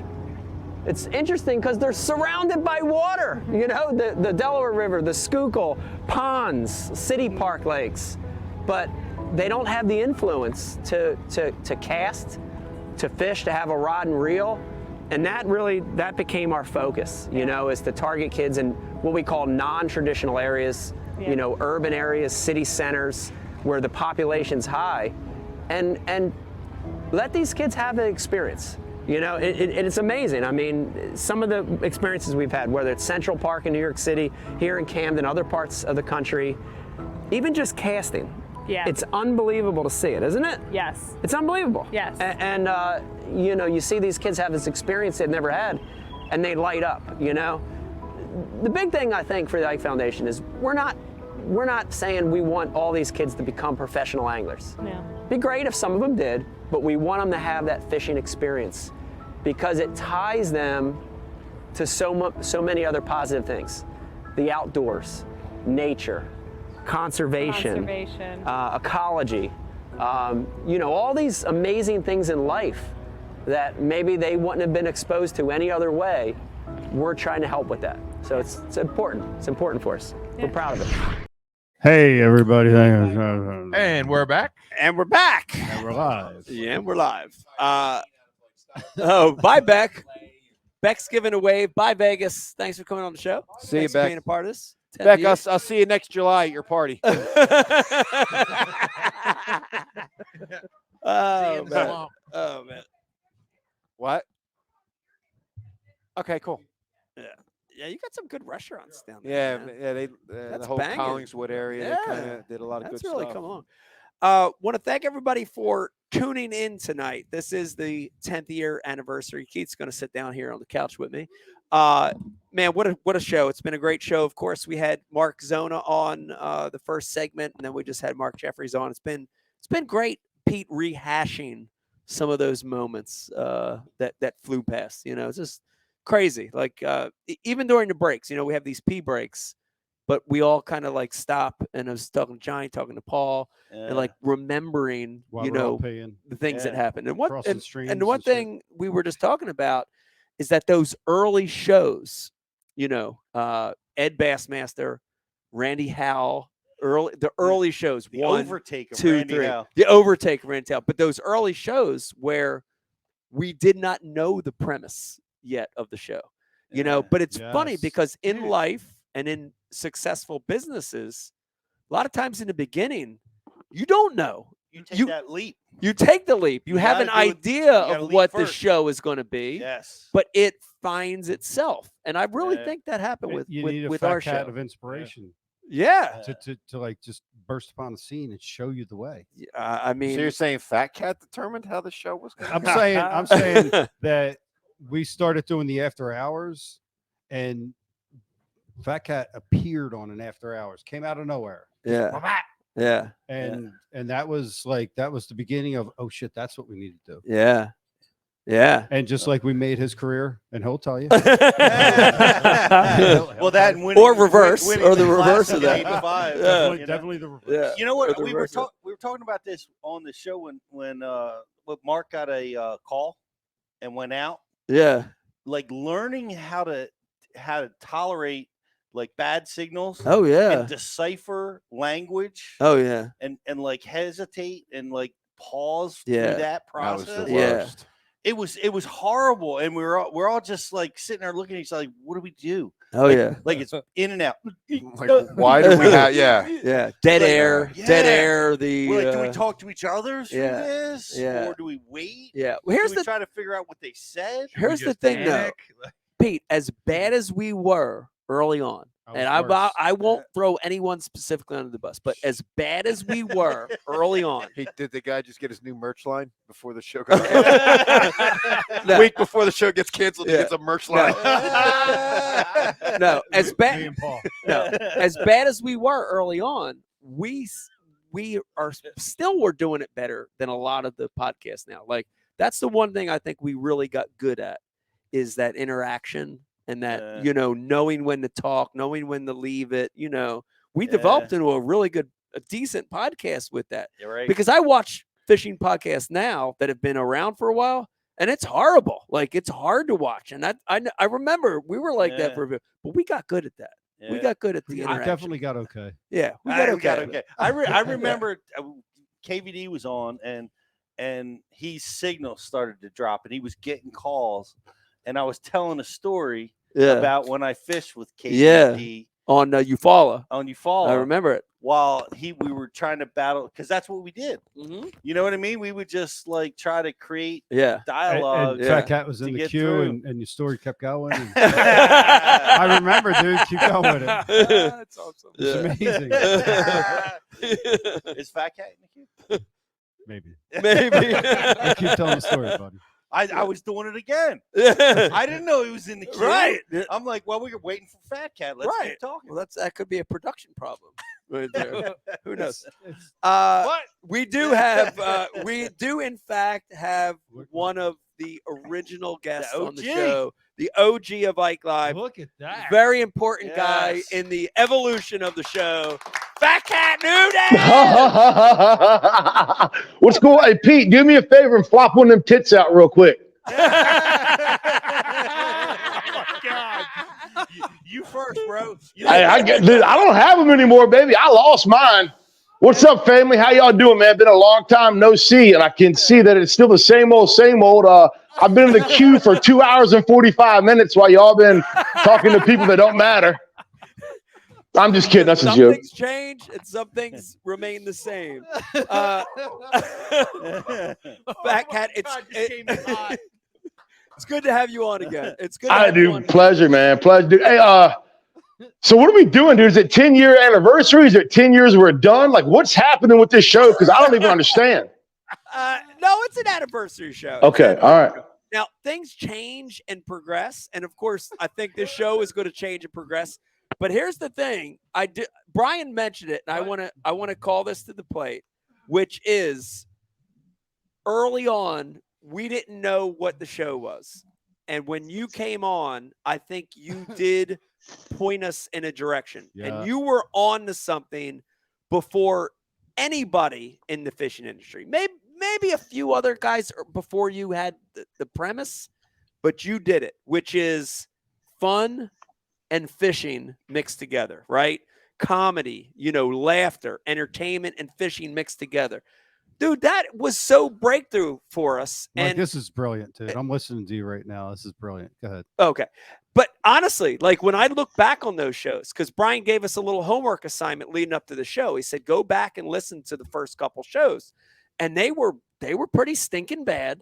And they were and the first couple shows were like, I felt it falling into all the other fishing shows, like, lures, baits, how do you fish? Well, what do you do with that top water? Even DT6 on the ripper. Yeah. And it was falling into the same. And then when you came on, it was like, wait a minute, there's a different way to do an interview. There's other things in life besides just techniques and fishing. So, dude, I honestly, I want to No, thank you. keep going. Yeah, keep going, man. All that sounds good. That's all I've got. But I want to thank you for inspiring us. Yes. For giving us direction, for sort of, making the show the way it is today. And you were a big part of that. So No, I appreciate you for saying that, and I appreciate all the checks that you never sent for helping the show. So that was it's nice of you. I did so much and didn't get anything. And you guys were talking about sponsors earlier and brought up, shout out to Dave for bringing up Primal Urge. Primal Urge. Primal Urge. Yeah, hey, listen, Primal Urge, I talked them into coming on board, and bless their hearts, like you said, man, nobody signed up and whatnot. And they still don't talk to me to this day. I was waiting on my cut from that. I'm like, man, y'all got 6 or 7 racks out of that. And I was like, all right, where's my piece? And I never saw it. You didn't get one Slim Jim. No, I bet if my name was Pro Edge, I would have saw it, though. I would have got my piece in. That was a good snack, though. That was a good show snack. What? You sent him some glad piece or something. All right, listen, I've got some stuff, dude. So back in the day, the first time I called in, right? First of all, the after hours, thank God that a lot of that stuff wasn't recorded, because that honestly, dude, in the fishing industry, when it comes to content, I honestly don't think there's ever been, this sounds ludicrous, I don't think there's ever been any fishing related content better than the after hours, man, because y'all would get tuned in, peel back, cold straight, shit faced, and just say the damnedest things. I'm like, oh, all of us would just, oh, did you, the next day, being it wasn't recorded, we couldn't go rewatch it. That was the buzz, man. That was all the text groups about what happened on IKE Live last night on the after hours part. And unfortunately, I was lucky enough to be a part of that shit show. And it was a good time, dude. We had a little Fat Cat's Corner and all that. We got to make fun of everybody. It was, it's crazy, dude. I can't believe it's been 10 years.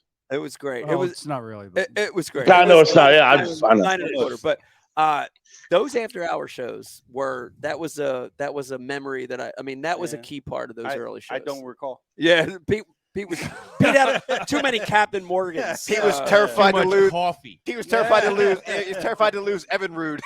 Yeah. Boy, y'all, I'm telling you, man, it was good, like crazy. I don't even know that you could do it again these days, because it was no holds barred on the after hour show, son. Yeah. Now, that's actually a great time to bring this up. Like back then, there was no box, there was no constraints, right? We didn't have a sensor, we didn't have a delay.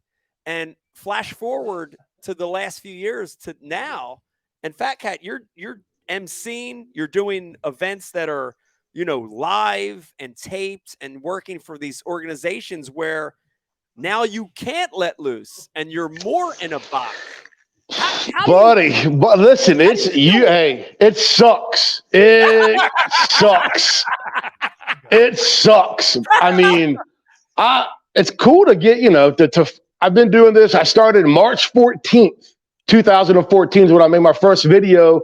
Then within a couple months, man, I started gaining traction and all that. But it took me a while to finally start making a little bit of money. And it's that double-edged, like, when I wasn't partners or making money, I could do and say whatever I wanted to say because it didn't affect anybody else. But now that I became partners with different, it sucks. So in a good way, but yeah, man, it's different these days. But I do enjoy it. I started out being the fat slob, self-deprecating, all that, and I still enjoy that kind of stuff. But like these days, kind of transcend it. And Mark Zona has kind of been, for guys like myself, has been a big influence because there's no other Mark Zona. But like, dude, who doesn't like Zona's a man and gets to run his lips and shake his hips for a living, talking about bass fishing, something that we all love, and it's crazy now. So like you said, man, now I gotta be a little bit more careful about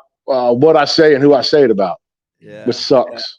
Yeah, that does suck. I'm sorry. It does suck. No, it's always like you gotta have friends like me and Dave. You gotta. That's what Mike did. Oh yeah. Listen, I'm surprised, Dave. If you all had ever gotten canceled, if you were ever canceled, it would have been because of Dave. Because dude, I'm letting y'all know right now. That dude, sometimes I was like, oh my God, I can't believe what he said. I've been trying to get disinvited from this place for like 8 years. Yeah, we won't let him. Buddy, you've been working hard at it too. We won't let him loose. It's funny though, like all these years, this was always a great outlet for me personally, from two places. The one was, we talk about this, but it's a chance for me to hang out with my friends and drink beer. Yeah. Like what a great, it's almost like an excuse, right? Life gets busy. And then, you got this, you got kids, you got work, you got jobs. And it was like a Nike Live show. It's like, yes, I can come hang out with my buddies and talk fishing and drink beer. That was great. Yeah, but true. the other escape was to not be under the constraints of the man in fishing, right? Now, we had to walk the line, right? We had to be careful. But at the same time, dude, it wasn't. Well, hold on. Did anyone ever reach out? Not to cut you off, but this is what I do. I talk a lot. Did any of your partners, your sponsors ever reach out like, yo, man, tone it down? Because there were times that you really did cut loose. Yeah. But yes. Yeah. We did. We had a few. We had a few sponsors reach out. We had a few middlemen that work with bigger companies that we work Corporate with. Americans could suck yeah, it. reach out and say, not Seriously. specifically on what we did, but Chop their heads tone off. it down, So it happened a few times, but it always felt good to be able to let go here a little more than you could at a seminar or at a function or a media function. And, it always felt good to let loose here, really did. And you've always had the draw. Like there was 10 people in-house in the podcast tonight. It's awesome. Nobody else does that. Nobody else does that. That's awesome. It's like there's so many. Yeah. Yeah. It's awesome. And you got to let go. You pushed us all. You pushed me. You made me uncomfortable. That's the best stuff is when Pete gets uncomfortable, dude. We all love making fun of Pete. Potatoes. Yeah. Dude, so my first, so like it was probably after that, my first phone call, calling in, we were chewing the fat, acting stupid. I forget who I was making fun of. And then we finally, I think it was a classic. I forget what year it was. And old Carpenter, man, he was able to get me downstairs of the classic for media day, snuck me in, right? These days I'm big when I get credentials because I'm fancy and stuff. But back then, BTC, listen, got me downstairs. So I'm like, I've always been a fanboy. Me and my boy Mellow Yellow, we've been to every classic since 2004, except for 2. And so like, I love bass fishing. Well, anyways, get downstairs, dude. And I forget, you were fishing the classic. I forget what happened, but you'd come off stage, and when you came out down the little hallway downstairs where media is, there was a classic sign, Bassmaster Classic sign saying media this way, whatever it was. And here comes Ike, just wound up. Kadoosh! Kicks the sign and just wound up. And then like 30 seconds later, he's like, hey, how's it going? I'm like, this dude is cold straight bipolar, like up, down, like wild. But it was because you were like, I don't know if Brian, if you remember that or not, but like comes around the corner, kicks the sign, and then all we're chewing the fat and we go into get a little, whatever they're serving corn dogs and licorice at the media day. But I remember like I would try to, dude, it was free food. I was down with that life, especially in them days. I was all about some free food, son. Yeah, so dude, we were like, yo, I got the buffet hooked. But you like so like me getting on there, you guys let me come on and we tried to do the Fat Cat's Corner, but at that time I had a job and I worked crazy hours and it just wasn't able to work. But being on the show, you guys let me be on the show, gave me more credibility within the fishing industry. And so like, I appreciate what you said, Ike, Brian, everybody about how I helped the show, but you guys helped me way more than I helped you, man. You guys just, like I said, credibility. And I would get to come on there and I'm talking to Ike and BTC, and these other guys nobody knows, but it was still, it still meant something, man. And it held a lot of value. And to this day, man, I still get comments about me being on there and coming back on with you guys. So not to get all corny and soft, but like from the bottom of my heart, man, I do truly appreciate you guys letting me come on, even though I know there were times that Becky was hoping that I would die on camera. Like I know like she wanted me to die during the podcast, but it's all good. That's the funniest thing he's ever said. It's probably the most accurate too. Fat Cat, The funniest thing you said before that was for me. You said your dad once told you the best thing that ever came out of New Jersey was an empty bus. True story. I'll never forget that until you just said that. No, I'll remember that. Yeah, man. Amazing.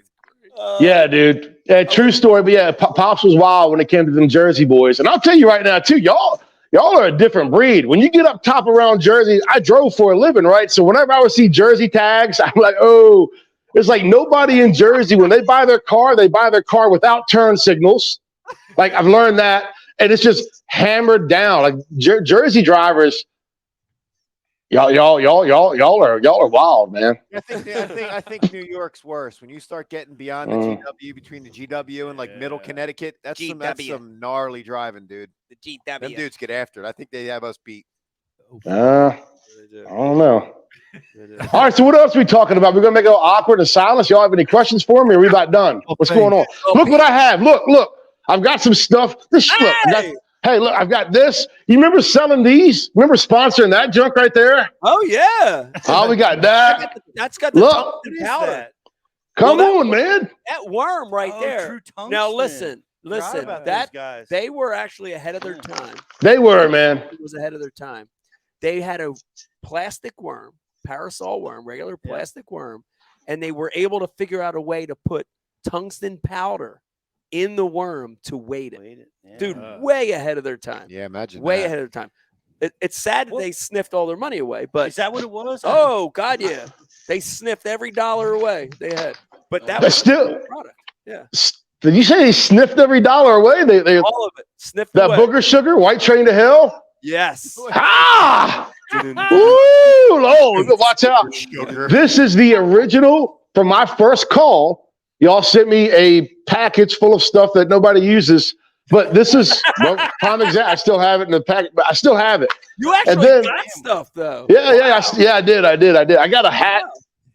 How about the? Can you see these? The Speary. Yeah, man.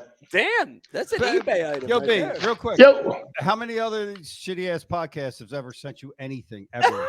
Oh no, y'all, no. Honestly, though, real talk, y'all, man. This was the show, and it's like everybody that said nice things tonight. You would think, hey, we come on, we're going to say nice things, but it really is true. You guys were like myself, trailblazing, trend-setting pioneers of the podcast world, man. You guys were the only thing that it was just like tonight. It's so hard listening to 4 hours of live. It's just Jesus Christ. Can somebody say something funny? And we get it every once in a while, but it was good, man. Like I said, the after hours is the best ever. Then I do have this plug right here that was a big one. You remember this plug? I don't have the package, but the problem with this plug is that the fish would always choke on it.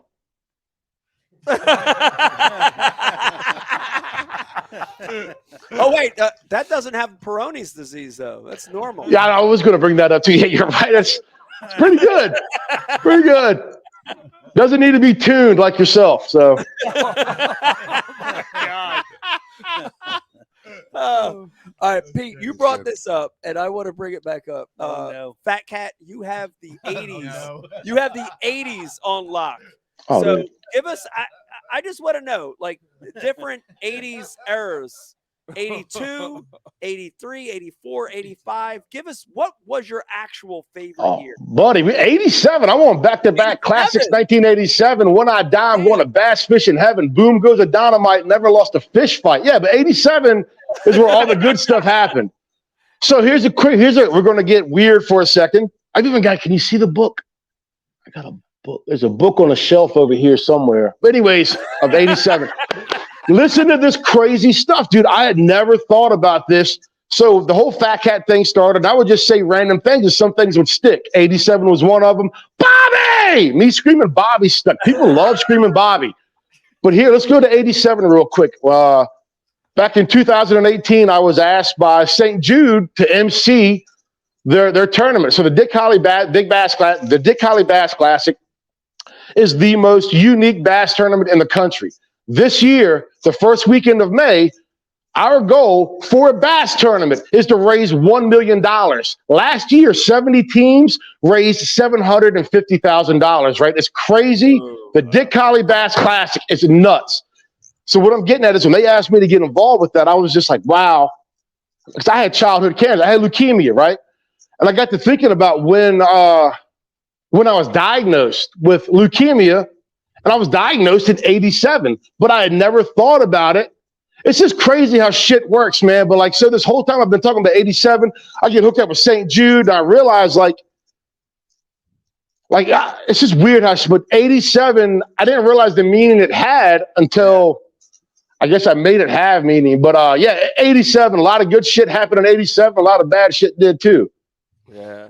Now, Yeah, not to get all, yeah, but anyways, yeah, I just derailed that conversation. Just right turn. No, I like it. I like it because you mentioned St. Jude's, and Keith, you have a tie to St. Jude's as well. Yeah. Hey, for at least like 20 years, doing my lures and everything from saltwater to freshwater, I never sold any. Everything I did went to like charity, and went to St. Jude's, St. Christopher's, pediatric cancer research, pediatric diabetes. Yeah. I donated every lure. Yeah. To charity. Yeah. It's awesome, man. Listen, I know your backstory and the stuff you did. Like 2 days ago, you put tickets up, and the highest bidder, that money went to St. Jude's Children's Research. Yeah, that's awesome. Yeah. So I just talked to you a little bit on the phone.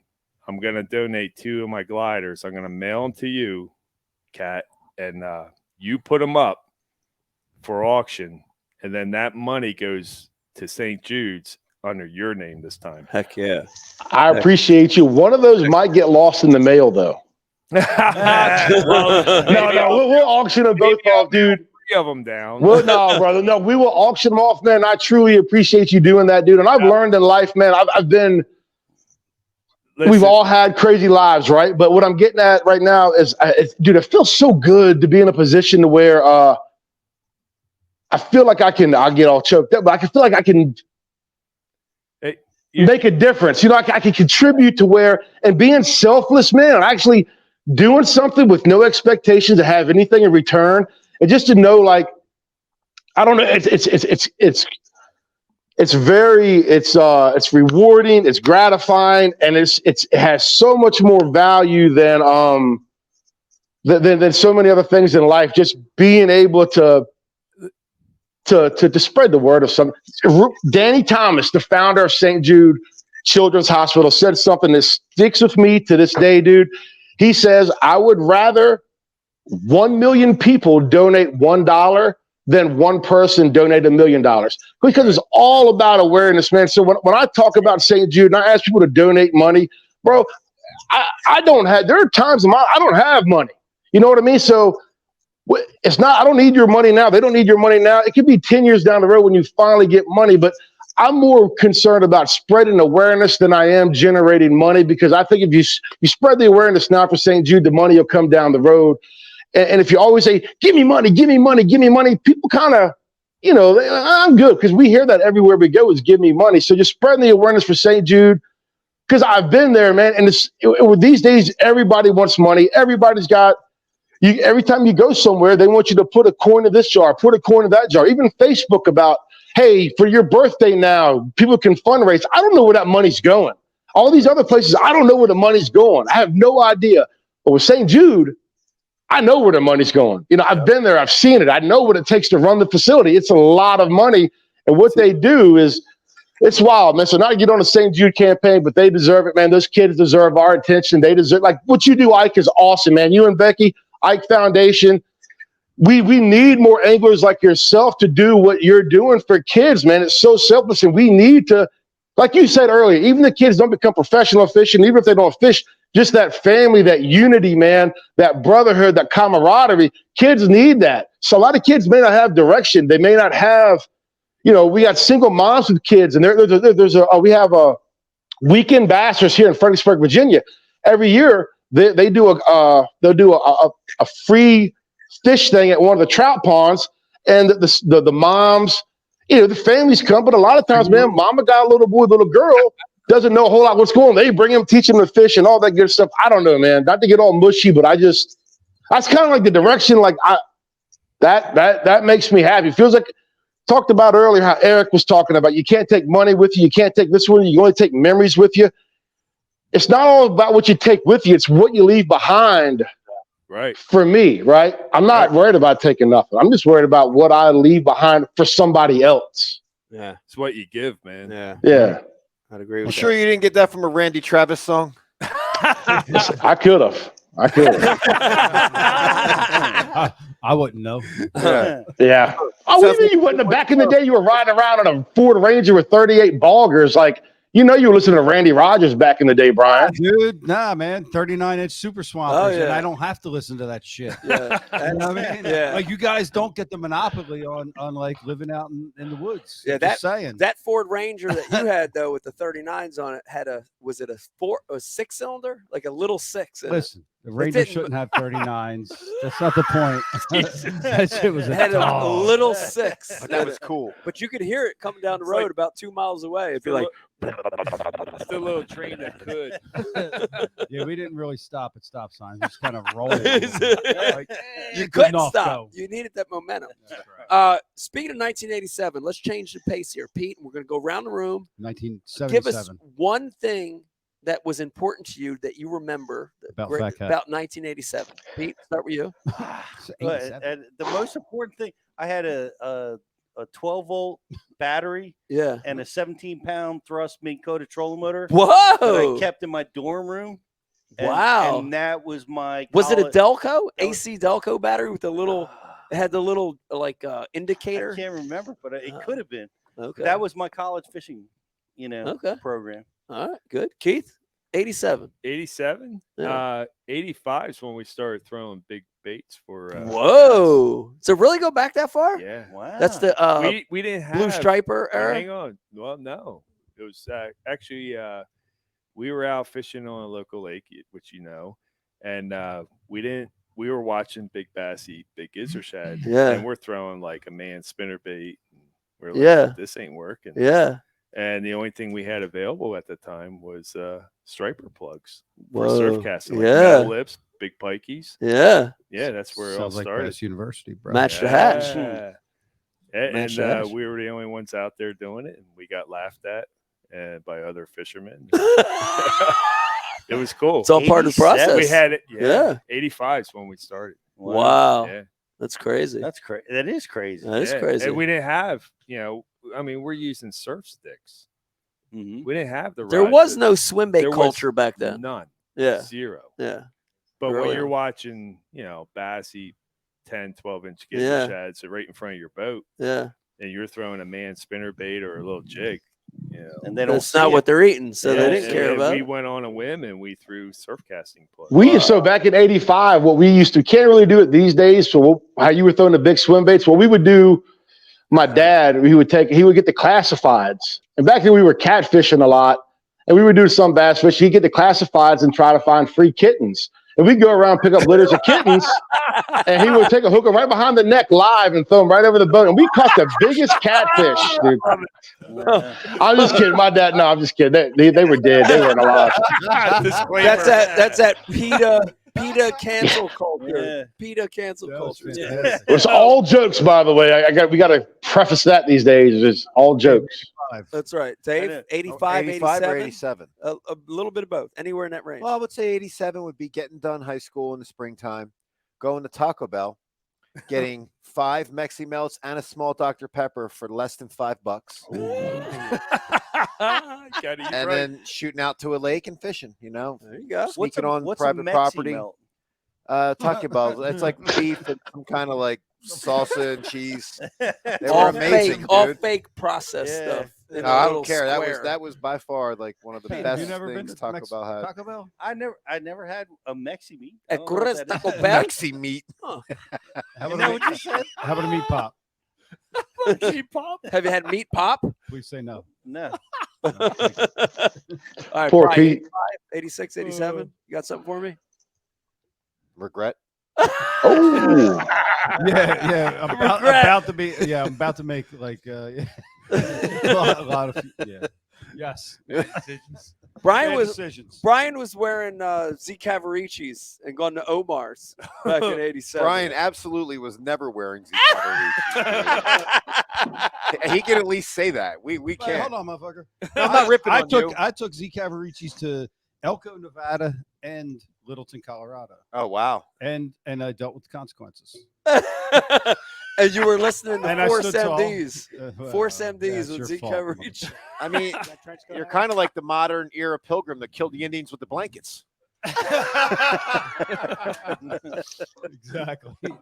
Yo, let's spin on Holmes over here. We got Paul, Johnny, 87. Floyd. 87, 85, 86, anywhere in It's that the range. last year in a Mustang GT. Oh, That's driving around the mall. mall movies. The the mall. loop. I didn't have one then, but I got one, in high school. Upgraded from the play. Hey, by the way, for everybody watching, this is Wawa Hoagie Lady revealed. Anthony Geis, your counterpart. Finally, the full Gonna meet reveal. you one day, Ant. I know you light up the board too. Legends, couple of legends. Had to have them in. For And sure. Paul? Paul, 85, Paul, what were you 86, doing in 87. 85? Paul was born. No.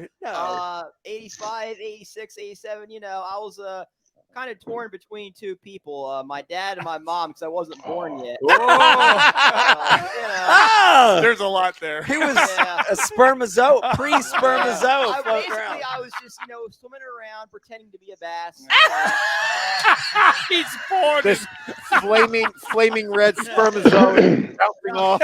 Just a red beard Power and a- Bay Paul was just a red spawning. beard and a tadpole swimming around making like a bass. Other than that, not much going on in my life. But yeah. That's why I love the 80s. Why? Because Paul wasn't born. Right? I remember. Good times. That's why I Good love times. the 80s. I'm dead. Oh my God. Malachi hasn't spawned yet. Oh, the 80s were so good. Come back, 80s, please. Poor guy.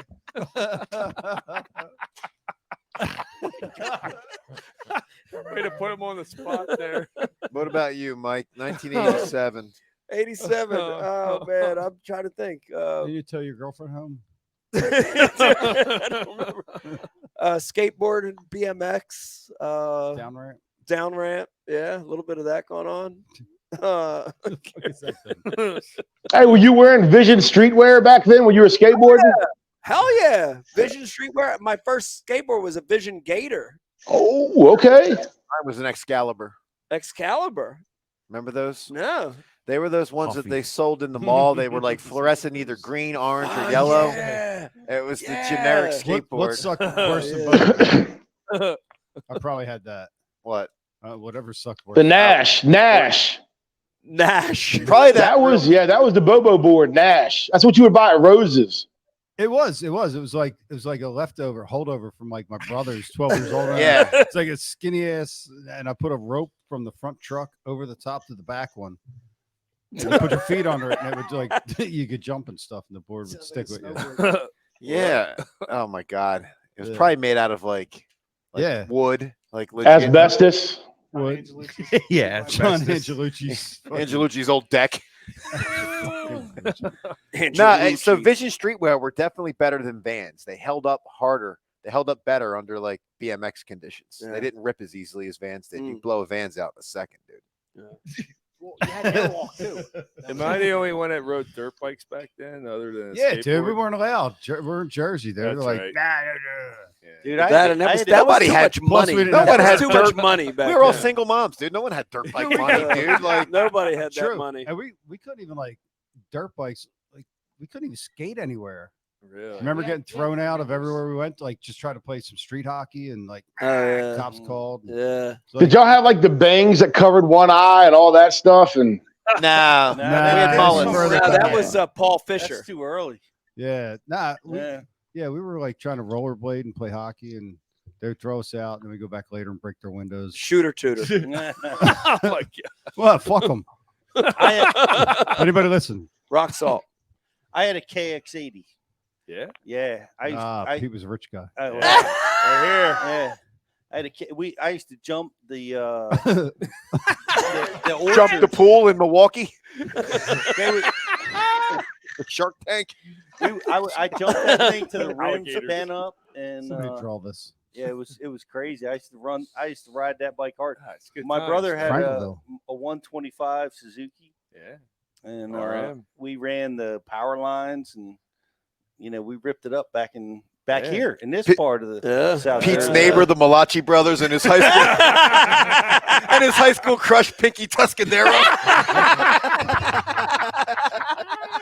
Happy days, reference. Oh my god. Oh man, I never got any girls riding those bikes. We didn't either, dude. Never. Oh shit. Oh, Fat Cat, it's been awesome. It's like 10 years, and it feels like it's the same night the first time we had you on. Oh yeah, same vibe, dude. Y'all, it's cool to see y'all still having a good time and getting tuned in. Like I say, Brian's he ain't feeling no pain right now. He's in good shape. He's ahead of y'all a little bit. There we go. Attaboy. Well, Fat Cat, we look forward to seeing you. We're going to run great. somewhere this year. Dude, listen to right now. Let's stop. The National Professional Fishing League. We're fishing this year. So all y'all knuckleheads that are looking, let's go, dude. Me and Luke Duncan, we're going to be on there. Let's go. I need everybody to tune in. I need everybody to watch. Ike's rumors were false. Oh, yeah. And don't even get me started on that. You're like, what's your source? You heard from one person. That is, listen, we are the PR that we have right now is already bad enough. We don't need Ike on Ike Live. Heard you guys, we're going to have a year. Where'd you hear it from? Oh, one guy told me, let's use your platform to shit on us. We don't need that right now. No, it's all good, though, man. We're going to fish this year. We're going to have a great year. And here's the deal, like you guys were talking earlier about, I don't know what you guys are talking about, but I was just going to use that to transition to something. What we do on there, man, it's cool commentating with Luke, man, because me and Luke, we've got good chemistry. I consider him, like these days, one of my best friends.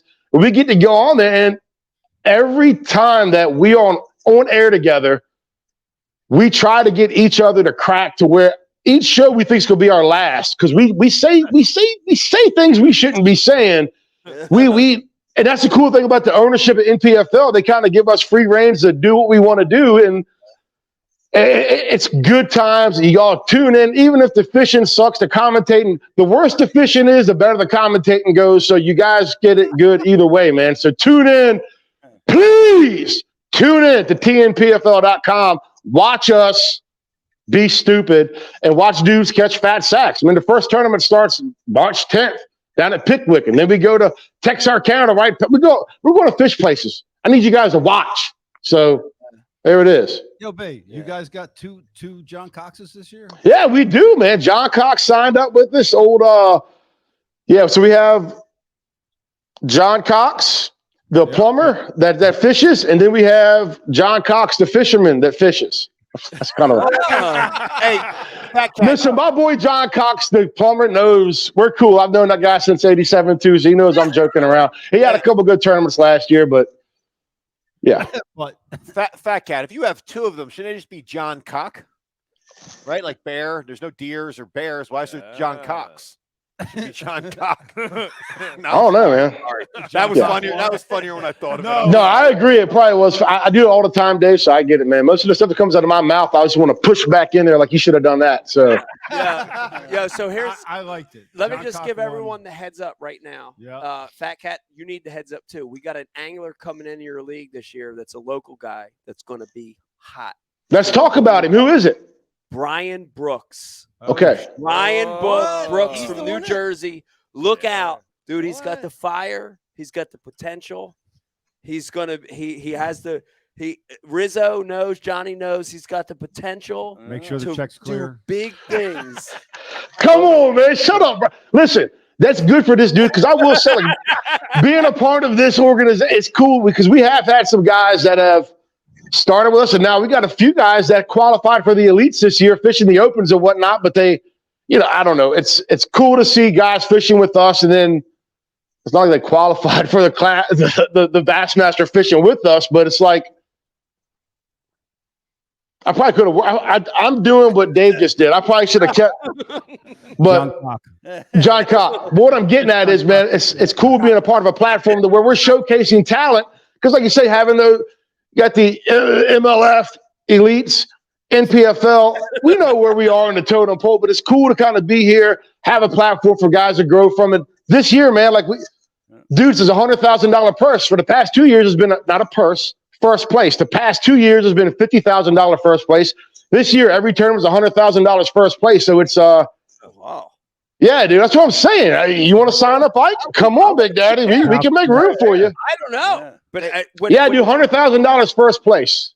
Dude, from an odds perspective, that's a lot better. 76 anglers as of right now. Anglers versus 110, whatever. 50 plumbers. Oh, that's perfect. Fat Cat. So how did you learn that Mike, who's about as deep state as it gets in bass fishing, was spreading rumors about your league folding? How did you? Because he said it on the show, Bobby. What are you talking about? How did you learn of it? You watched the show, or did someone send you a clip? I didn't watch it. Somebody may have sent me a clip. I didn't make that up, by the way. I did hear that. No, I'm sure you did. It's all good, buddy. Yeah, for sure. No big deal. Whoever it was, yeah, you have to notate that. Yeah. That motherfucker. Well, they were almost right. There's only they're- 76 guys fishing. Yeah, but they're also like bad intel. Okay, you're right. You have to just notate it. You're right. You're right. So that's Sean that's Warren. $100,000. No, even if it stops at 76 anglers. Yes. Listen, dude. Listen. Here's the deal, man. Ownership has made mistakes, but they have been transparent. They have done their best to rectify. Now they have done their best to incentivize anglers fishing with NPFL by stepping their game up. $100,000 first place. $5,200 is the entry fee. Where you at, Pete? I got a Where you fat, at, I Pete? got a fat sack. Come on, Big Daddy. Don't talk about it. Be about it. That's awesome. Somebody pull that shit. I got a fat sack. Come on. We want to see that fat sack too. We all want to see your fat sack. You never know. You never know. Well, let's go, dude. Let's go. Fat sack, All right. bitches. I might be in. Bring your sack. Yeah, bring your see. sack. Fat Cat, thanks for coming on the show, dude. Yeah, man, no problem. make this anniversary complete. 10 years full circle. And before we let him go, he is. I don't know. I don't know. I drank a lot.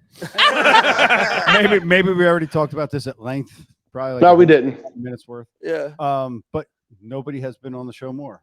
That's true. On the That's list, true. he is at the top. Hey, Tonight puts him ahead at 10. It does. On top of that, there was several shows that he was on that never made it. Right. After hours. We never little boosters. Yeah. That 10 official. Fat Cat, most appearances. Appreciate you guys, man. Yes. all time. All time. So listen, I need everybody out there, tune in to the National Professional Fishing League. Just give us a shot, man. If you guys haven't watched us, you think we're corny, you think we're dumb, you think the fishing industry doesn't need another professional league. I get it. I've heard it all. And listen, there was a time I probably would have agreed with you, but here I am. I'm affiliated with them. I'm getting paid by them. I support them because I believe in it. It's a good deal, man. So tune in to the National Professional Fishing League. And one more thing, man, St. Jude Children's Hospital. Hell yeah. I'm always looking for people. If anybody out there, listen to me right now. If you own a brick and mortar, if you own a tackle shop, I'm trying to make this as easy as possible. I am close with the folks at St. Jude, and I've asked them to help me with the campaign. And what I'm trying to do, man, I've got some conversations coming up this week with some big tackle shops. Dude, I just want to be able to do the roundup. Give me 4 weeks in your store of just doing roundup for St. Jude. We don't need to do anything crazy. St. Jude can help you do everything. If you've got that swiper, and we've all seen, do you want to round up? You're $49.87. You want to round up 13 cents? St. Jude will be more than, or 23 cents, 13 cents. Like I said the first time, I'll figure it out. Just give me a second. We'll be more than happy to set you up. So anybody out there that has a brick and mortar and you want to do a roundup on your card swipe, contact Fat Cat Newton, fatcatnewton87@gmail.com, or any of my social medias. I will put you in touch with St. Jude. Or if you just want to learn how to help raise awareness or money, or just how can you be of help to St. Jude, reach out to me and I'll put you in contact with the right people. But other than that, man, I appreciate you guys letting me come on 10 times on here, and I haven't been on it so long. I miss you guys, all you guys. Not all of you, but most of you. I'm kidding. No, actually, all of y'all, man. It's been a good time, and appreciate you. And yeah, man, it's cool. All right, bro. Hell yeah. Thanks, Fat Cat. good dude, Love you, man. man. Please, somebody give Brian a ride home, though. That dude can't be driving tonight, okay? Thanks.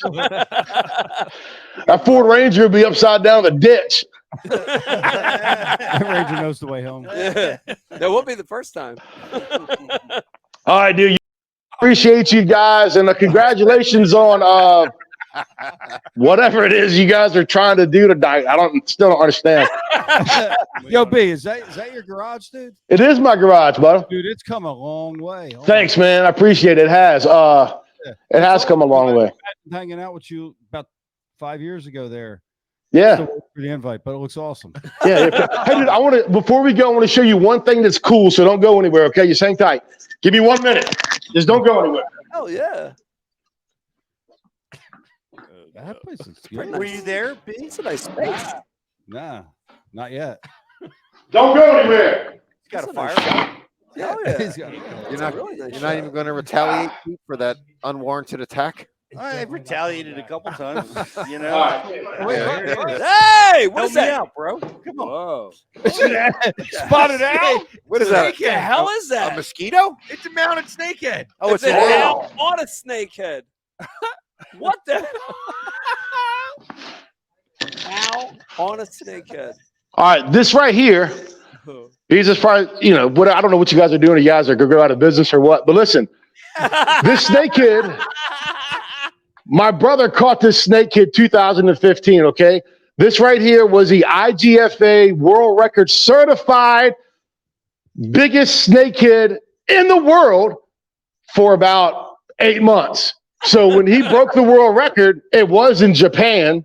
So he brought the record to the United States, and since then it's been broken 3 or 4 times. I think right now the northern snakehead record is like 19.9 or something like that. But Potomac River, man, is where the world records are at. I saw a picture of a guy the other day. He had one over 20 pounds he had caught several years ago, and he's a legit dude. I trust him. But this was 17 pounds, 6 ounces. So B, he Yeah. caught a 20-pounder and ate it. No, he tried to get it certified, but at that point in time, dude, they were the certified scales. He had to travel because we didn't have any here around White Oak. So he had to travel an hour and a half south, and he just wasn't. I forget, dude. I don't know. I saw the picture; it was large in the charge. Anyways, I want to give my brother some love. So that was a Northern Snakehead world record, and because we're all awesome. I'm wall to wall, treetop tall, the best fisherman I ever met. Won back-to-back classics in 1987, and my brother's got a world record Northern Snakehead. He still, I think, as of right now, he caught it on 15-pound big game. So I think he still has the line class world record. Anyways, all y'all can what? Who murdered the owl? Spotted owl. Spotted owl. Spotted owl. That we can't talk about that. All right, man. All y'all can suck it. It was good talking to you. And I'm out of here, man. So y'all be safe tonight. And remember, go watch the National Professional Fishing League and donate to St. Jude. Yeah, love you, All right. buddy. Appreciate you guys. Love all y'all too, man. Be safe. Yes, Fat Cat Newton, everybody. Good riddance. That's awesome. That's awesome. Dude, 20-pound snakehead's a big one, dude. That's big. That's a giant. Oh, dude. That's Dude, giant. in Texas, I saw a 20-pound bass. You saw it Saw it in a tank. on the in wall. a tank. In a tank at the yeah. We ate it. At the What's it look like? What's it look like? How big are the eyeballs? Man, they're so big. Yeah. The body, it's just something like you've never seen. Wow. They actually have one that was at one time a giant bass, like an 18, 19-pound bass, but it's old. Yeah. And it's starting to Thin. It's elderly. Flake. Yeah. It's flaking. Titties are starting to hang low. But it's still Flappers. it's still Flappers. 15 Titties are pounds. starting to drag. As, Oh, you know, yeah, an I mean. old fish. Yeah. You know. Yeah. But they got that damn OH Ivy pumping them out. Oh, How it is. dare I you. see that, 13 yeah. pounder, 13. How dare you pounder, say that 14 name? Pounder. People will probably crazy. death threat you because Yeah. you said the name of that lake right now. The way they're catching them, Riz, it's freaking insane. Swim jig. Yeah. Out in the middle of nowhere. One No got trailer. caught while we were there. Wow. Two have been caught since we came home. Yep. It's crazy. Yeah. We weren't at Ivy. We were a few hours from there. But. Riz is a masterful ice driver. Yeah, that was well an done. experience. Yeah. Wow. People in Texas don't know how to drive for No, shit. they don't.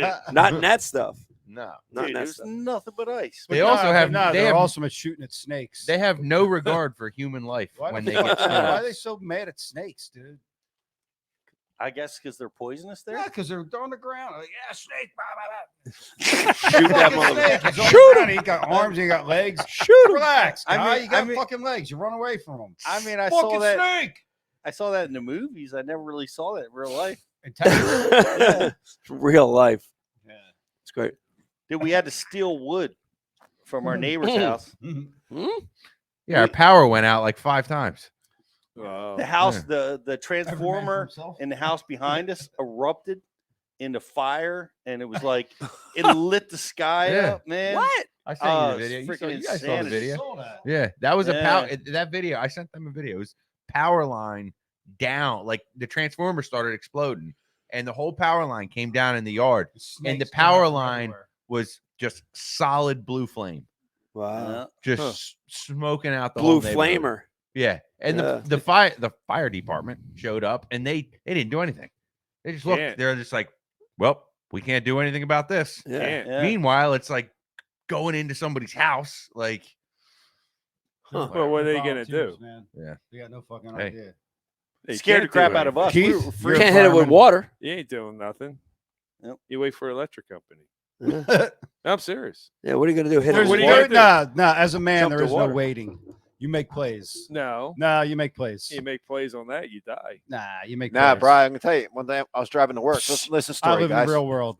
Listen, I was You make driving. plays. Dude, I'm driving to work on Route 130, one of the most deadliest roads in America, right? In Pennsauken. Right? I agree with that. Got 130 is deadliest in America. one of the most, yeah. Yeah. There's- And full of for prostitutes. pedestrian kills. Dude. Full prostitute. So no, listen, dude. Ahead of me, I can see a car way ahead of me bounce off a wall. Then it went out of my sight, and then you can see the smoke. By the time I pull up, all these wires are wiped out. Well, a police officer was behind me, so I stop. There's hot wires bouncing everywhere.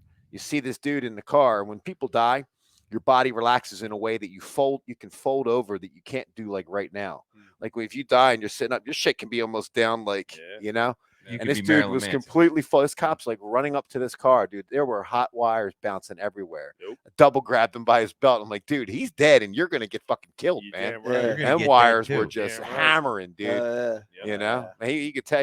Guy So probably you had a made heart a play. attack. You didn't just stand around. Nah, that cop was going in to be brave. He And you was going made to a try. play. Yeah, fuck yeah, grabbed him. Like, Right. dude, he's dead. Like, Fucking right. you know, it was Wow. sad. Dude was in a Ford Taurus, but the kind that was like a station wagon Ford Taurus. Remember that? Yeah. He had a seatbelt on. He was completely folded over, man. Oh. Probably had a heart attack while he was driving. Boom, Yeah. boom, boom, boom. Yep. You know. Oof. Yeah.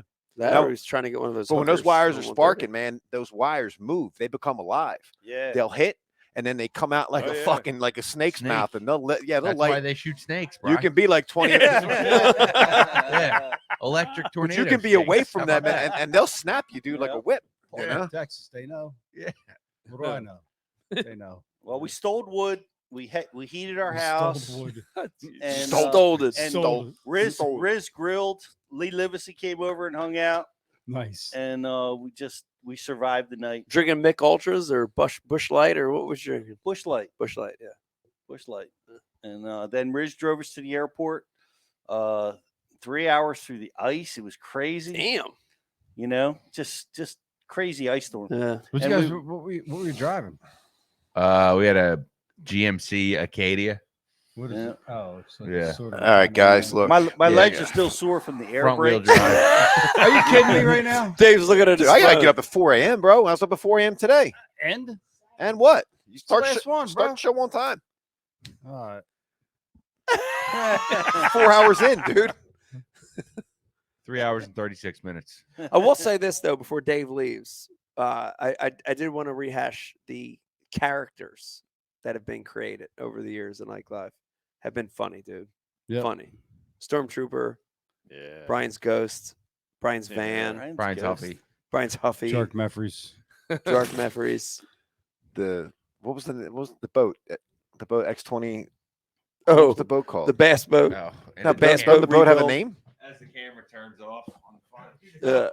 Why the fuck's the camera turning off? It's That's happy. weird. Battery died. Nah, it's been happy. 4 hours. Everybody's happy. It Becky- auto shuts. Becky in has 4 it on. hours. Becky has it on a timer. It's loose. It's got a I'll get loose him out of my connection house. right there. X24. That was the Murray X24 you call Huffy. No, but I thought the boat had a name. The boat? Why is Oh, the well. camera shutting off? Oh, it's got a loose wire or something. I don't know. Who knows? Plug it.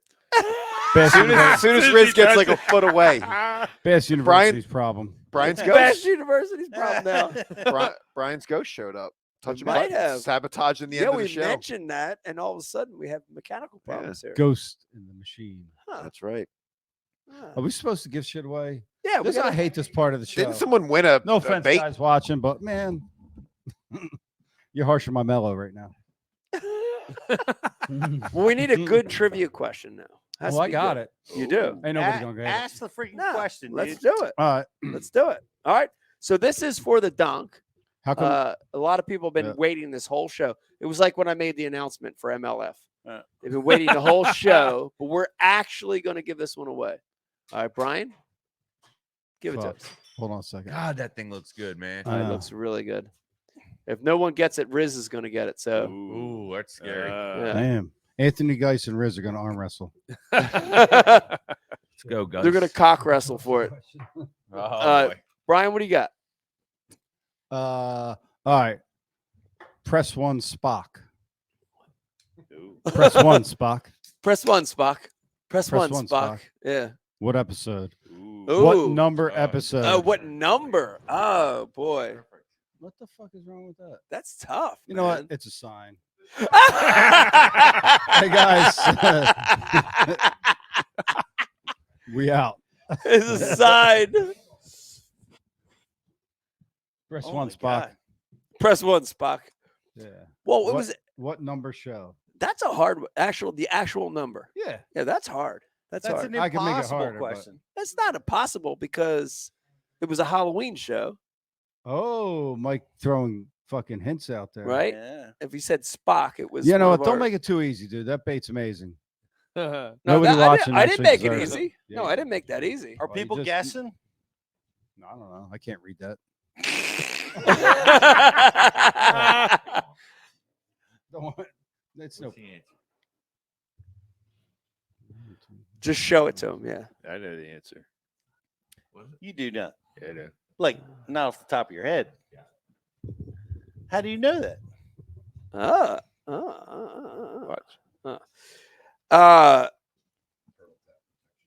Good guess.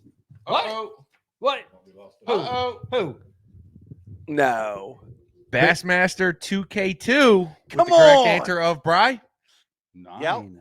Number 9. Oh! Did we really get one? Who the fuck is 2K2? Bassmaster 2K2. Yo, reveal yourself. Congratulations. Are they just Reveal guessing yourself. numbers? We need a Yeah, reveal. Straight up numbers? Yeah. Fuck that. Damn it. I should have made it tough.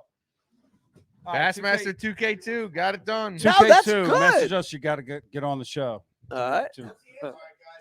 Number Yeah. 9. It was 9. Dave, was good off. night, Dave. I thought Peace.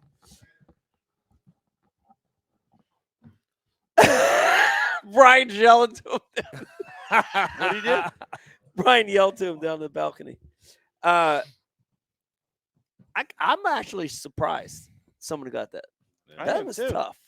Even if you knew that it was a Halloween show, I guess you could just start Yeah, throwing they're just numbers out guessing there, numbers. right? Yeah, it could have been that. All right. 2K2. Well, see, they're actually going to get it because I'm going to mail it to them personally. So Well, I wouldn't send it. Okay. They're gonna actually get it. Let's get 2K2 on the show. So Yeah, let's get them on. That'd be fun. Real quick, I have a last little thing I want to do. I have a last little thing I'd like to do with everybody real quick while we're here, since Dave already left. Pete, I'm going to start with you. Let's see. No, actually, let's go in reverse this time. Let's start with Rizzo, and we'll go this way. little different because we want to change the direction. I want to just do a little thing over the years of shows you've participated in or have watched. What's your favorite memory on the Ike Live show? There's been a lot, but give us, if you pick one. There's definitely been a lot. I got to go with one of the funniest moments, and it's got to be when the ghost of Jimmy Houston's dog came on during. Oh, that's a good one. Came on during that the was Halloween a good show one, with dude. Bud Cipollette in the room. and Oh God, that was a good just one. Too good. Oh, that was so good. I'll never forget because we thought he was gone. We were in shock. Jimmy Houston was even on the show.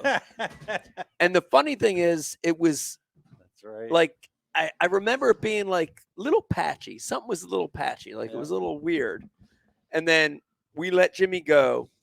And then for like 10 minutes, we were just all like in awe of Jimmy that he was on the show. And we were just like, oh my God, dude, Jimmy, when I was young and this and that. And it was 10 minutes of it. And then all of a sudden it was like, well, I'm like, and I remember my first thought is I'm like, fucking dog in here? I'm like looking around, like looking down the step, looking in the back room. And then you hear his giggling, like he was listening in on us. He was listening. He never hung up, or Brian never put him off. Either one. I don't know how that works. I don't know how it works either. Yeah, but that was a good one. I'll take that. Brian Carpenter, favorite memory. There's a lot, but give us one if you have any. Big teeth. I don't know. Brian hated every show. Nah, it's been a lot of good ones, man. Favorite? I can't handle the stress, dude. I can't be made to choose. Oh, come I on. don't know. There's been a lot of good ones, dude. A lot of them. All right. I mean, like we did, like, the first like Ike Foundation event when all them guys were here and we had like 6 hours of live. That was a great show. And we just rolled dude in. That was a great show. It was If- amazing. If Dave man. thought this one was bad, he got to look back to that one because that was 6. That was I Yeah. was tired. I remember that. That was wild. Oh man. yeah. Like what show was it? Show like 2 or 3. I think we discovered Pete's Knot. It was like right in the first 3 shows. Oh, yeah, Pete's Knot Pete's was Knot. discovered. Like just so many amazing, like groundbreaking moments. Yeah. That's the thing. I'm glad you said that because as many characters as Dave has created, you've created sayings. Like there's Seriously, Pete's Pete's been- everything. Pete's Not, Pete's favorite Wawa, Pete's like there's so many Pete's things, Dude, you know? Pete's low key, like Like the sneak last up show, he on just sits Pete in tight, the bushes Pete for wet. how many hours, and all of a sudden he's just. So are the bitches coming around? Like, it's fucking perfect, man. It's perfect. I got a giant sack. It's got a giant sack. Sat Peach all night giant on sack. it. I sneak up on you. It all started with Fat Cat Newton talking about your titty and then ended with your sack. That was just full circle. Yeah, titty and sack. Yeah, it was the discovery of PvP. Thanks Parabit Paul. Thanks for bringing that up, Paul. Yeah. Welcome, Pete. Yeah, now I want to keep going. I want to go to Parabit Paul because I know how he's going to answer because we already talked about it. But Paul, The day he met Brian the Carpenter. Go no, ahead. no, there's no. But Paul, you, you're no, but you tell Brian, it. I didn't You even tell know, it. I didn't even know No, who but you you tell were it. the day I met Mike. I'm gonna be honest. I didn't even know who you Brian were. was No, you that- still don't. that You guy. fuck. It was like months later. He still didn't follow me back. Really did. I think you reached out to him like, hey, you want to be part of the show? I'm like, hey, asshole, you want to follow me back? Yeah. But He never lets me forget that. But yeah, probably my favorite show was definitely my debut because that was. What? No, that's a good one. You gotta vote for yourself. Yes. Yeah, but my favorite guest was that I've seen you guys have was Al Lindner. I would agree with I that. gotta say, shout out to Al Lindner. Yeah, I would You agree know, with that. That was a great show. Yeah, Well, that was he good. when I I forgot about first that one. when I first started fishing, I was like 13 years old. Man, my dad ordered a subscription to In Fisherman magazine, and yeah. I just ate those up. The very first fishing content I ever watched, my dad bought me the DVD Bass Location Secrets by In Fisherman. Yeah. I still have that DVD. Yeah, dude, Al was he was another one we had on the show where you were like in shock Dude, and that he he's was still- even on the he's show. Still getting after it. Oh, he's hustling. Oh my gosh. Oh yeah. Go fishing every chance you get. Oh, That's yeah. what I remember from that. Yeah. He He's said got every chance. Yeah, He's as got long a- as you make your living cashing checks through fishing. Did say that even. But for the rest of us, Or if you want to be somebody that's going to cash checks through make a living fishing, go fishing every chance you get. Just don't pretend to do it. Yeah. that's true. That's a good one. Here's the Don't- thing about don't be a Al too. pretender. Right. He's one of the original like really good teachers in the sport. You know what I mean? Yeah. Like there's other iconic true. anglers, but dude, he could teach. Dude, he teach like a motherfucker. Like he made you understand why that fish was moving. Yeah. You know what I mean? But you remember what we did without like even here's the thing, like no guest was ever sacred. Okay? None of them. Nope. Like the most revered anglers we've had on the show, Denny Brower and Jimmy and Roll, all of them, Al, they were never sacred. We never kissed anybody's ass. We never kissed anybody's we ass. never- yeah. As much as Fake we, ass as much fucking- as we Yeah, a love little these guys, and Nah, I do not love like them. somebody. Dude, do you remember what we ddid to Al? We straight up put in front of him the fact that Babe Winkleman copied his shit. And what would you do? Remember that? And it was great. And he was just like, you know, Al's like the most, dude, he is the nicest, most Christian, good dude in the world. And like, you could see him fuming up. Like just the mention That son of a bitch. of Babe Winkleman, of Babe, infuriated him. Drinking coffee, doing my shit. It was so good. It was so good, And dude. you guys had the cabin too, just like it. Like Oh yeah. Yeah. In fact, speaking of Babe Winkleman, in one of the after hours show, Is that who we called? we crank called Oh, Babe did. Winkleman. Oh my! Wow. So we had Babe's number somehow, but it was think I have it. Babe's office number. It wasn't his cell phone number. So we're live in an after hours, and it's ringing. We're like, oh fuck, this is gonna be Babe. Oh yeah, we're gonna totally mess with Babe. We're gonna, we're cranking him, and then it's Babe, but on his voicemail. Like, you have reached Babe Winkleman. The leeches are in the critical position. If you want to buy a sponsorship. Oh, yeah, yeah. And we left a message, and it was so messed up. Like, we never got a call back. I don't know. But we crank called Babe Winkleman. Is that who was it? Oh, yeah. That was like one of them. That was one JT of them. Kennedy in Canada. JT Kenny? Yeah, it's like Babe Winkleman's like the JT Kennedy in He is. You're right. He is. Oh, He yeah. is. He's like, Yeah. he's like Minnesota JT. Dude, the crazy thing, though, I remember doing a show with Babe before. You did? Chicagoland. Yeah. Where he was a speaker and I was a speaker. Dude, people loved him. They sure did. People Damn right. flocked to Let him. me ask you a question. Bell bottoms? No. Tight fitting jeans? Jeans. Skids. Tight fitting? Tight fitting jeans, full beard, mane of hair. Yeah, yeah, yeah. Like flowing, like full, thick mane of hair. bulging cock piece? I don't remember about the cock piece, but like Throbbing. never wore a stitch of sunscreen his entire life. Like leathered face, neck, leathered, Yeah. fully leathered. Yeah. Just beautiful male specimen. A lion.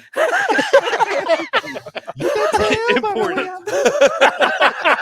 Yes, Jesus. yes, BGs. Oh, fucking BGs. So good. All right, John, give it to us. You've listened to a lot of them. You've been involved in a lot of them. Give us a good one. My favorite show is when you guys advertise is every 15 minutes you're going to give away a prize. And you guys would miss a beat here and there and be like, oh, we're supposed to give away a prize. And the next time you had a show, the message board's like, yo, did anybody get anything shipped home? Every 15 minutes we gave away nothing. God. Yep. Oh my God. Yep. Dude, that's so good. I think I told the story before, but I want to tell it again. I was at the Potomac River. Yes. and it was actually the one. PETA. It was the one you did good at a few years back. It All was right. the punching. Yeah, it was dead of summertime. They were on a Senko bike. No, it was in the fall. Black Psycho? And Sorry, Pete. so there's this Toyota series, and there's a full, let's call it like 150 pros, 150 co-anglers, blah, blah, blah, whatever. And I had this guy approach me in the parking lot, and he was the night dude. You know, he's like, "Oh my God, I love your show, and you know, man, I've been following you for years," and like this whole like 10-minute conversation. And at the very end, he was like, "Yeah, and hey, I kind of hate to say this, but I never got the prize. But I never got the prize." Oh my God. Sucker. And I was like, damn. I'm like, and I think the first thing I said was, yeah, it was Becky's fault. I straight up blamed it on Becky, you know, because she was the dream killer. She was the person in charge of mailing, and she never did, you know. So it was her fault. We you looked know? at absolutely zero Facebook and YouTube messages tonight. Oh, Sorry, dude. everybody. Well, the best is you guys be like, yeah, just send in your address. We'll make sure it doesn't go out. Probably. man. We're gonna sell it. Yeah, For you're some gonna get piracy. spam. Best University's gonna hit you up. Let's go through the motions here. Just send it in. Yeah, we're gonna give away prizes tonight. Crazy. It's gonna happen. Crazy. I'll tell you this. I've got so many. I can't. It's hard to pick one. But Do you want to save you to last? No, I'll give it to you real quick. No, we'll keep Okay. going. I'll give it to you real quick. The military guys that we had on. Yeah, that's very emotional. That was one of the best shows that I've ever just sat back and like listened, and the stories, you know.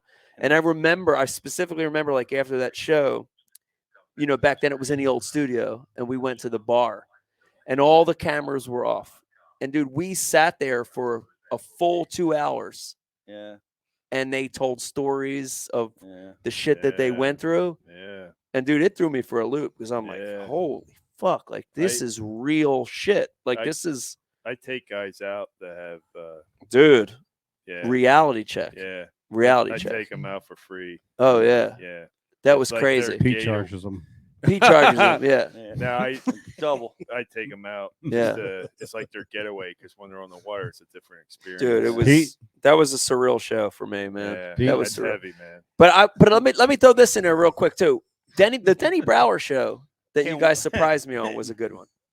The Denny Brower show was a good one. Yeah. That was good. To have That was him on. supposed to be. Yeah, that was one. That was back in the early days. That was He early, ended up yeah. being a phone call. He was supposed to be Skype, but the Skype wasn't connecting, and Mark wasn't answering the fucking phone. Motherfucker. Yeah. Oh, your phone's It so was far still- away from you. It was still good. It was still But good. yeah, thanks. Yeah. Yeah. That was a good one too. Yeah. Keith, you have a good one. Well, This one.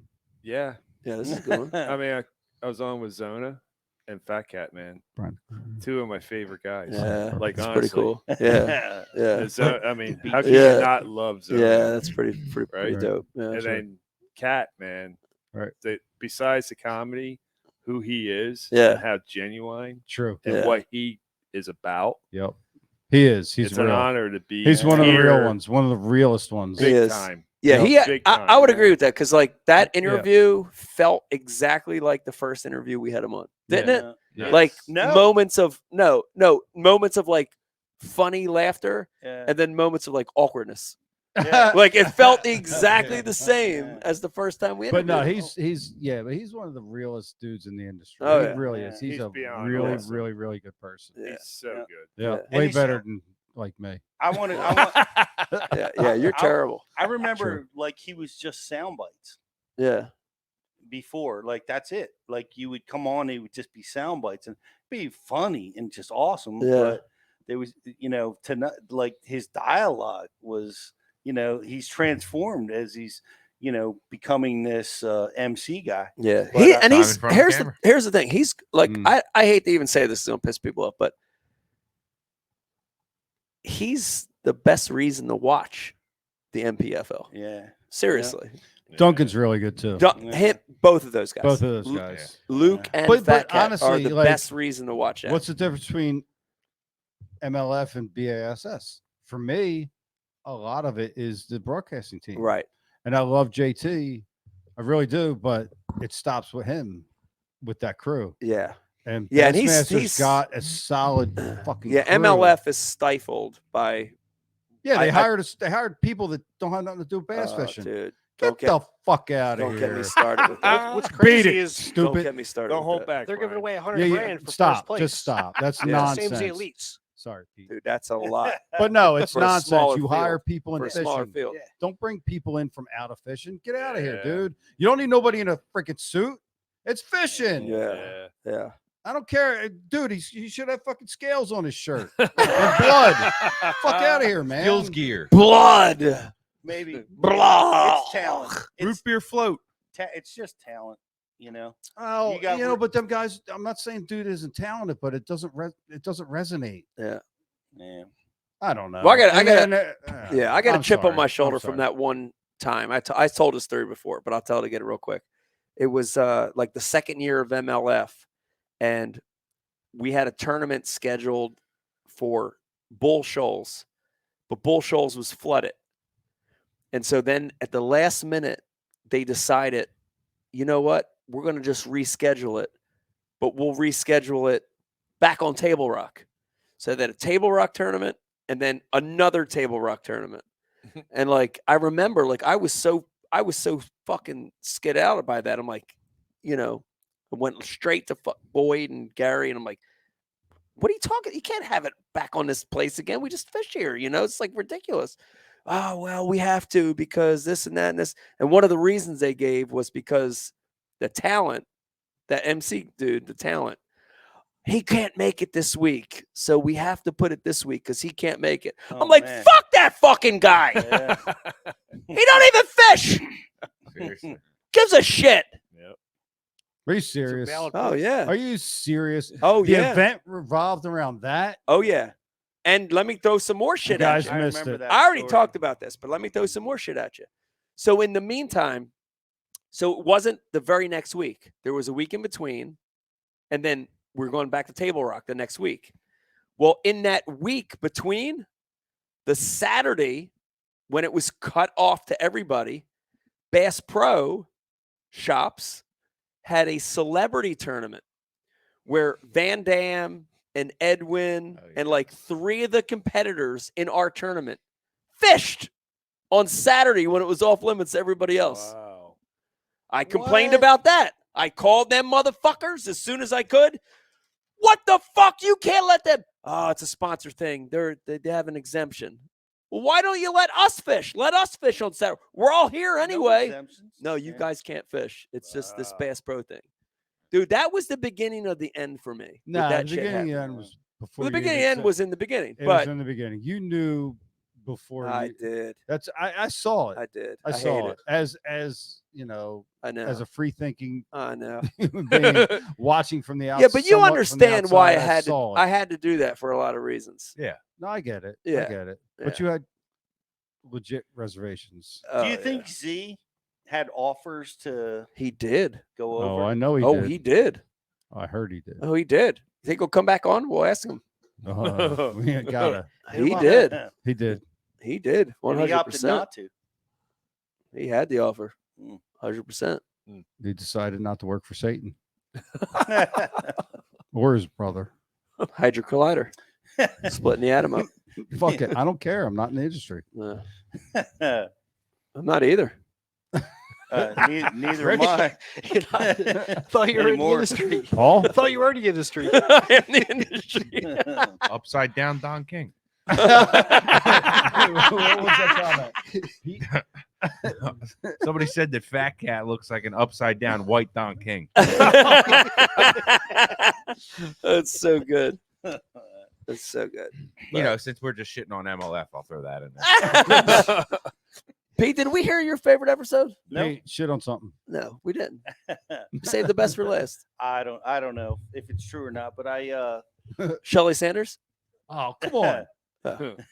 I tried. I mean, well, I'm gonna do this. I got 2 pieces. The first one is I'm out doing the coverage with Bassmasters for the Chesapeake, the one Aaron won. Yeah. and Jo, James Overstreet, is there, and Jo, and I'm doing all the, I'm doing the social stuff, and I end everything, hey, we're out here, it's windy, whatever. He's catching them, flipping, and I'm Pete Gluzek. That's how I end every piece. And James says to me, he goes, dude, every time you say that, you should just say bitches. I love it, man. Oh, it's so good. And I didn't think much of it. I'm like, it's funny.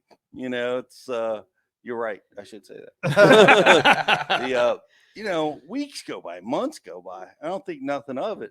And something powerful is happening on the set. Dave busting my balls, or one of the guys, and I'm got to make my point, emphatically, and it just popped into my head. I'm like, I'm Pete Gluzek, bitches. And the point, yeah. And that just freaking just shut the whole studio down. Yeah. Oh God, that's so good. And I'm like, that's so good. That was nice. It's so iconic now too, That was another Pete phrase, but honestly, I want to get I want to talk about the show holistically. Like I came here, and you're like, Pete, come on, talk about Bash U. And I didn't know what the hell you were talking about. Yeah. I'm like, all right, we're gonna do some promo for Bash U, whatever.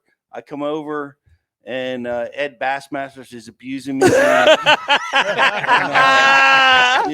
Fat Cat is attacking me. I'm like, what the fuck? I mean, come on, man. Oh my God. That's great. And I started, I started getting into this, and I was nervous. I remember I had to host the show, like Brian, and we talked. We're like, we got to keep doing the show. Mike's traveling all the time. We got to keep this thing going. And I was like marked as the host. I came up to do a BU piece, and now I gotta host. Wow. What was the first one you actually hosted? I thought you did good, Pete. It was the hot seat. They put you in the hot seat. Is Yeah, do you remember it? which one was the first? No, I don't remember. I don't either, but I know I threw you in the fire with you with did. Ed. Yeah, and that was the oh one that my Mike threw me in the fire and ghosted. I wanted to put Did it I? on the news. Did I you? wanted to. No, that fucking was a put him on the connection news. issue. I remember that. Fuck But that. No, it was a connection No, issue. it was a lot. No, it was whatchamacallit? Something Bay. It was a Winya Bay. It was a Winya Bay. connection issue. Fuck, It was. Connection issue. No, but I remember the one show Okay. you guys handled was the one of the arguments. Yeah, no, that's where it started. That's where it It's started. Winya Bay. You were supposed to be on the show, and you Boyd couldn't- Duckett, You had, Carl Jochimson. so I had Carl on, And Boyd. and Carl just went in on Boyd. I didn't see it coming. I had Pete and Ed, and Ed was in character. Oh, Ed was. And Ed that was like it. he was in one of his characters, and he was just like interrupt. It's awkward. That's what he does. He Yeah. makes everybody feel fucking uncomfortable. And honestly, it was the most like spine tingling argument. Like these dudes were freaking at each other's throat. Yeah. That we wanted to hear. I wanted them. to hear. We wanted to hear him so bad. Yes, I ended up shutting Ed's microphone off. My buddy, he didn't like it. We didn't talk for a solid year after that. It sucked, and I felt really bad. I had to do it. Apologize to him. We made it through it. We're still friends. But yeah, I took. And then I remember that show. Like Boyd was mad. Oh, Boyd was really mad. I got a phone call from Boyd. I'm on a job site with a tool belt on. And Boyd Duckett calls me, and he's mad. And I have to explain to him how, listen, man, nothing personal. Like, we're just dumbasses, you know? Yeah. I did not see that coming. We made jokes. I get it now. Yeah. But we felt inclined to have Boyd Tell on the that next story. show. Well, yeah, that's where we fucked up. Because the first one, I did a little that's right, recon. yeah. with Carl. Yeah. I checked some sources. I won't say Matt Pangreck's name, but Matt said, no, there's no story there. I said, all right, anonymous source, no story there. So if I knew there was a conflict, a legit conflict, I would have had Boyd on too. Right. Right. But it was just, you know, so I had Carl on, and Matt didn't know it was coming. And Carl starts shitting on him. I was like, oh, fuck. and then like Dave just starts making jokes. Random dumb jokes because he's thrust into the scene after Ed got bounced. Yeah. And then Boyd's ready to sue us. And yeah, it's great. Well, here's we had all the deal. Boyd Duckett stickers. That's how we ended up. And then the next show we put Dave in Boyd Duckett costume. But Boyd was very professional about it. I'm sorry, Pete. Last time I interrupted. Keep going. But he was. But he's smart. He's smart as fuck. Yeah. And I'm a fan of that. Dude, he's smart as fuck. He was so slick when Slick he as a came on, motherfucker. and we tried to like get him to engage, and he just managed the conversation. Yeah, you mean Boyd so did well. Yeah, yeah, he really did. Yeah, it's like an eel, you know, trying to grab an eel out of a bucket. But I was scared shitless. You know what I mean? I'm like, you can't grab that motherfucker. Go and then gotta use a towel. You can't grab him without a towel. No, you need a towel. Hammer. You made me wear costumes. I'm still disgruntled about all the costumes over the years. And we interviewed everybody that's anybody in the fishing biz. We covered this thing from the advent of live to the buyout of MLF and FLW and the mergers of that stuff. And PFL bought MLF. Breaking news, everybody. Oh, that would be great. Let's start a new rumor. Yeah. Oh, no. Go ahead, Pete. Carry on with it. It's been a crazy ride. You know? And it's been hard, you know, because we know we're coming here for like a 6.5 hour interview. Yeah. All day and worked all day. Oh yeah. Yeah, you rolled in here a lot after guide trips. Yeah. A lot. You'd be on the Chesapeake and you'd come rolling in here. Oh yeah. know? How dare you? Yeah. And drinking nothing but coffee. Yeah, just coffee. The Wawa coffee cup with just coffee in it. Yeah. No captain. No Jack in there. Maybe how many barrels of captain do you think have gone? Barrels. Dude. Barrels. Dude, there's no telling.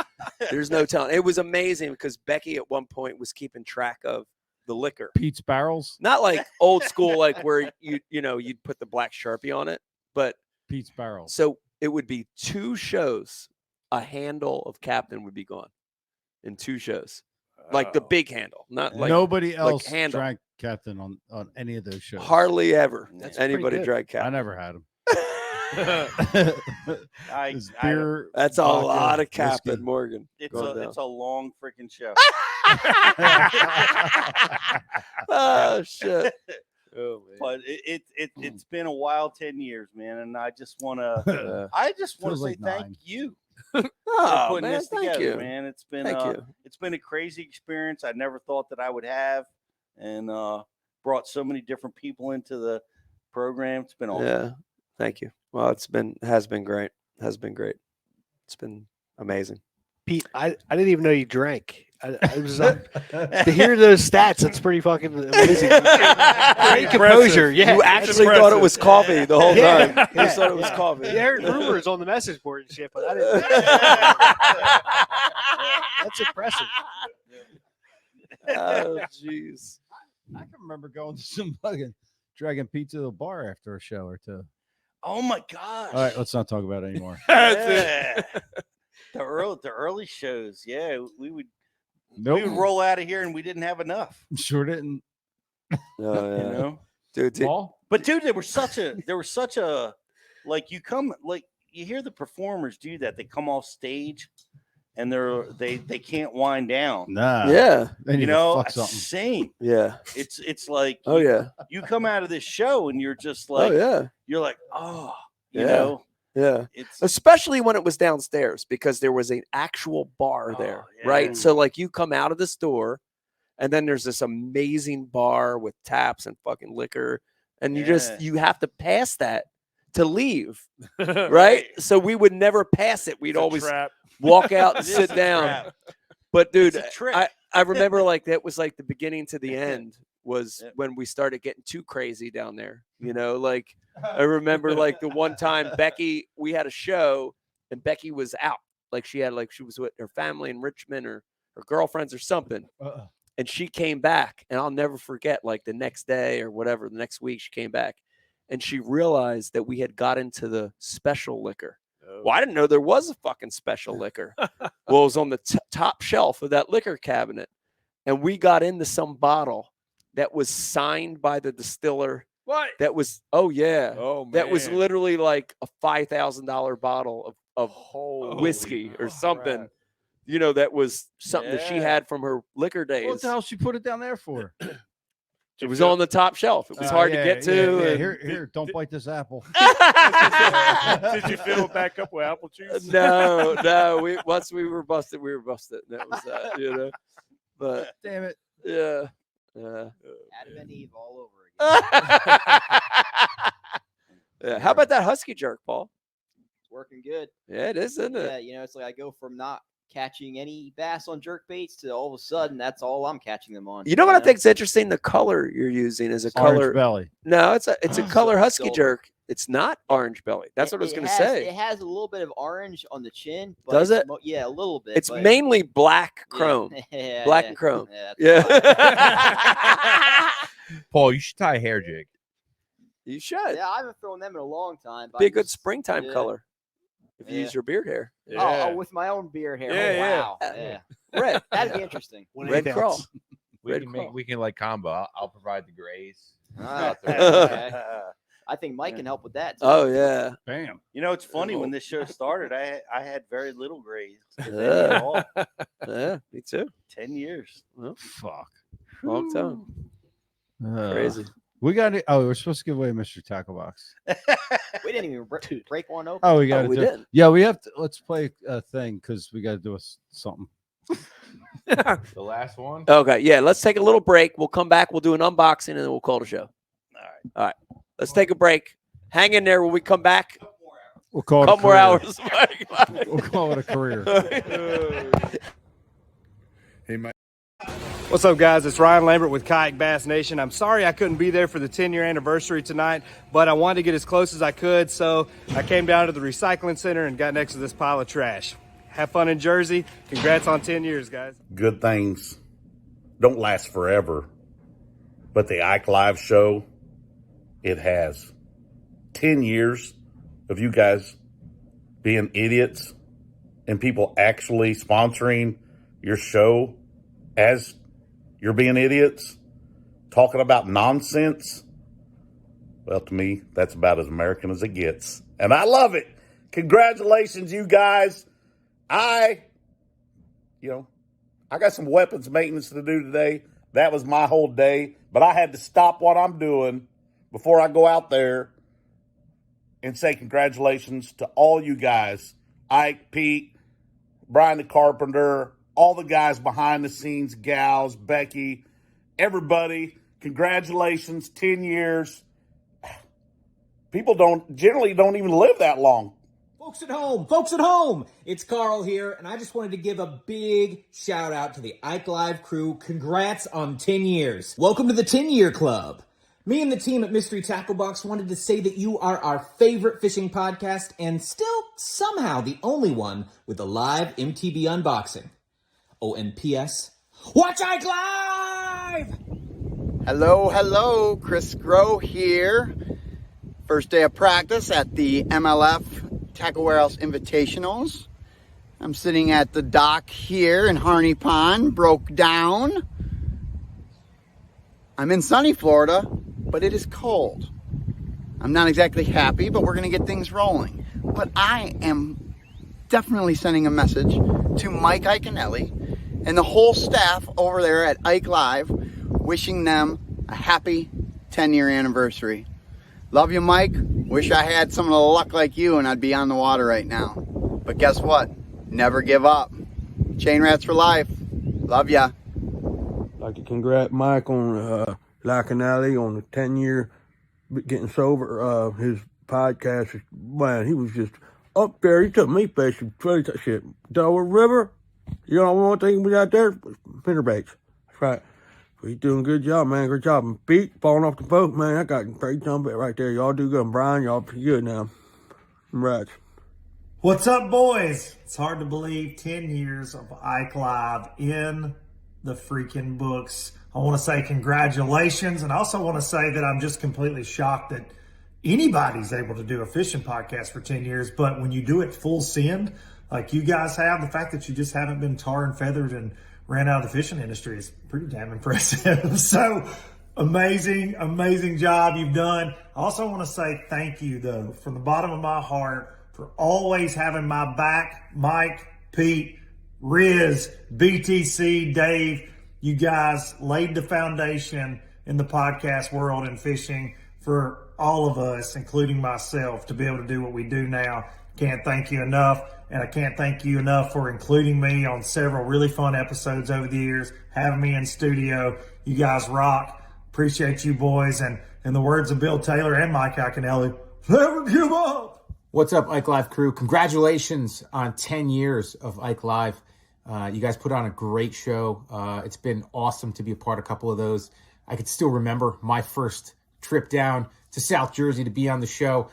Showed up to Mike's house in November of 2015, and there was a wrestling mat rolled out in his backyard, and he's wearing a purple singlet underneath his clothes. You guys are great sports for letting my brother Dan and I toss you around and choke you a little bit. Thanks for having me on a couple of times, and I can't wait to see what you guys have in store for us in the future. And all right, here we go. We're back. Man, There's that was an Michael. awesome testimonial. Yes. Yeah, seriously. Got a few of those from the Bashu folks down in Texas. Jim was good. Yeah. Yeah. Hey, Used to yo, stand boss. there. Yo, boss. Had a couple guys trapped in the bathroom. Yeah, I was stuck in the bathroom because that is a very tiny handle. All right, who wants to win an MTB box? You just got to comment something, anything. Yeah. What? Here we go. Here's the Riz and BTC show. Yeah, the Ike Live Halloween show themes. We had like what, 8 of them, 9 of them, At least 7. Yeah. Name what they were. At least like 7 or 5 or 3 of them. At least some. And if you get like Name a couple of some. them, you win. Peach Giant Sack said, "I love MTB. I feel like he should win." He's really close. He's really close to winning. Something, anything. Yeah. And by the way, like, I'm sorry for you guys on Facebook and YouTube. If you didn't get it by now, we don't fucking monitor that. Let's play Ken Duke. Oh, you want to play Ken? Yeah. Well, it's right here. Okay. Go ahead, play Ken. How do I do that? Like this? Yeah. You do it. Oh.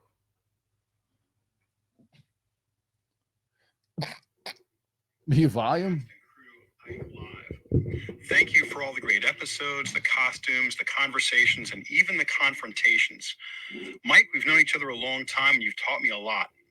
Like how a bass can be a giant, and yet only about half the size of one of Keith Thomas's glide baits. Pete, you're way too nice and well-mannered to be a Yankee. Double check your birth certificate. Dave, when I watch the Star Wars movies, I root for the Storm. What's up, guys? It's Ryan Lambert with Kayak Bass Nation. I'm sorry I couldn't be there for the 10-year anniversary tonight. Oh. Riz, remember that the fishing industry is all about relationships. Look around you. You're off to a shaky start. Powerbait Paul, I don't know you, but I recommend that you stay out of the ocean. If a shark bites you, he might hold on 18 times longer. John, the Wawa hoagie lady, really? Hey, unless your sandwiches can be scattered, smothered, and covered, you will never compete with Waffle House. Becky, we all know you are the glue that holds the show together. And with luck, you might be paroled in a few years. Finally, Brian the Carpenter. I have plans. Duke out. Ken Duke, everybody. Yo. Duke. That's fantastic. Len Kook. Len Duke. Peter. Did we ask? Does anybody win? Yeah. What are we giving anything away? Guys, hang tight. We're working. We gave some away. We're doing a MTB unboxing real quick. MTB. Oh yeah. I want to sit up here. Rich, I'm a fan in you. Huh? I'm a fan. Okay. We're gonna do a regular, straight up regular box tonight. Where's my pen? You got a pen knife on you? What do you got on you? Key? Scissors? What the? With the Dead air. Yo, cut this box. Is that a paring knife? What is that? Fabergé? All right. Got a box open? For the first time ever, I'm not going to be the last. You're going to be person. first this time. First. The 10 years anniversary show is a show of firsts. So Brian the Carpenter. Oh, he's going to knife me. Brian the Carpenter. Oh my God! Ah! What? Are you kidding me? What are the odds, folks? There's this a is dog why- in there. This is why you subscribe to Mystery Tackle Box. What the? Because you just never know. Wow, all right. Well, It's let you amazing. take one. Take one and go This on. is a donk by Black Talon Custom Lures. You can't get this shit anywhere else. Even if you know me, you still can't get it. All right. Or, You got one of your. that was in the MTB box, Pete. Dude, is that hard to believe? And dude, I got to not go last for the first And time. this Look is what happened. Pete, grab one there. This is actually we're just doing a pro box tonight, guys, which is awesome. And remember, use the promo code Ike Live, and you can win a donk. and you get 50% off. 50% off your first pro box. So Use the code Ike Live, and this can happen to Yeah. you. Oh, Jesus. all right. I've got one here real quick. I want to show you. This is a Jabberjaw crankbait. All right, Jabberjaw crankbait. Now I want to. Whoa, Pete! Whoa, Paulie hands. Wow! Paulie hands. Wow! Hey, I catch boxes like I catch bass. Hell yeah! Fucking shortstop. Stephen Walden just tuned in and asked, "Did the show start yet?" That's messed up. Yo, Steph. Yeah, Steph. All right, Shout out to I Mr. have a Tackle Box, Steph. Jabberjaw crankbait by 13 Fishing. Here's the cool thing about this. Ready? Metal lip, floating. So you get a little bit of that chatterbait knock. Metal bill, chatterbait knock. Kind of a cool crankbait. Oh, look at that. Yeah, there's our camera again. It's so good, isn't it? What do you think it is? What's up with that thing? I don't know. It's a wire. I don't know. I think it's Piece you know, of fuzz. What is it on there? I think it's a sign of the times. You think it is? Yeah. Could be. Rich, spit on it and kick it. Just turn it on, turn it off. Dude, drop an elbow on that Blowing it motherfucker. like a Nintendo game. Top turnbuckle, Smash dude. it as hard as you can. All right, that's working out. All right, Jabberjaw crankbait. John, what do you got? Got a G crack tickle tail. What? Here. Oh yeah, that's a good one. That's chatterbait trailer. That's Yeah, G crack. Nah, it's That's 10,000 fish. same thing. G crack that Use it fishes. for a little bit of everything. Take your skirt off your chatterbait. Pop this on. The key is take the skirt off. Or thin it out. Leave the shoes on. Peter? Pete, what you got? Are we talking about fishing lures? Nope. What you got, Pete? Dude, this is the key. This is the key. Swim jig. Ooh, A swim jig. We're gonna, bluegill. we're gonna cut the weed guard off. Right? Cut the line. Oh, you're talking. You're talking. I'm talking about Lunker City. Yeah. Talking about Lunker share. I don't get it though. 13-pound plus bass. This is the bait. I don't get it. This is the bait right here. Bluegill That's not the color bait, or but- shad color? Well, not this. Well, this particular bait. Who makes this bait? Can you say? No, I can't speak that language. I don't know. Is this a 6 cents or? No. Well, Gorgon? This is a Demogorgon? Grass Hero Dem- swim jig. It's a Guggen Squad Gorgon. swim jig. Gorgon Squad. And here's the deal. This was learned. Josh Jones was on Bass University and talking to us about how he's, live targeting these giants. Yeah. And the bait of choice is a swim jig With no trailer. with no trailer. I don't and get it. no weed guard cut. I don't get it. I don't and- get it either. And working this like you would work a crappie. I'm It offended. comes from crappie fishing. They learned this technique and they I'm out. I watched it in action on Lake Athens. It works. They use nothing but this, and they dress like Powerbait Paul, and they hunt. They purely hunt fish. Yeah. They just put the trolling motor down at the launch ramp, and they just scan around until they find a blob. Everywhere, shallow to deep, or Shallow to deep. 40 feet seemed to be the recipe for the time that we were there. That 25 to 40 foot zone, and working this bait on like almost dead sticking it, but just suspending it above the fish like a Demiki. I don't even want to fish anymore. Like a Demiki. Serious. And going to enough blobs until you get one to strike. Right. Like just keep Fuck it. just if one doesn't react, I'm out, dude. Move. Next one. What's move. next? Mark Next Jeffries, one, hit me up move. on bowling, bro. Let's go fucking bowling. While we were at Bass University, who caught it? Kyle Hall. Caught a 13-7. Caught a 13-7. Doing exactly that. Dude, we were at the Texas Freshwater Fisheries Center. Yeah. And it's like ambulance lights go off. Somebody's caught a 13-pounder. They send out a truck to pick them up. Like the Ghostbusters truck? Like that. Just like that. Hey, yeah, well, they send that truck like 5 hours. They send it in what? It's like 5 hours away. It is. Right. But they'll have people In meet 'em- Jersey, you can't get nobody for a month. Dude, they go right to them. They'll meet them halfway. They'll drive as far as they need to drive, and they Wow. get these 13+ pound fish. And Ivy, there's something like when you go to OH Ivy, like you're not going out there to smash fest the fish. No, you get 3 bites. You're going out there for 3 bites. Sounds like tops. Merle Creek. Sounds like It's just fucking like knock. that. It's just like that. A lot of Yeah. guys like they do the simple thing. They go to the dam and they stalk the dam like Riz did at Athens, Lake Athens. He caught a 4-pounder. It wasn't big, but he caught it in 40 feet of water. Holy shit. You know? And just so interesting the way that guys are figuring out how to get these. Why giants. the lure choice though? I don't get the swim jig with no trailer. I don't get the swim jig and no trailer. I feel like there's a better profile too. You know what I mean? Well, like the, Who's doing that out there? Fucking. Well, let me tell you the story as it was told to us. All right, make it good because I'm getting mad. Crappie. He was crappie fishing with a little finesse jig, and lost his trailer. Finesse jig? Yeah, like a little crappie jig, and he didn't have a trailer. He just started fishing it and started catching the crappie better without the trailer. Yeah.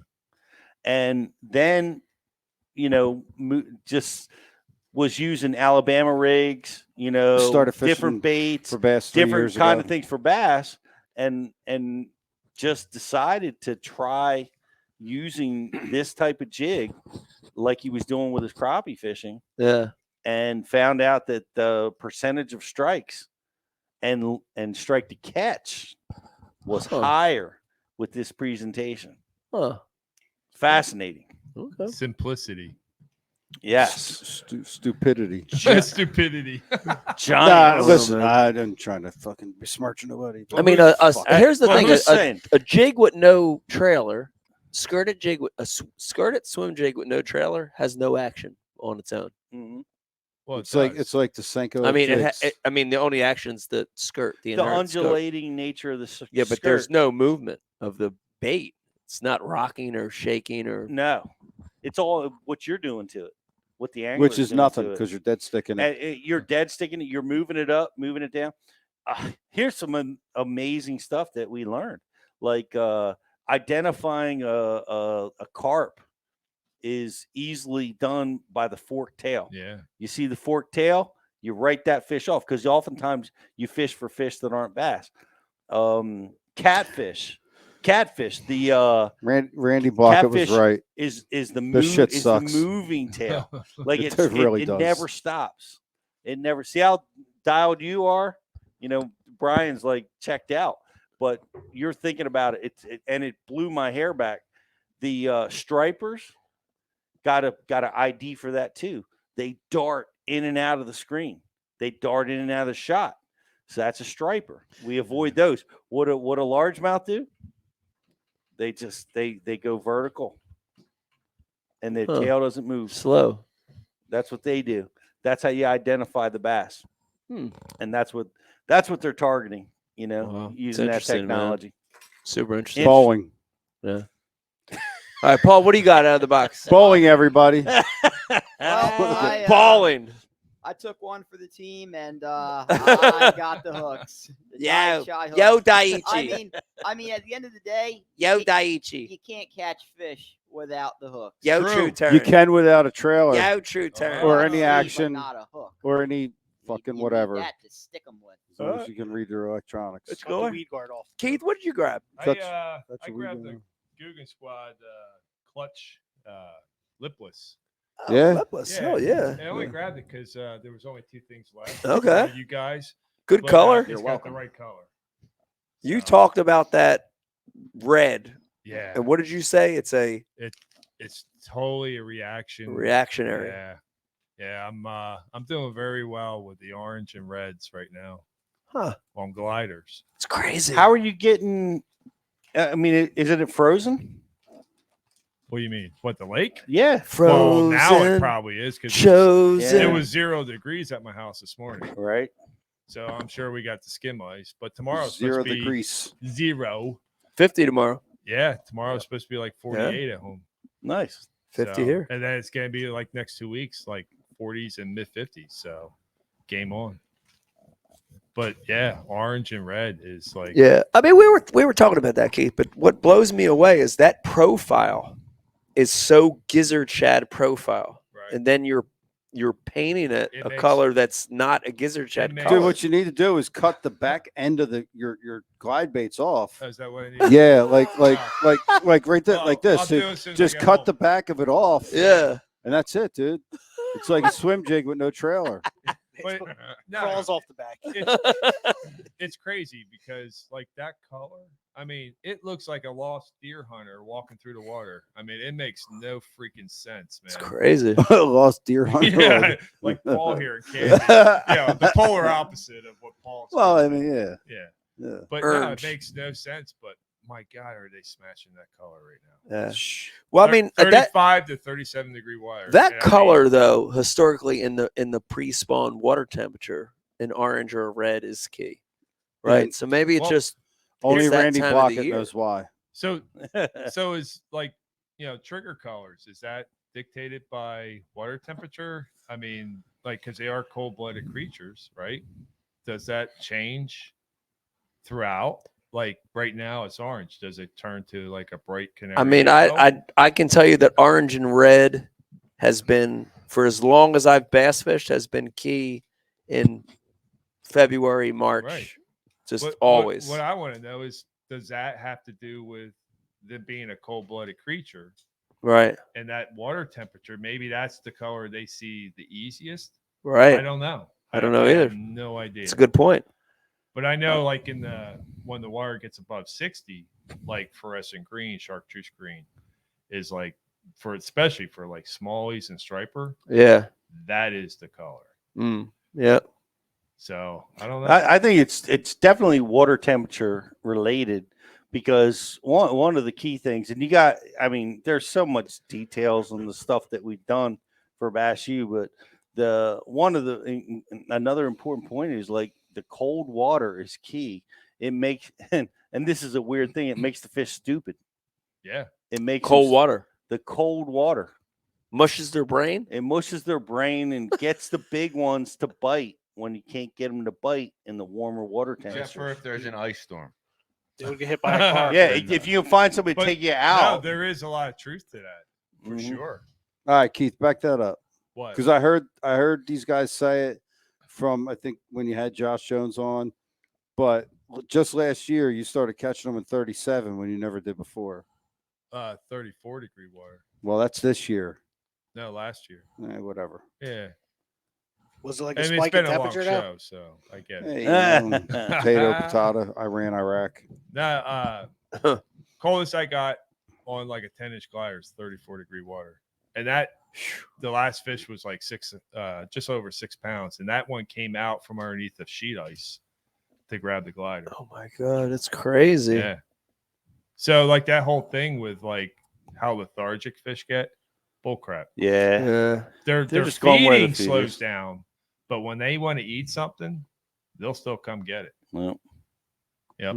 I always thought the whole orange-red thing was because of the crawdads coming out of the mud. You know Like the what? clay Show thing me a with the Spaddock. crawdad up here that's freaking orange or red in the freaking. Well, you got to do is Paul, the crawfish were red at the open on the Chesapeake. That was in the fall. Yeah, in the fall. Up I my remember way, one time- you won't find a red crawfish. The only thing you find red is in the bellies of like gizzard shad that are red. That's it. Like our crawfish, they're like dark brown, black when they come out. I've seen spring. red. Yeah. in the Green summer. pumpkin. I mean, little maybe It's hot. I'll give you maybe a little bit of like a hint of red on the tip of the claws, but not enough. Look at for this you shit. to think. Nah, it's got Pete, to do you with had a like the black and yellow cold one water. before. It must affect the way they see color. I mean, I see. has I Red, to remember be. you had one in I your live see well red at the every time I Chesapeake. look in the mirror. It was black and See yellow. that? Yeah. This tournament. Nah, like years ago. You had a black and yellow crawdad. This is I ice fished the other day What? and I caught a bluegill through the ice and like it had the most unbelievably Where the fuck is that? little lake in Pennsylvania. I know where it's at. It had the most unbelievably pronounced orangish Wow, red, look at that. like throat to mid belly, Yeah. like that Mm. swim bait that you Yeah. gave Crazy, Vegas, dude. Yeah. and that's a bluegill, but it's like What's with the Bright. bloody knife right next to Yeah. it? a bloody knife. Uh-huh. No, that's the active target. So, we'll show the fucking thing. No, Yeah, so it's kind of intriguing bluegill. to try to understand trigger colors with water Yeah. temps. It's Yeah. crazy. Because they're cold blooded, you know, Yeah. where it does it affect their eyesight. You know, I know a lot about stripers. So like in stripers, the color they see the most is fluorescent green. Hmm. And then it fades off either side into the color spectrum from that. So largemouth bass and smallmouth bass, their eye construction is not too much different from like a striper. Right.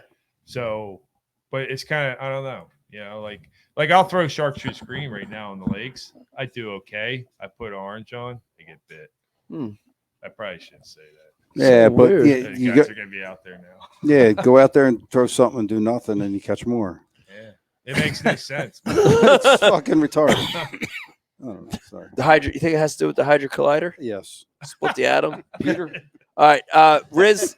Last bait from Mystery Tackle Box tonight is I got a grande bass swim bait. Yeah. And I throw swim baits because they eat swim baits. They do eat swim Yeah, baits. what's it look like, Rich? Take one out. On a It's swim jig. yeah, it's Take it out the bag, bro. just a it's like a Kitech. word. Similar to that. Boot tail. What's Grande bass, boot Oh, tail, that looks 4 good. inch, give it the old taste test. Then. 4 inch Yeah. bait. Garlic. Man, I mean, dude, you put a swim bait on a jig head anywhere you go across the country. Yep. All Almost across all the year country. long. Yep. Here You're we gonna catch some fish. I would agree with that. It's simple. I'm not gonna, you know. Yo, it's Argue with it. 12:57. I would We agree got with that. 3 more minutes and then we're out. Yeah, of here. 3 more minutes. Well, there you have it. That was our Mystery Tackle Box unboxing tonight. Once again, to use the promo code Ike Live, 30% off first lead box, 50% off the first pro box. So go give them a check. I want to give a shout out to the Brian Big the Bass Carpenter. podcast. Oh. Yes.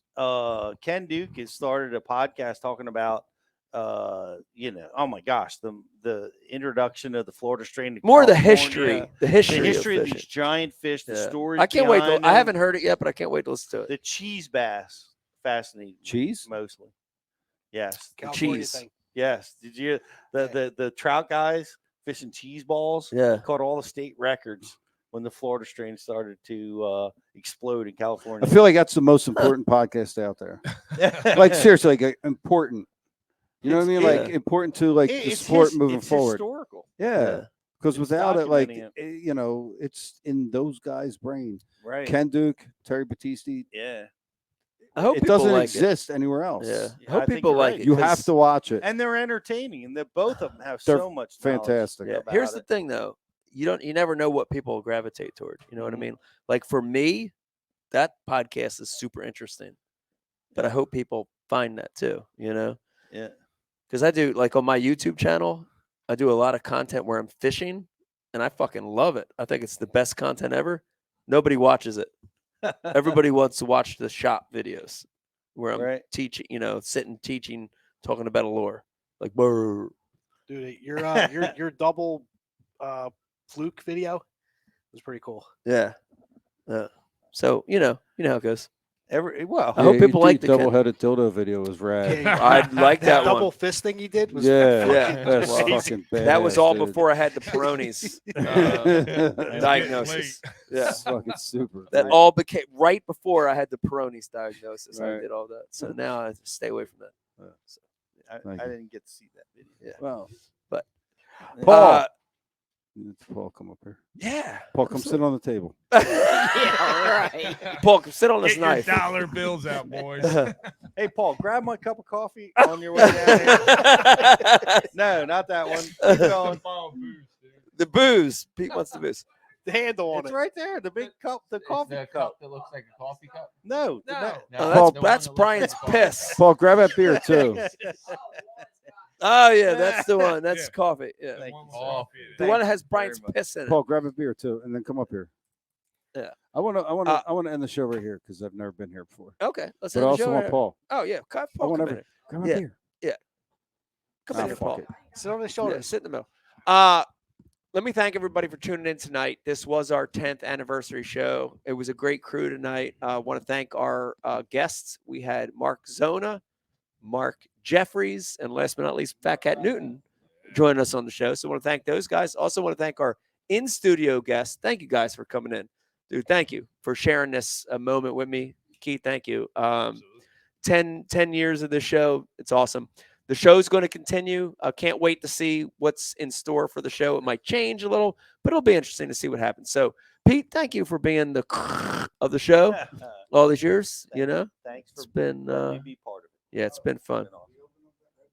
Yeah, we're not opening up Redbox. No, no, nah. We don't need to give it away.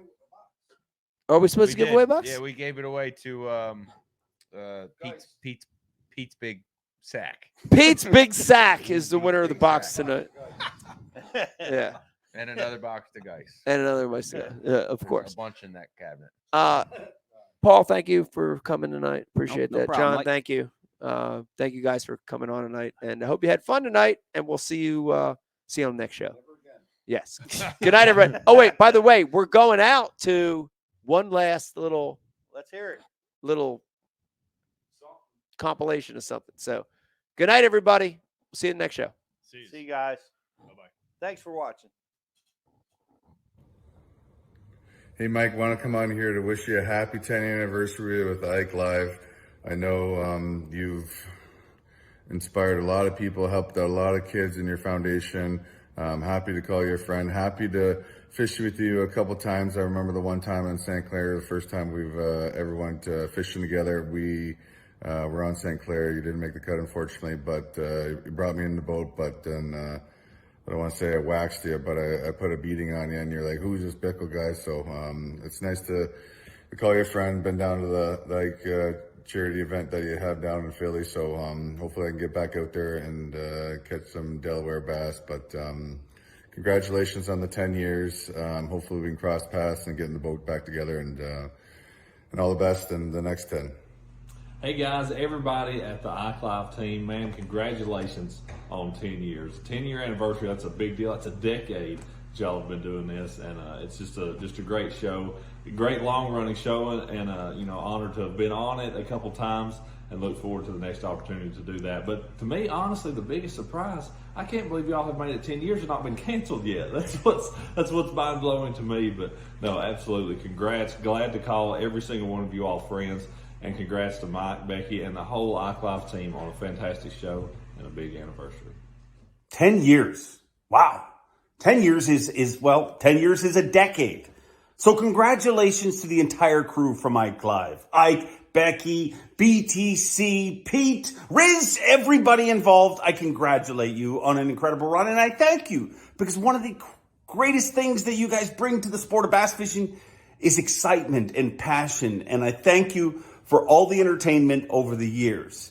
Also, I got to thank you because, honestly, the greatest Elite Series crowd in Bassmaster Elite Series history happened right there in Philadelphia because of you guys. And it literally was the closest that. What happened? It's perfect. Super long driveway. We're still live. All right, we're still live, everybody. It's just me and you. Just us now. Live on Mike's career. Thank you for everything. That far in advance. Turn this off. I don't know. But if I can get that, I'll get it. If not, it'll be Cat Motel again. Rich, how we turn this off? How we turn it off? And broadcast.